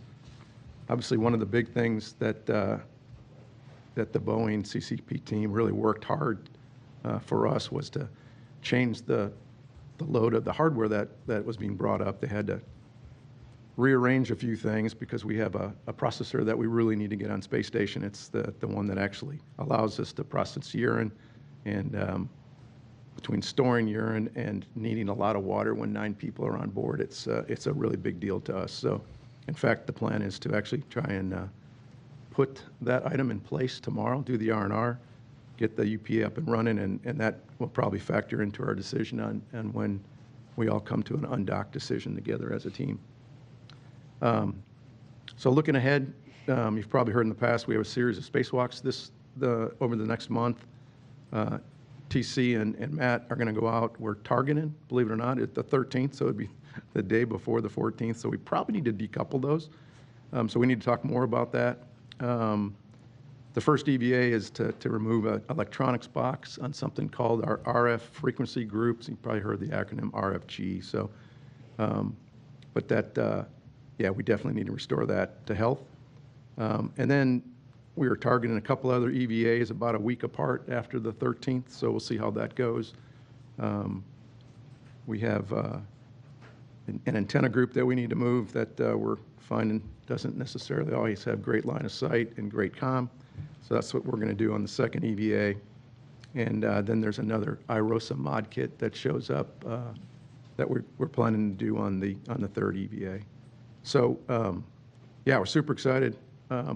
Really glad they delivered that one ORU for us. And yeah, in summary, it's just great to see Butch and Sonny back on space station. So with that, I will hand off to Mark. All right, thanks, Jeff, and thanks everybody for joining us. Wow, yesterday was exciting. I didn't think we could make it more exciting, and we did that today. It was amazing. We accomplished a lot, and really more than expected. You know, we exercised the team, we exercised the crew, and just had an outstanding day. We had two phases of work. We had a bunch of planned work we had to go do, and then we had some unplanned work that happened that Steve talked about, but we learned from both of those, and we got a lot accomplished. On the planned side, Steve talked about using the hand controllers and the manual piloting. We did a breakout maneuver as we were approaching the station to make sure we could do that. The crew talked a lot about the displays and the suits and the seats, and they performed the hatch operations to get us into the station. And all those were part of the planned flight test objectives and operational checkouts that we wanted to go do. So check, all that stuff was completed. On the unplanned side, we had some helium problems.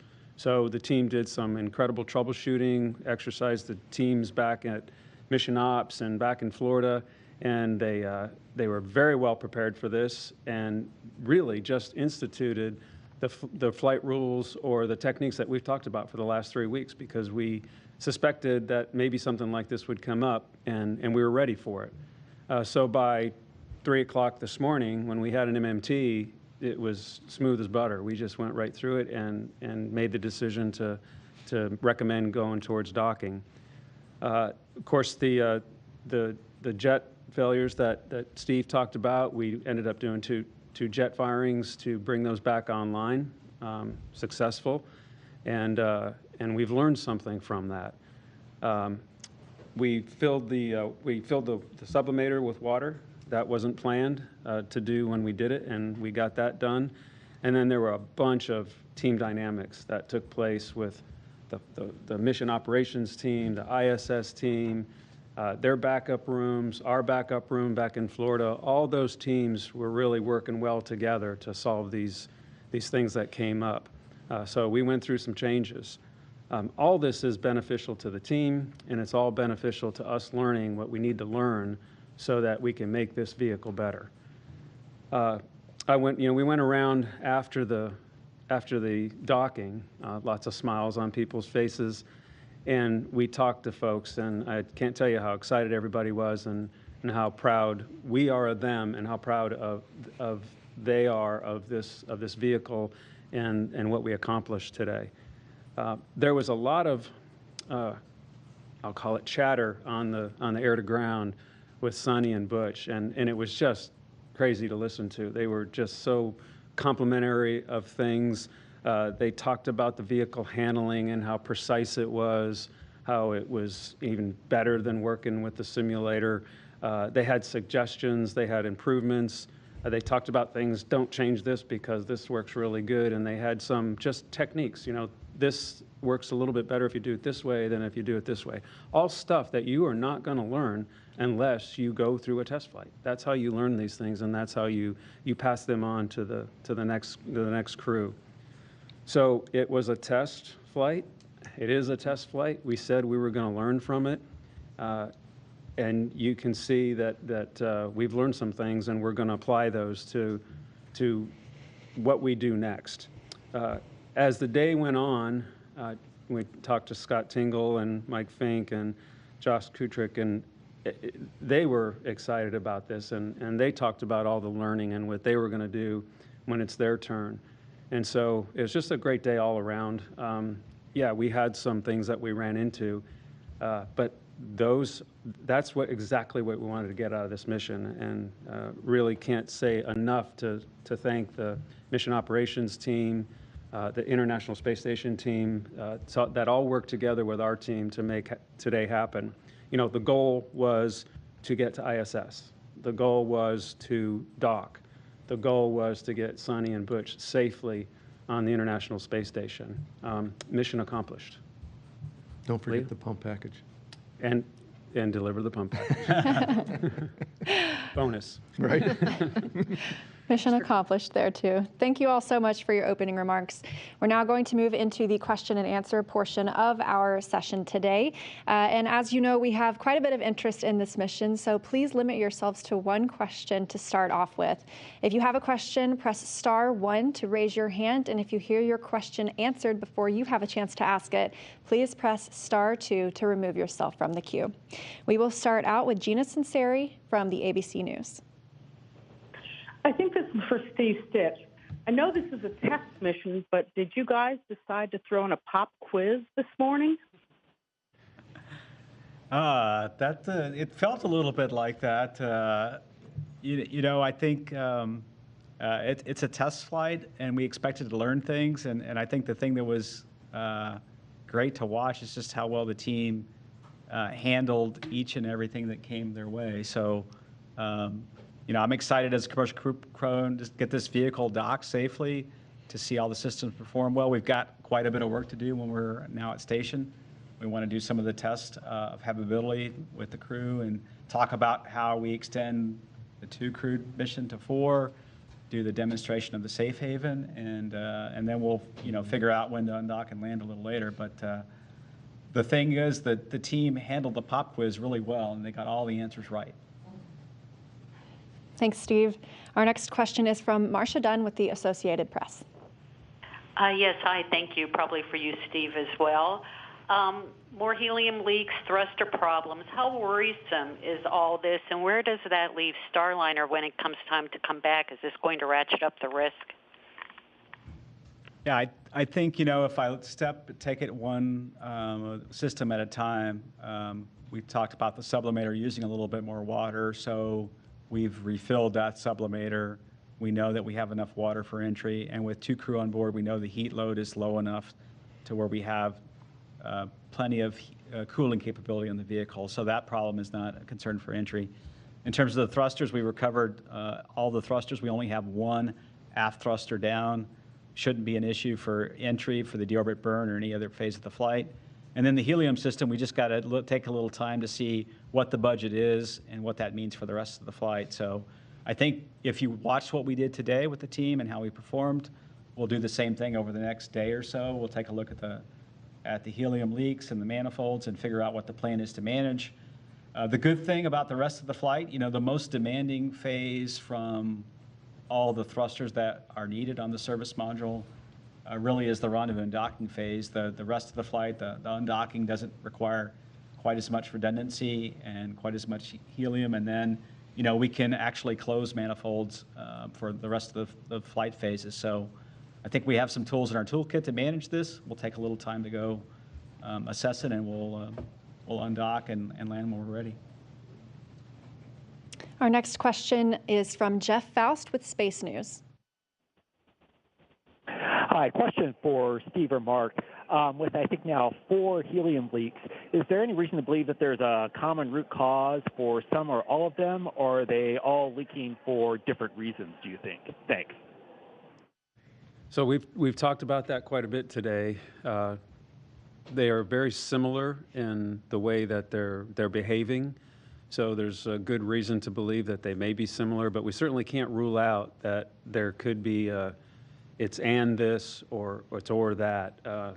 So we're going to look at everything real closely. Those manifolds are locked up now. That gives us time to kind of think about this a little bit more and troubleshoot. The goal today was to get docked to the International Space Station, and that's what the team focused on.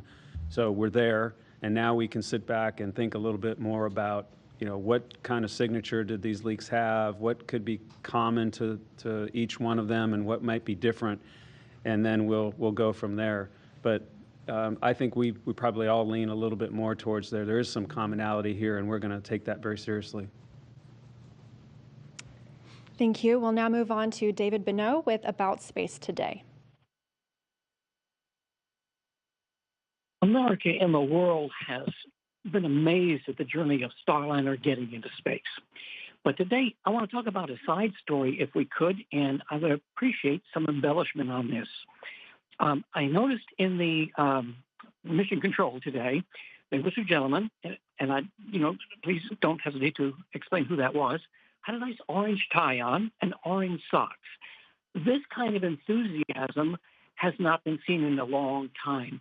Who was this man? And tell me the backside of the story, please. Go ahead, Emily. Go ahead, Emily. I'm assuming you're talking about Mike Fink. He, at least, that was the brightest tie I saw in the room. The tie was actually presented to him by Butch. He is the backup crew member for Butch and Sunny. There's a tradition, as I understand it, in the flight test community where you wear bright orange. Yep, there he is. You wear bright orange associated with flight test. That particular tie, if you were able to zoom in, there you go. It's signed by Butch and Sunny, and so that was. There were actually a number of orange ties in the room today in honor of the fact that this is a test flight. And so Mike's, I think, were probably the brightest and maybe the most prominent. But yeah, he's on our Starliner 1 crew and proud of the work that's been done on this flight so far. Thanks, Emily. Our next question comes from Tim Fernholz with Payload Space. Hi there. Thank you for taking my question. I was curious, when you were assessing the helium leak on the ground, you thought that was either an installation or a material defect. Is there any reason to reassess that now after the issues on this flight? And then just logistically, when the spacecraft is going to deorbit, how much time lapses between its departure from station and a deorbit burn? Thank you. I can take the first part of that. Yes, it certainly is something that we're going to reevaluate. On the ground, we had one flange that was leaking helium, and we suspected that maybe that seal could have been damaged or where there's some foreign object debris in that cavity. And the rest of the flanges were all tight. There was no leakage whatsoever. So now that we're in flight and we've seen a couple more leaks, if it is a common cause across those flanges, then there might be something more to the flange itself, maybe a bad lot of seals or some other variable. So we're going to have to take that a little bit more seriously and take a look at it. And again, now that we're on station and those manifolds are locked up, it's going to give us some time to think about it and possibly do some more troubleshooting. Yeah, I think Mark said it very well on the seals. We'll have to go back and do some troubleshooting on the ground. I think, we'll take a look at Starliner 1 flight, go look at all those seals and be able to leak check them maybe more thoroughly and see if there's anything else that we got to go look at. In terms of the time from undock to landing, it's roughly about 4.5 hours or so from the undock time to the time that we execute what's called the deorbit burn, which that is the burn that takes the energy out of the orbit that puts us on an intercept with the atmosphere. And then from the deorbit burn to landing is roughly on the order of about 40 minutes or so. So a total of, a little over 5 hours and 15 minutes or so from undock to landing. Thank you both. Our next question is from Joey Roulette with Reuters. Hey, thanks. Question for Steve and maybe Mark. How much helium is left on the capsule, and how much do you absolutely need to return? And then on the thruster issues, how many thrusters can you lose and still safely return to Earth? Or I guess, in other words, what's the minimum number of thrusters that are absolutely required to make deorbit and return possible? Thanks. I'll take the second part. I don't know exactly how many we could lose. We're only down one thruster right now, so I can go get that number. The redundancy really is there for a couple things, mainly for the approach and docking to station. We need redundancy as we approach station, and then, after we execute the deorbit burn with the service module, the service module actually does its own disposal. So this service module will end up in the ocean. So we need a number of thrusters to actually back away from the crew module, and then it spins up, and then it executes a little bit of a burn there. So we can go get that for you. I think we're not necessarily worried about all the thrusters for the rest of the flight. If we go back and look at what we did for OFT2, as a matter of fact, when we recovered the thrusters on OFT2 2 years ago, a little more than 2 years ago, those thrusters did well after we brought them back in and used them for the undock to deorbit phase. In fact, I was looking today, I can't remember which thruster it was, but one of those thrusters fired another 500 pulses as it held the orientation of the spacecraft during the deorbit burn. So we think right now there's something that causes the thrusters to fail, and we don't know exactly why, in between the phase where we're pointing at the sun for a long period of time, get into the rendezvous where we're pulsing these thrusters quite frequently, and we don't do any of that, rapid pulsing for the remainder of the flight. And then I'll be honest, I've been up so long, I forgot the first question, so maybe I can Mark. So I'll give you some old numbers, but then we'll explain what it means for the future. Last night when we took a look at this and decided whether or not we had a good situation to go dock, Steve said it earlier, we needed 90 hours of helium to conduct the mission, but that included all the things Steve talked about with multiple rendezvous. That's already behind us, so we don't need that anymore. So that goes in the bank and reduces that 90 hours to something less than that. When we went through the meeting this morning, we had calculated that we had anywhere from 135 to 175 hours on hand. And the reason there's such a big range there is because we were doing those calculations with respect to the whole ullage system and not isolating the manifolds like we can do now once we're on the International Space Station. And the temperatures were also affecting that. So now the teams are going back and recalculating those numbers. The 135 to 175 will likely go up, and the 90 will likely go down, which gives us a lot more margin than we thought we had last night. Thank you. And our next question is from Eric Berger with Ars Technica.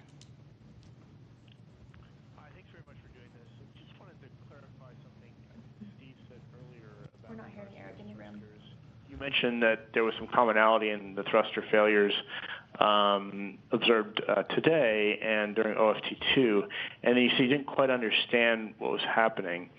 Are you saying that the RCS thruster issue from OFT2 is still not understood, or do you think it's a different problem with these thrusters that's not understood now? I'm just trying to clarify whether you had sort of closed out that issue on OFT2 before this mission. Thanks. Yeah, but when we had the failures on OFT2, of course, we recovered them and used those thrusters during that flight. We went back and made a couple of changes. One, we found that the software needed a little more time. When the thruster gets commanded, it takes a little bit of time for the thruster to go from, it measures the pressure in the chamber, and there's a rise rate on that, and it's looking for a certain time to get up to a certain level to declare the thruster healthy. And so we made a change there, and we thought we had fixed that problem. We made another software change to look at the number of persistence. It has to pass a number of checks to declare a thruster healthy. So we increased the number of times required to fail a thruster. It needs to be 5 consecutive times now. We made those 2 changes, but I think we're missing something fundamental that's going on inside the thruster. Maybe how the heat is soaking back into the thruster and the various components. There's this pressure chamber measurement that I talked about that is a piece of electrical instrumentation that's maybe a bit fragile, so maybe that's part of the problem. And then we got to go look at how the combustion is occurring. So again, the thrusters work fine most of the time. They worked fine yesterday when we had Butch and Sunny doing some manual flying. They work fine to hold attitude control. It seems when we get in this rendezvous sequence where we have to point in a very precise manner, and then we have to fly in a very precise manner, where we're pulsing the thrusters rapidly, that we're building up something in the thruster that's causing the software to declare them failed. When we hot fire them, we were able to recover them. So we've got to do a little bit more research to figure out what's going on. I think I'd add to that, this is part of where the learning really helps, and having 2 data points rather than 1 data point. We don't get the service module back, so we have to use the data that we get from the flight and then build a fault tree and determine based on that data what's the most likely causes. And then we try to address those. And that's just 1 data point because it's just 1 flight. When you now have this flight with the same types of failures, with a bunch more conditions and a bunch more data, that's going to help us narrow in on that fault tree and determine what's going on here. So this is how human spaceflight works. This is how engineering works. We do these tests, we gather more data, and we learn more, and we fix it. Thank you both. The next question is from Michael Sheets with CNBC. Hi, everybody. It's Michael. Appreciate any clarity from Steve or Mark here on this question, but with the 5 thrusters that you saw have failures, was there a commonality between those failures that you saw? I mean, some specifics would be really helpful here on what was in particular in violation. Is it something that you saw go past a certain temperature range? Is it a misfiring? Because it sounds like there's a lot of software-related issue more than perhaps a hardware-related issue. And I'm wondering if you could get a little more specific on what the actual violation that was causing that failure was. Even if you're not necessarily sure of what the source is yet, it'd be nice to know some specifics around exactly what was causing that need to be recycled. And attached to that question is, then when you recycle them and you do those hot fires, what exactly is it doing to clear up the issue? And maybe you can specify a bit more on how that hot firing solves the problem. Let me start, and I think Steve can get a heck of a lot more detailed than I can. But I want to not correct, but just explain a little bit. The hardware, the thrusters worked great, and by refiring them, we proved that. So it's the conditions that we've put in the software that is somehow telling the thruster to be deselected. It doesn't fail, it is being deselected. And that's not a software problem. That's the data we're putting into the software that needs to be understood a little bit more so that we can not deselect those thrusters and keep them operating. Steve? Yeah, I think Mark said it really well. What we're really looking at is the way you determine a thruster is healthy on a spacecraft is you really have some temperature measurements that you can tell if there's any leakage of the propellants. We don't see any of that. When you fire the thruster, that there's a chamber pressure measurement. It measures the pressure in the chamber, and you're looking for a certain pressure in that chamber. And what we see sometimes on some pulses, that pressure doesn't get quite to the limit that it needs to. And if you get 5 consecutive strikes where you're not at that right pressure, the software says, hey, that's not a good thruster. Even if let's say, I think one of the thrusters today, it needs to get to 110 pounds per square inch, and it was like at 108. So clearly that thruster is a good thruster, but just not quite there for some reason. So the software deselects it. We come back and we re-hot fire that thruster and maybe give it a little bit of time to cool off in between the pulses. And when we hot fire that thruster, we basically send a pulse to that thruster. We look at the chamber pressure in the thruster, and then we also look at how much thrust comes out of that thruster by how much it changed the vehicle attitude and rates and orientation. And when we do that, we figure the thruster is healthy now. We can, once we look at the data and review it, we can tell the software, essentially, you can fire that thruster again, if that makes sense. Thank you. Next, we move on to Tariq Malik from Space.com. Yes, hello. Thank you very much. And I think I have a question for either Steve or Emily. I'm very curious about what the pace of the dock testing is going to be for Starliner by Sonny and Butch while they're there. I mean, it's been a pretty frenetic pace to get to the station. You've got a weekend coming up. Do they get break time? How much are you looking forward to? And then, Emily, for the station itself, what types of things are you looking at to see how it performs docked at the station to make sure that everything is good to have so many different visiting vehicles connected at that same time? Thank you. Yeah, thanks for the question. The good news is they do get at least 1 day off. The bad news is because they're only scheduled to be there for a relatively short time, we work them a lot harder than we work our ISS crews. And so we are actually allowed to work them more hours of the day because they're only going to be there for a little while. A lot of the work that they're going to be doing is getting us ahead operationally for the Starliner 1 mission. And so there's emergency equipment that we want to have installed in visiting vehicles. And we had a little bit of a challenge with a shelf that we need to install that on the last mission, so we're going to make sure that that hardware can get installed properly. We're going to have them check out grab some of their ISS crewmates, go inside and see how would 4 people configure themselves to sleep in the Starliner, because being in microgravity is a way better test of how would you want to organize yourselves for those kinds of things. We're going to there's a lot of checkouts there's Wi-Fi checkouts, and we have the tablets that the crew uses but for their timelines and for all of their procedures.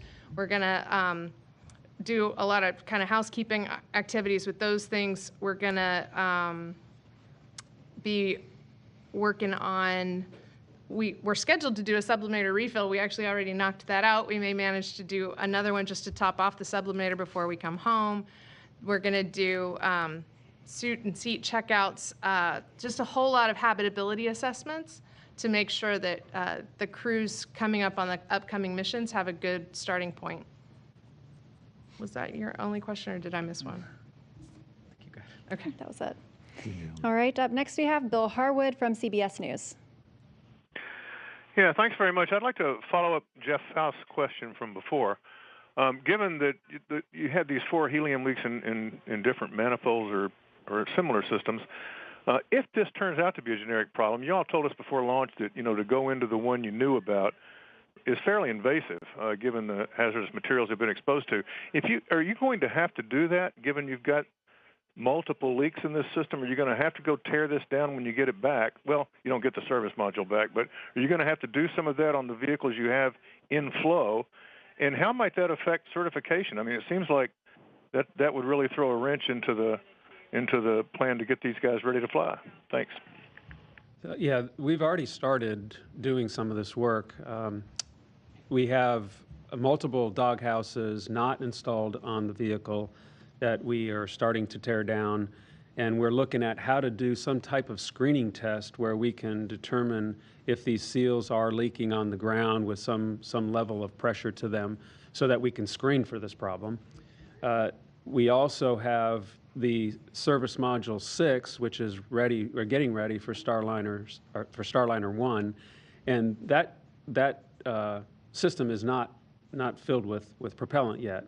So we can break into that if we need to and do some work. So we need to go lay this out and see where it ends up, but it's too early to tell. We got to determine what we think the problem is and what the actions are required to go do it.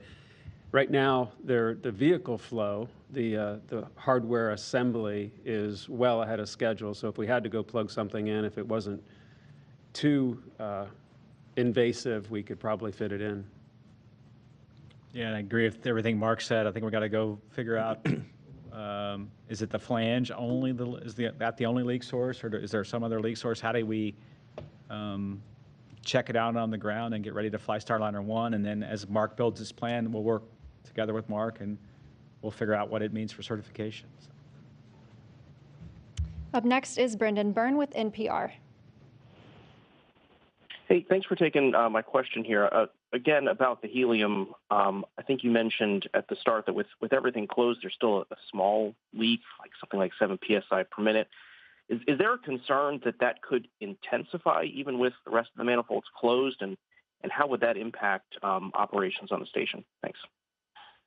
Yeah, I'll take that one, and maybe I didn't make it clear. Right now, we are using no helium. There's no helium leaks. So with the manifolds closed, we know, and we looked yesterday, that there's no leakage in the tank. All the leakages in the downstream plumbing in the doghouses, so we're not leaking any helium right now. So that's the benefit of the space station and docking to the space station. We can sit in this configuration for a number of days, understand the system, understand if this is thermally driven. Is there something that we did as we were firing the thrusters on the way that maybe heated the system up? So we just get to take our time and understand where we're at before we undock and land. But right now, we're not leaking any helium at all. Thanks, Steve. Up next, we have Mark Harrow with Aviation Week Space Technology. Yes, thanks. I believe this is for Jim Free or Steve Stitch. Is there anything in the challenges you've seen so far that would require another crew flight test before you could certify Starliner? Yeah, I'll start, and Jim can add. I don't see anything so far that would add another crewed flight test to this point in the mission through docking. If you look back, the sublimator issue, we've dealt with problems with water in space. The space shuttle had a flash evaporator system, which is a similar technology where you run a coolant loop through an area where you spray water on it. That water flashes into space and takes the heat away. That would freeze up at times. Our spacesuit that we use today uses a similar technology, so I don't really see that as a problem. The helium leaks, we just have to go take our time to work through it and figure out how we can make the system leak tight on the ground. If you look back toward OFT2, that system was much tighter for some reason, and we had a couple of really tiny leaks when we docked. And then the thrusters, it's an issue that we faced on OFT2, and now we just have to work through, maybe including some extra hot fire testing on the ground of a thruster to see what's causing it. And I'll see if Jim has anything to add. I'll just say it's almost 31 hours to the minute since launch. So, I mean, and you've seen everything that's happened in that 31 hours, and these folks on the panel and the teams that are out there have not slept. So I think, let us process the data. These folks put 2 people on space station in 31 hours and tested the heck out of the vehicle. So I think right now the time is to focus on that and figure out how we're going to get them the testing done on station and then get them home. Thank you. Next up, we have Chris Davenport with the Washington Post. Good afternoon. Thank you. I'm just wondering, while you have the spacecraft attached to the station, is there anything you can do in terms of maybe sending the astronauts out there to inspect it and see if they can find out what's going on with the thrusters, or if the ground controllers to do it? Steve, you had said, you want to take some time to assess it. I just wonder if that's going to happen sort of after the mission is over, when you've lost the service module, or if there's anything you can do, in the next week or so. Thanks. Yeah, I think with the helium leaks, those are inside the doghouse with the covers on, so I don't necessarily see that the crew wouldn't have any way to really go out and do any kind of investigative leak checking inside the doghouse. That's best done, as Mark described, on the ground in the processing facility with the next vehicle. We can do lots of different tests there on the ground, even some thermal tests on the ground. And then thrusters, we're going to go take a look. We requested some imagery of that back area. Again, I think the thrusters are working fine, and maybe we didn't describe it very well. The thrusters, when they're active, are firing and producing the right amount of thrust. Our reaction control system thrusters produce about 100 pounds of thrust each, so we're getting that thrust out. It's just sometimes the software is deselecting them, so don't necessarily see that flying around or doing anything else other than being docked to station is the right course of action at this time. All right, up next we have Anthony Leon with Spectrum News. Hello, thank you so much for taking our questions. This is for Emily Nelson.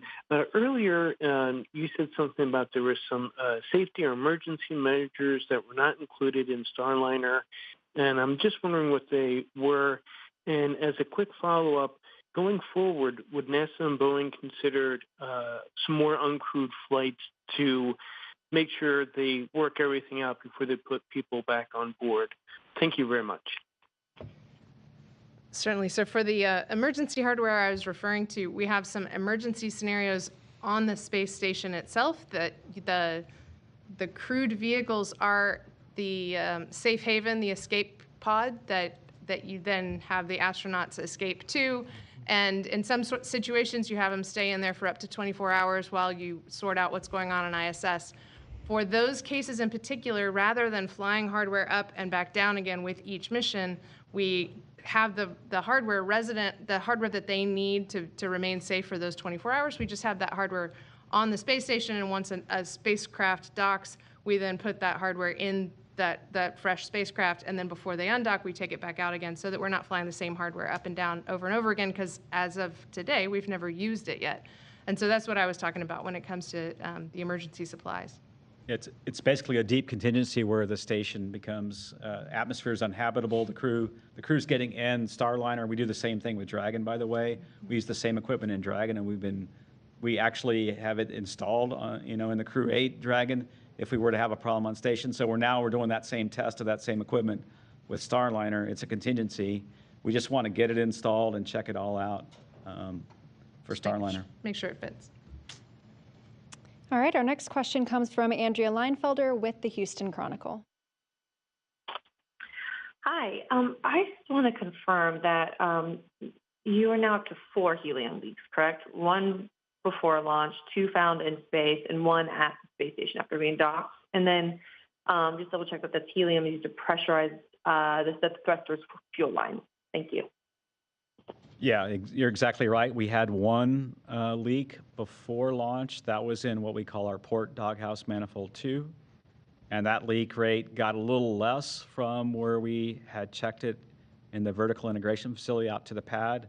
And then since then, yesterday we found 1 in port manifold 1 and 1 in top manifold 1. And then today it was starboard manifold 2.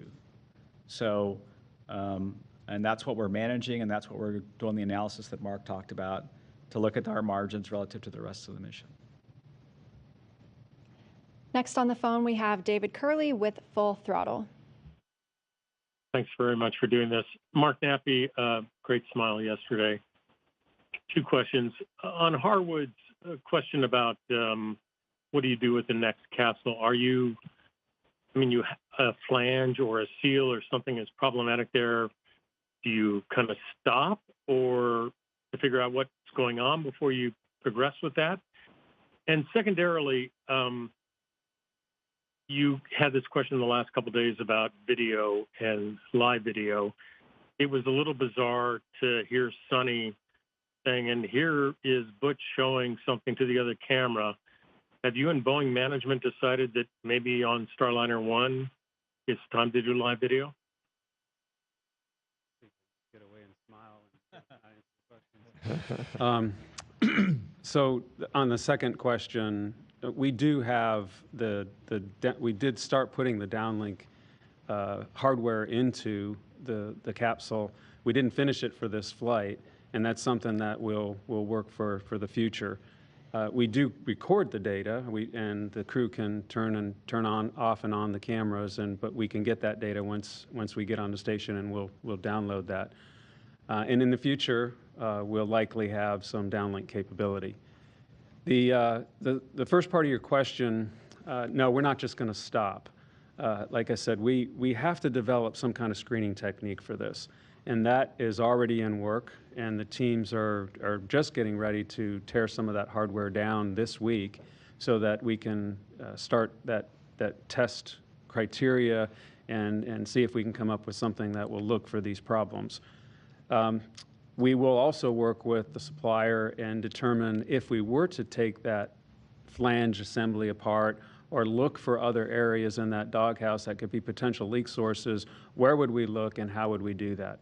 So there's plenty of work to do before we come to some kind of conclusion that we know where this is at and what we're going to do about it. Thanks, Mark. And the next question comes from Sophie Sanchez with Cosmic Chicago. Thank you. This question, I believe, is for Steve. You mentioned that the issues that you saw today require the need for more manual piloting. Do any of those issues point to the need for additional manual flying during undocking or any other return operations? or will they lead to changes in any of the undocking procedures? Thank you.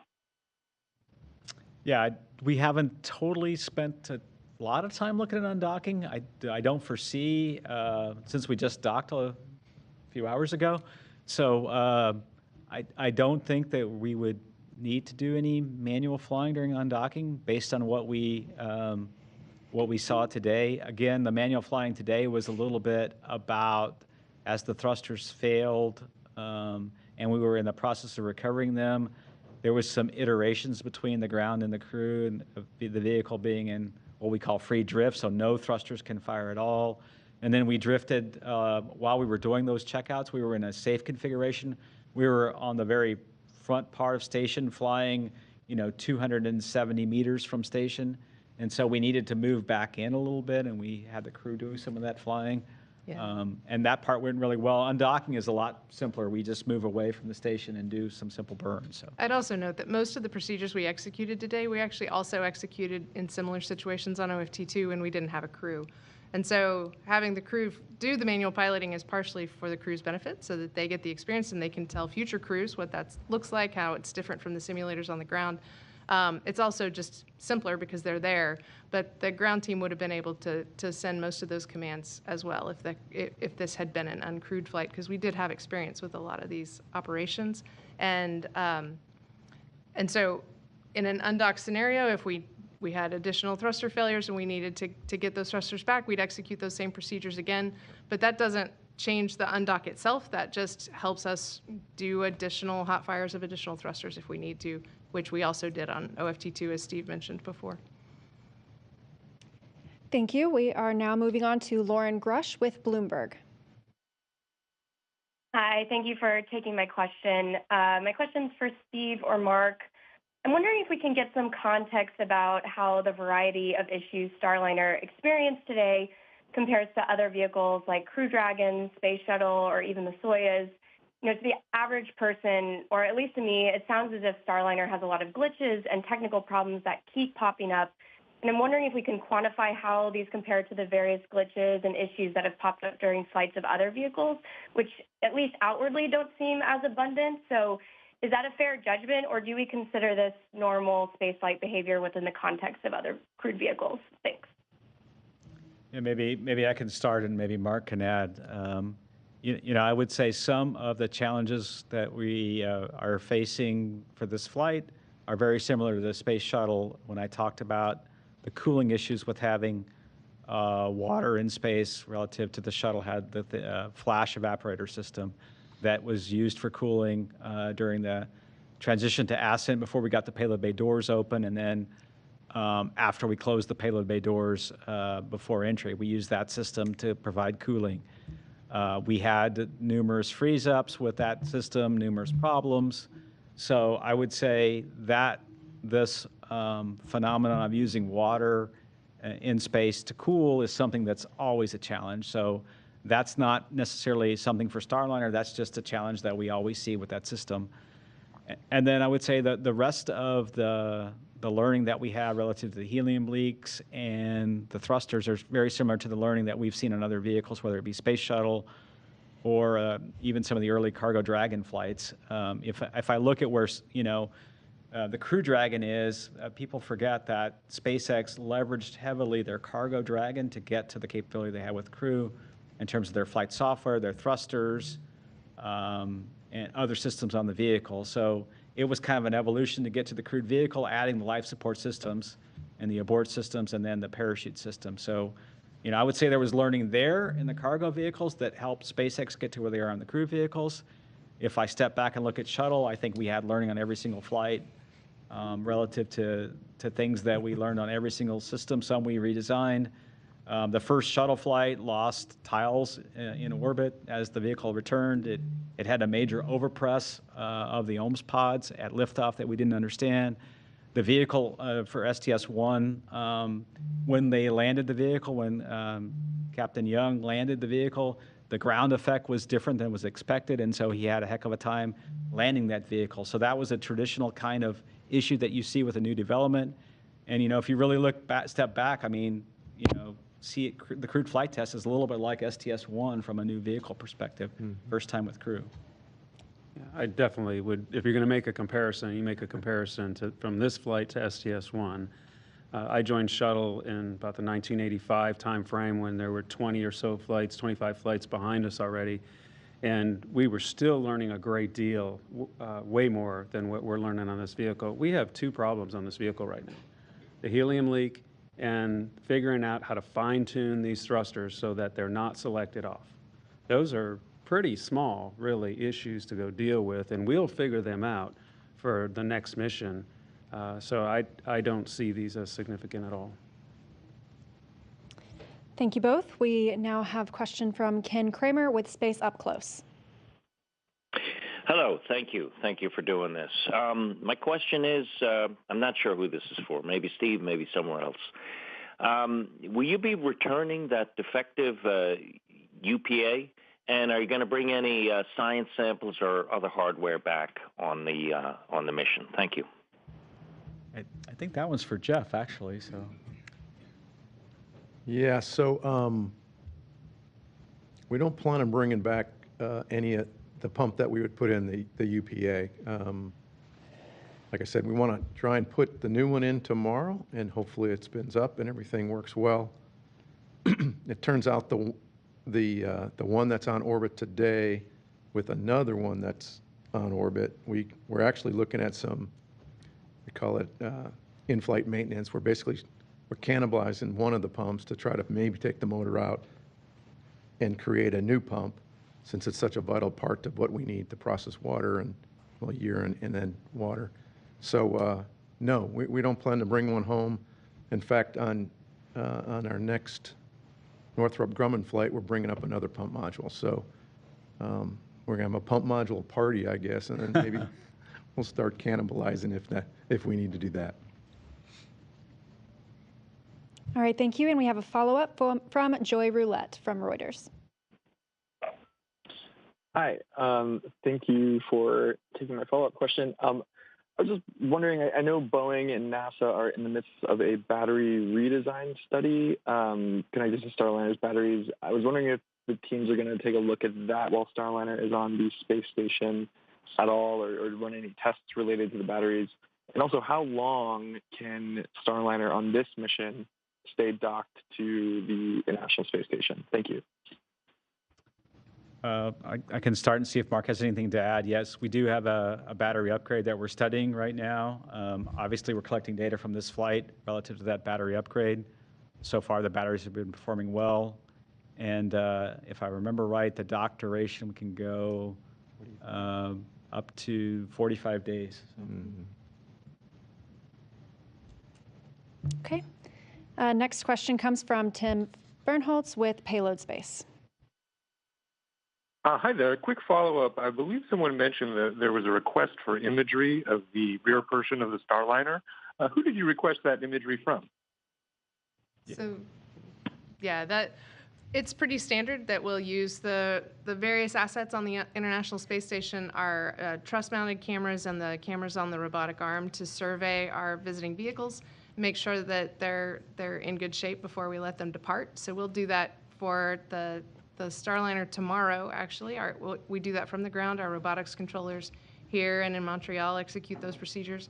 We do that for the Dragon before they leave. We do that for Soyuz before they leave. It's a pretty standard procedure for us. And in this case, of course, if there's any piece of hardware that we're specifically interested in, then we target those and have our imagery folks take a look at the results.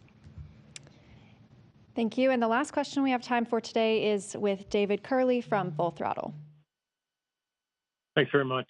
Jim Free, you've been sitting there for a while. So talk about the big picture. I mean, we're 3 administrations back when commercial cargo, commercial crew was thought about. And this is a significant effort to accomplish what was thought of back then. What does it mean to you? What does it mean to NASA? Here's your big picture. It's the big softball. Have it.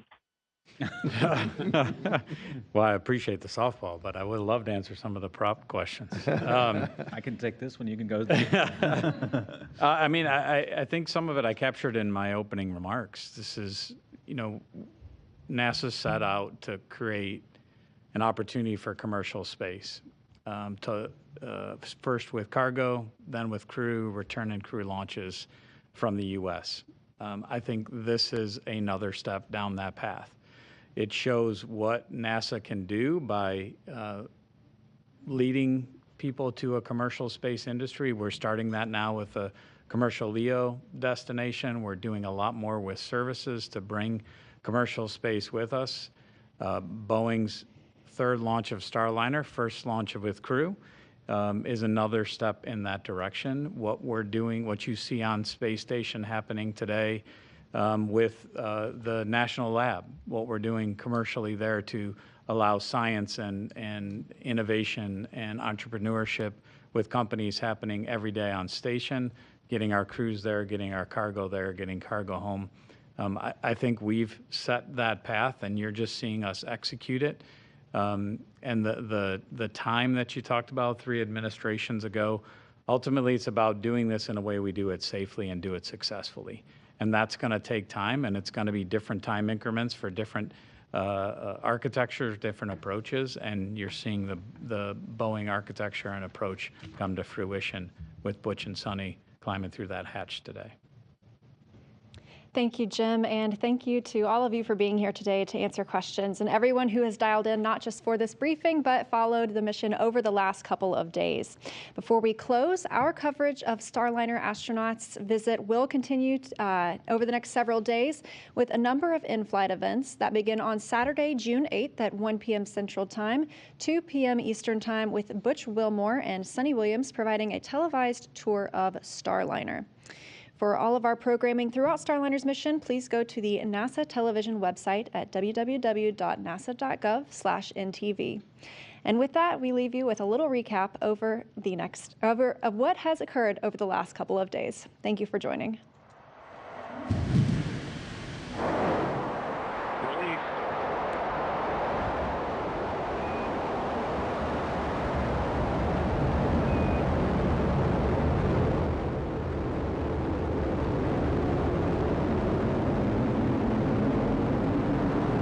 Houston, Starliner roll.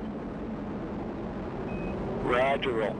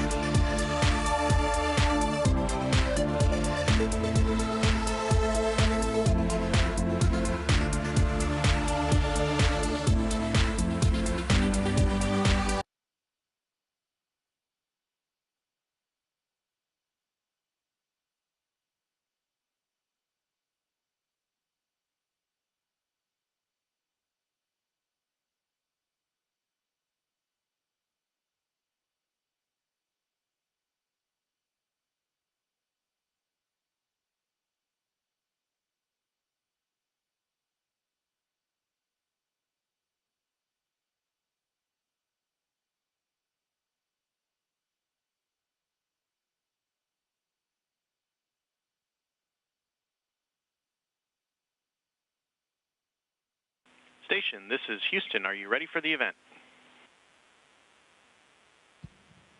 Ready for the event.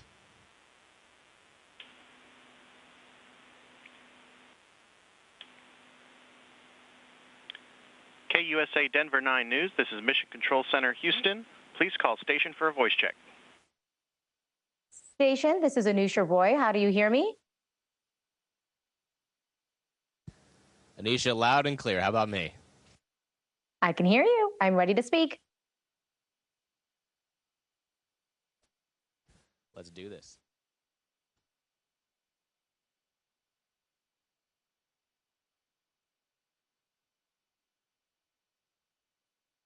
Okay. Oh, I don't see him, right? I'm not supposed to see him anywhere. Okay. All right. Matt, Dominic, can you hear me all right? This is Anusha out of 9 News in Denver. I hear you great. It's great to be talking to Denver today. Yes, we're so excited to chat with you as well. I just wanted to start off by hearing a little bit about your role and your responsibility right now. Oh, so many roles up here. We switch hats all the time, metaphorically, I'm speaking, of course. But I'm a flight engineer aboard the space station. I was a crew member on the Dragon to get up here, responsible for safely getting a crew of 4 to the space station for a 6-month mission, and here in a few months, responsible for getting them home. But on space station, I'm everything from a plumber, fixing the toilet or the plumbing on board the space station, an electrician, to somebody who's helping an investigator on the ground conduct an experiment. In fact, and then in the next 2 weeks, we're getting ready to go outside and do a spacewalk. We've got a cargo vehicle from Russia arriving tomorrow. We've got another crew coming up for a flight test on Sunday. It's a busy place. So you want to talk about roles? I could talk about roles all day. I am curious to hear, in your time so far, what has stood out to you the most? Like, what was that moment where your jaw kind of dropped, like, wow, this is my work, like, this is what I'm doing?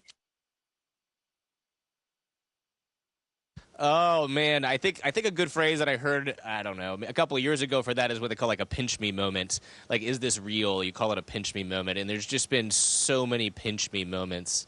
That first time, we got to orbit, you felt the 0G in your seat, and then, you kind of leaned forward. We had, like you talked about, roles and responsibilities, but then you had that chance to just look out the window for the first time and see the curvature of the Earth and the thinness of the atmosphere. Or, just floating. Once you came aboard, the hatch opening and seeing your crewmates that you hadn't, you trained with, and friends with for many years but hadn't seen in a long time. There's just so many pinch me moments. Is this real? Wow. Okay. We are like giddy that we had a chance to talk to you today. I am curious, you were talking about the view. Like, what is your view right now if you were looking out the window? What do you see? So there are actually 2 windows right behind me, and I'm not sure. It looks like it's dark because there's not light cracking through the sides. But the view is incredible, both day and night. I've probably shot over 100,000 images trying to capture it to the best of my ability, and I still can't capture what the human eye can see, despite all those efforts. The colors are incredible. We've had some amazing aurora. You're seeing other satellites, seeing stars, seeing the planets, seeing the moon, seeing it all interact, and Earth, and then Denver. I've actually had a chance to fly over Denver a couple times itself, so it's just such a beautiful sight to see. I can't really explain it. Yeah, I can imagine flying over Denver and Colorado is particularly important because you have a lot of ties here. I did. I grew up there. I grew up just there in Wheat Ridge and, in the mountains. And probably that's where I got my exploration spirit that made me want to come to space, right? Exploring outside my backyard in the beautiful landscapes of Colorado, going up into the mountains, the canyons, the valleys, the mountaintops. That I don't know how that you don't walk away from Colorado without an exploration spirit. Yeah. And I'm curious about when you do come back here on Earth. I know it's about 6 months or so. What are you the most excited to share about what you learned with folks here in Colorado? Oh, so many things. Obviously, the first thing I'm excited to go back and see friends and family, we've been separated for some time up here, but to get back and you're taught and you know and you hear all the time the importance of conserving and taking care of the earth. But coming up here, the fragility is just so much more evident. The thinness of the atmosphere, you look out and you see how little there is between humans on Earth and the vacuums of space. And so, yes, I understand conservation is something I've thought about, for much of my life, but it just seems so much more deep and so much more clear to me, the fragility of our civilization now. And my last question for you is just I know there was so much training, so much studying, and it was a long journey to get to where you are right now. What would you say to anyone else, especially, the younger kids who might be watching this going, I'd love to do the same thing that you're doing right now? There's a lot of advice. This could be a long time, but I think the simplest way to say it is to go do things you love, because you'll never want to stop doing them, and you'll ultimately be really good at them. And this job requires people from all kinds of disciplines as we move our civilization to low Earth orbit and then onto the moon and to Mars. We need everybody, all types. And so if you go do something you love, you'll be really good at it, and it will never, ever feel like work. Oh my gosh. Well, it has been such a pleasure to be able to connect with you, Matt. Thank you so much for sparing a little time for us to chat with us. We appreciate it. Thank you, guys. Great to talk to Colorado. Station is the Houston ACR. That concludes the event. Thank you to all participants. Station, we are now resuming operational audio communications.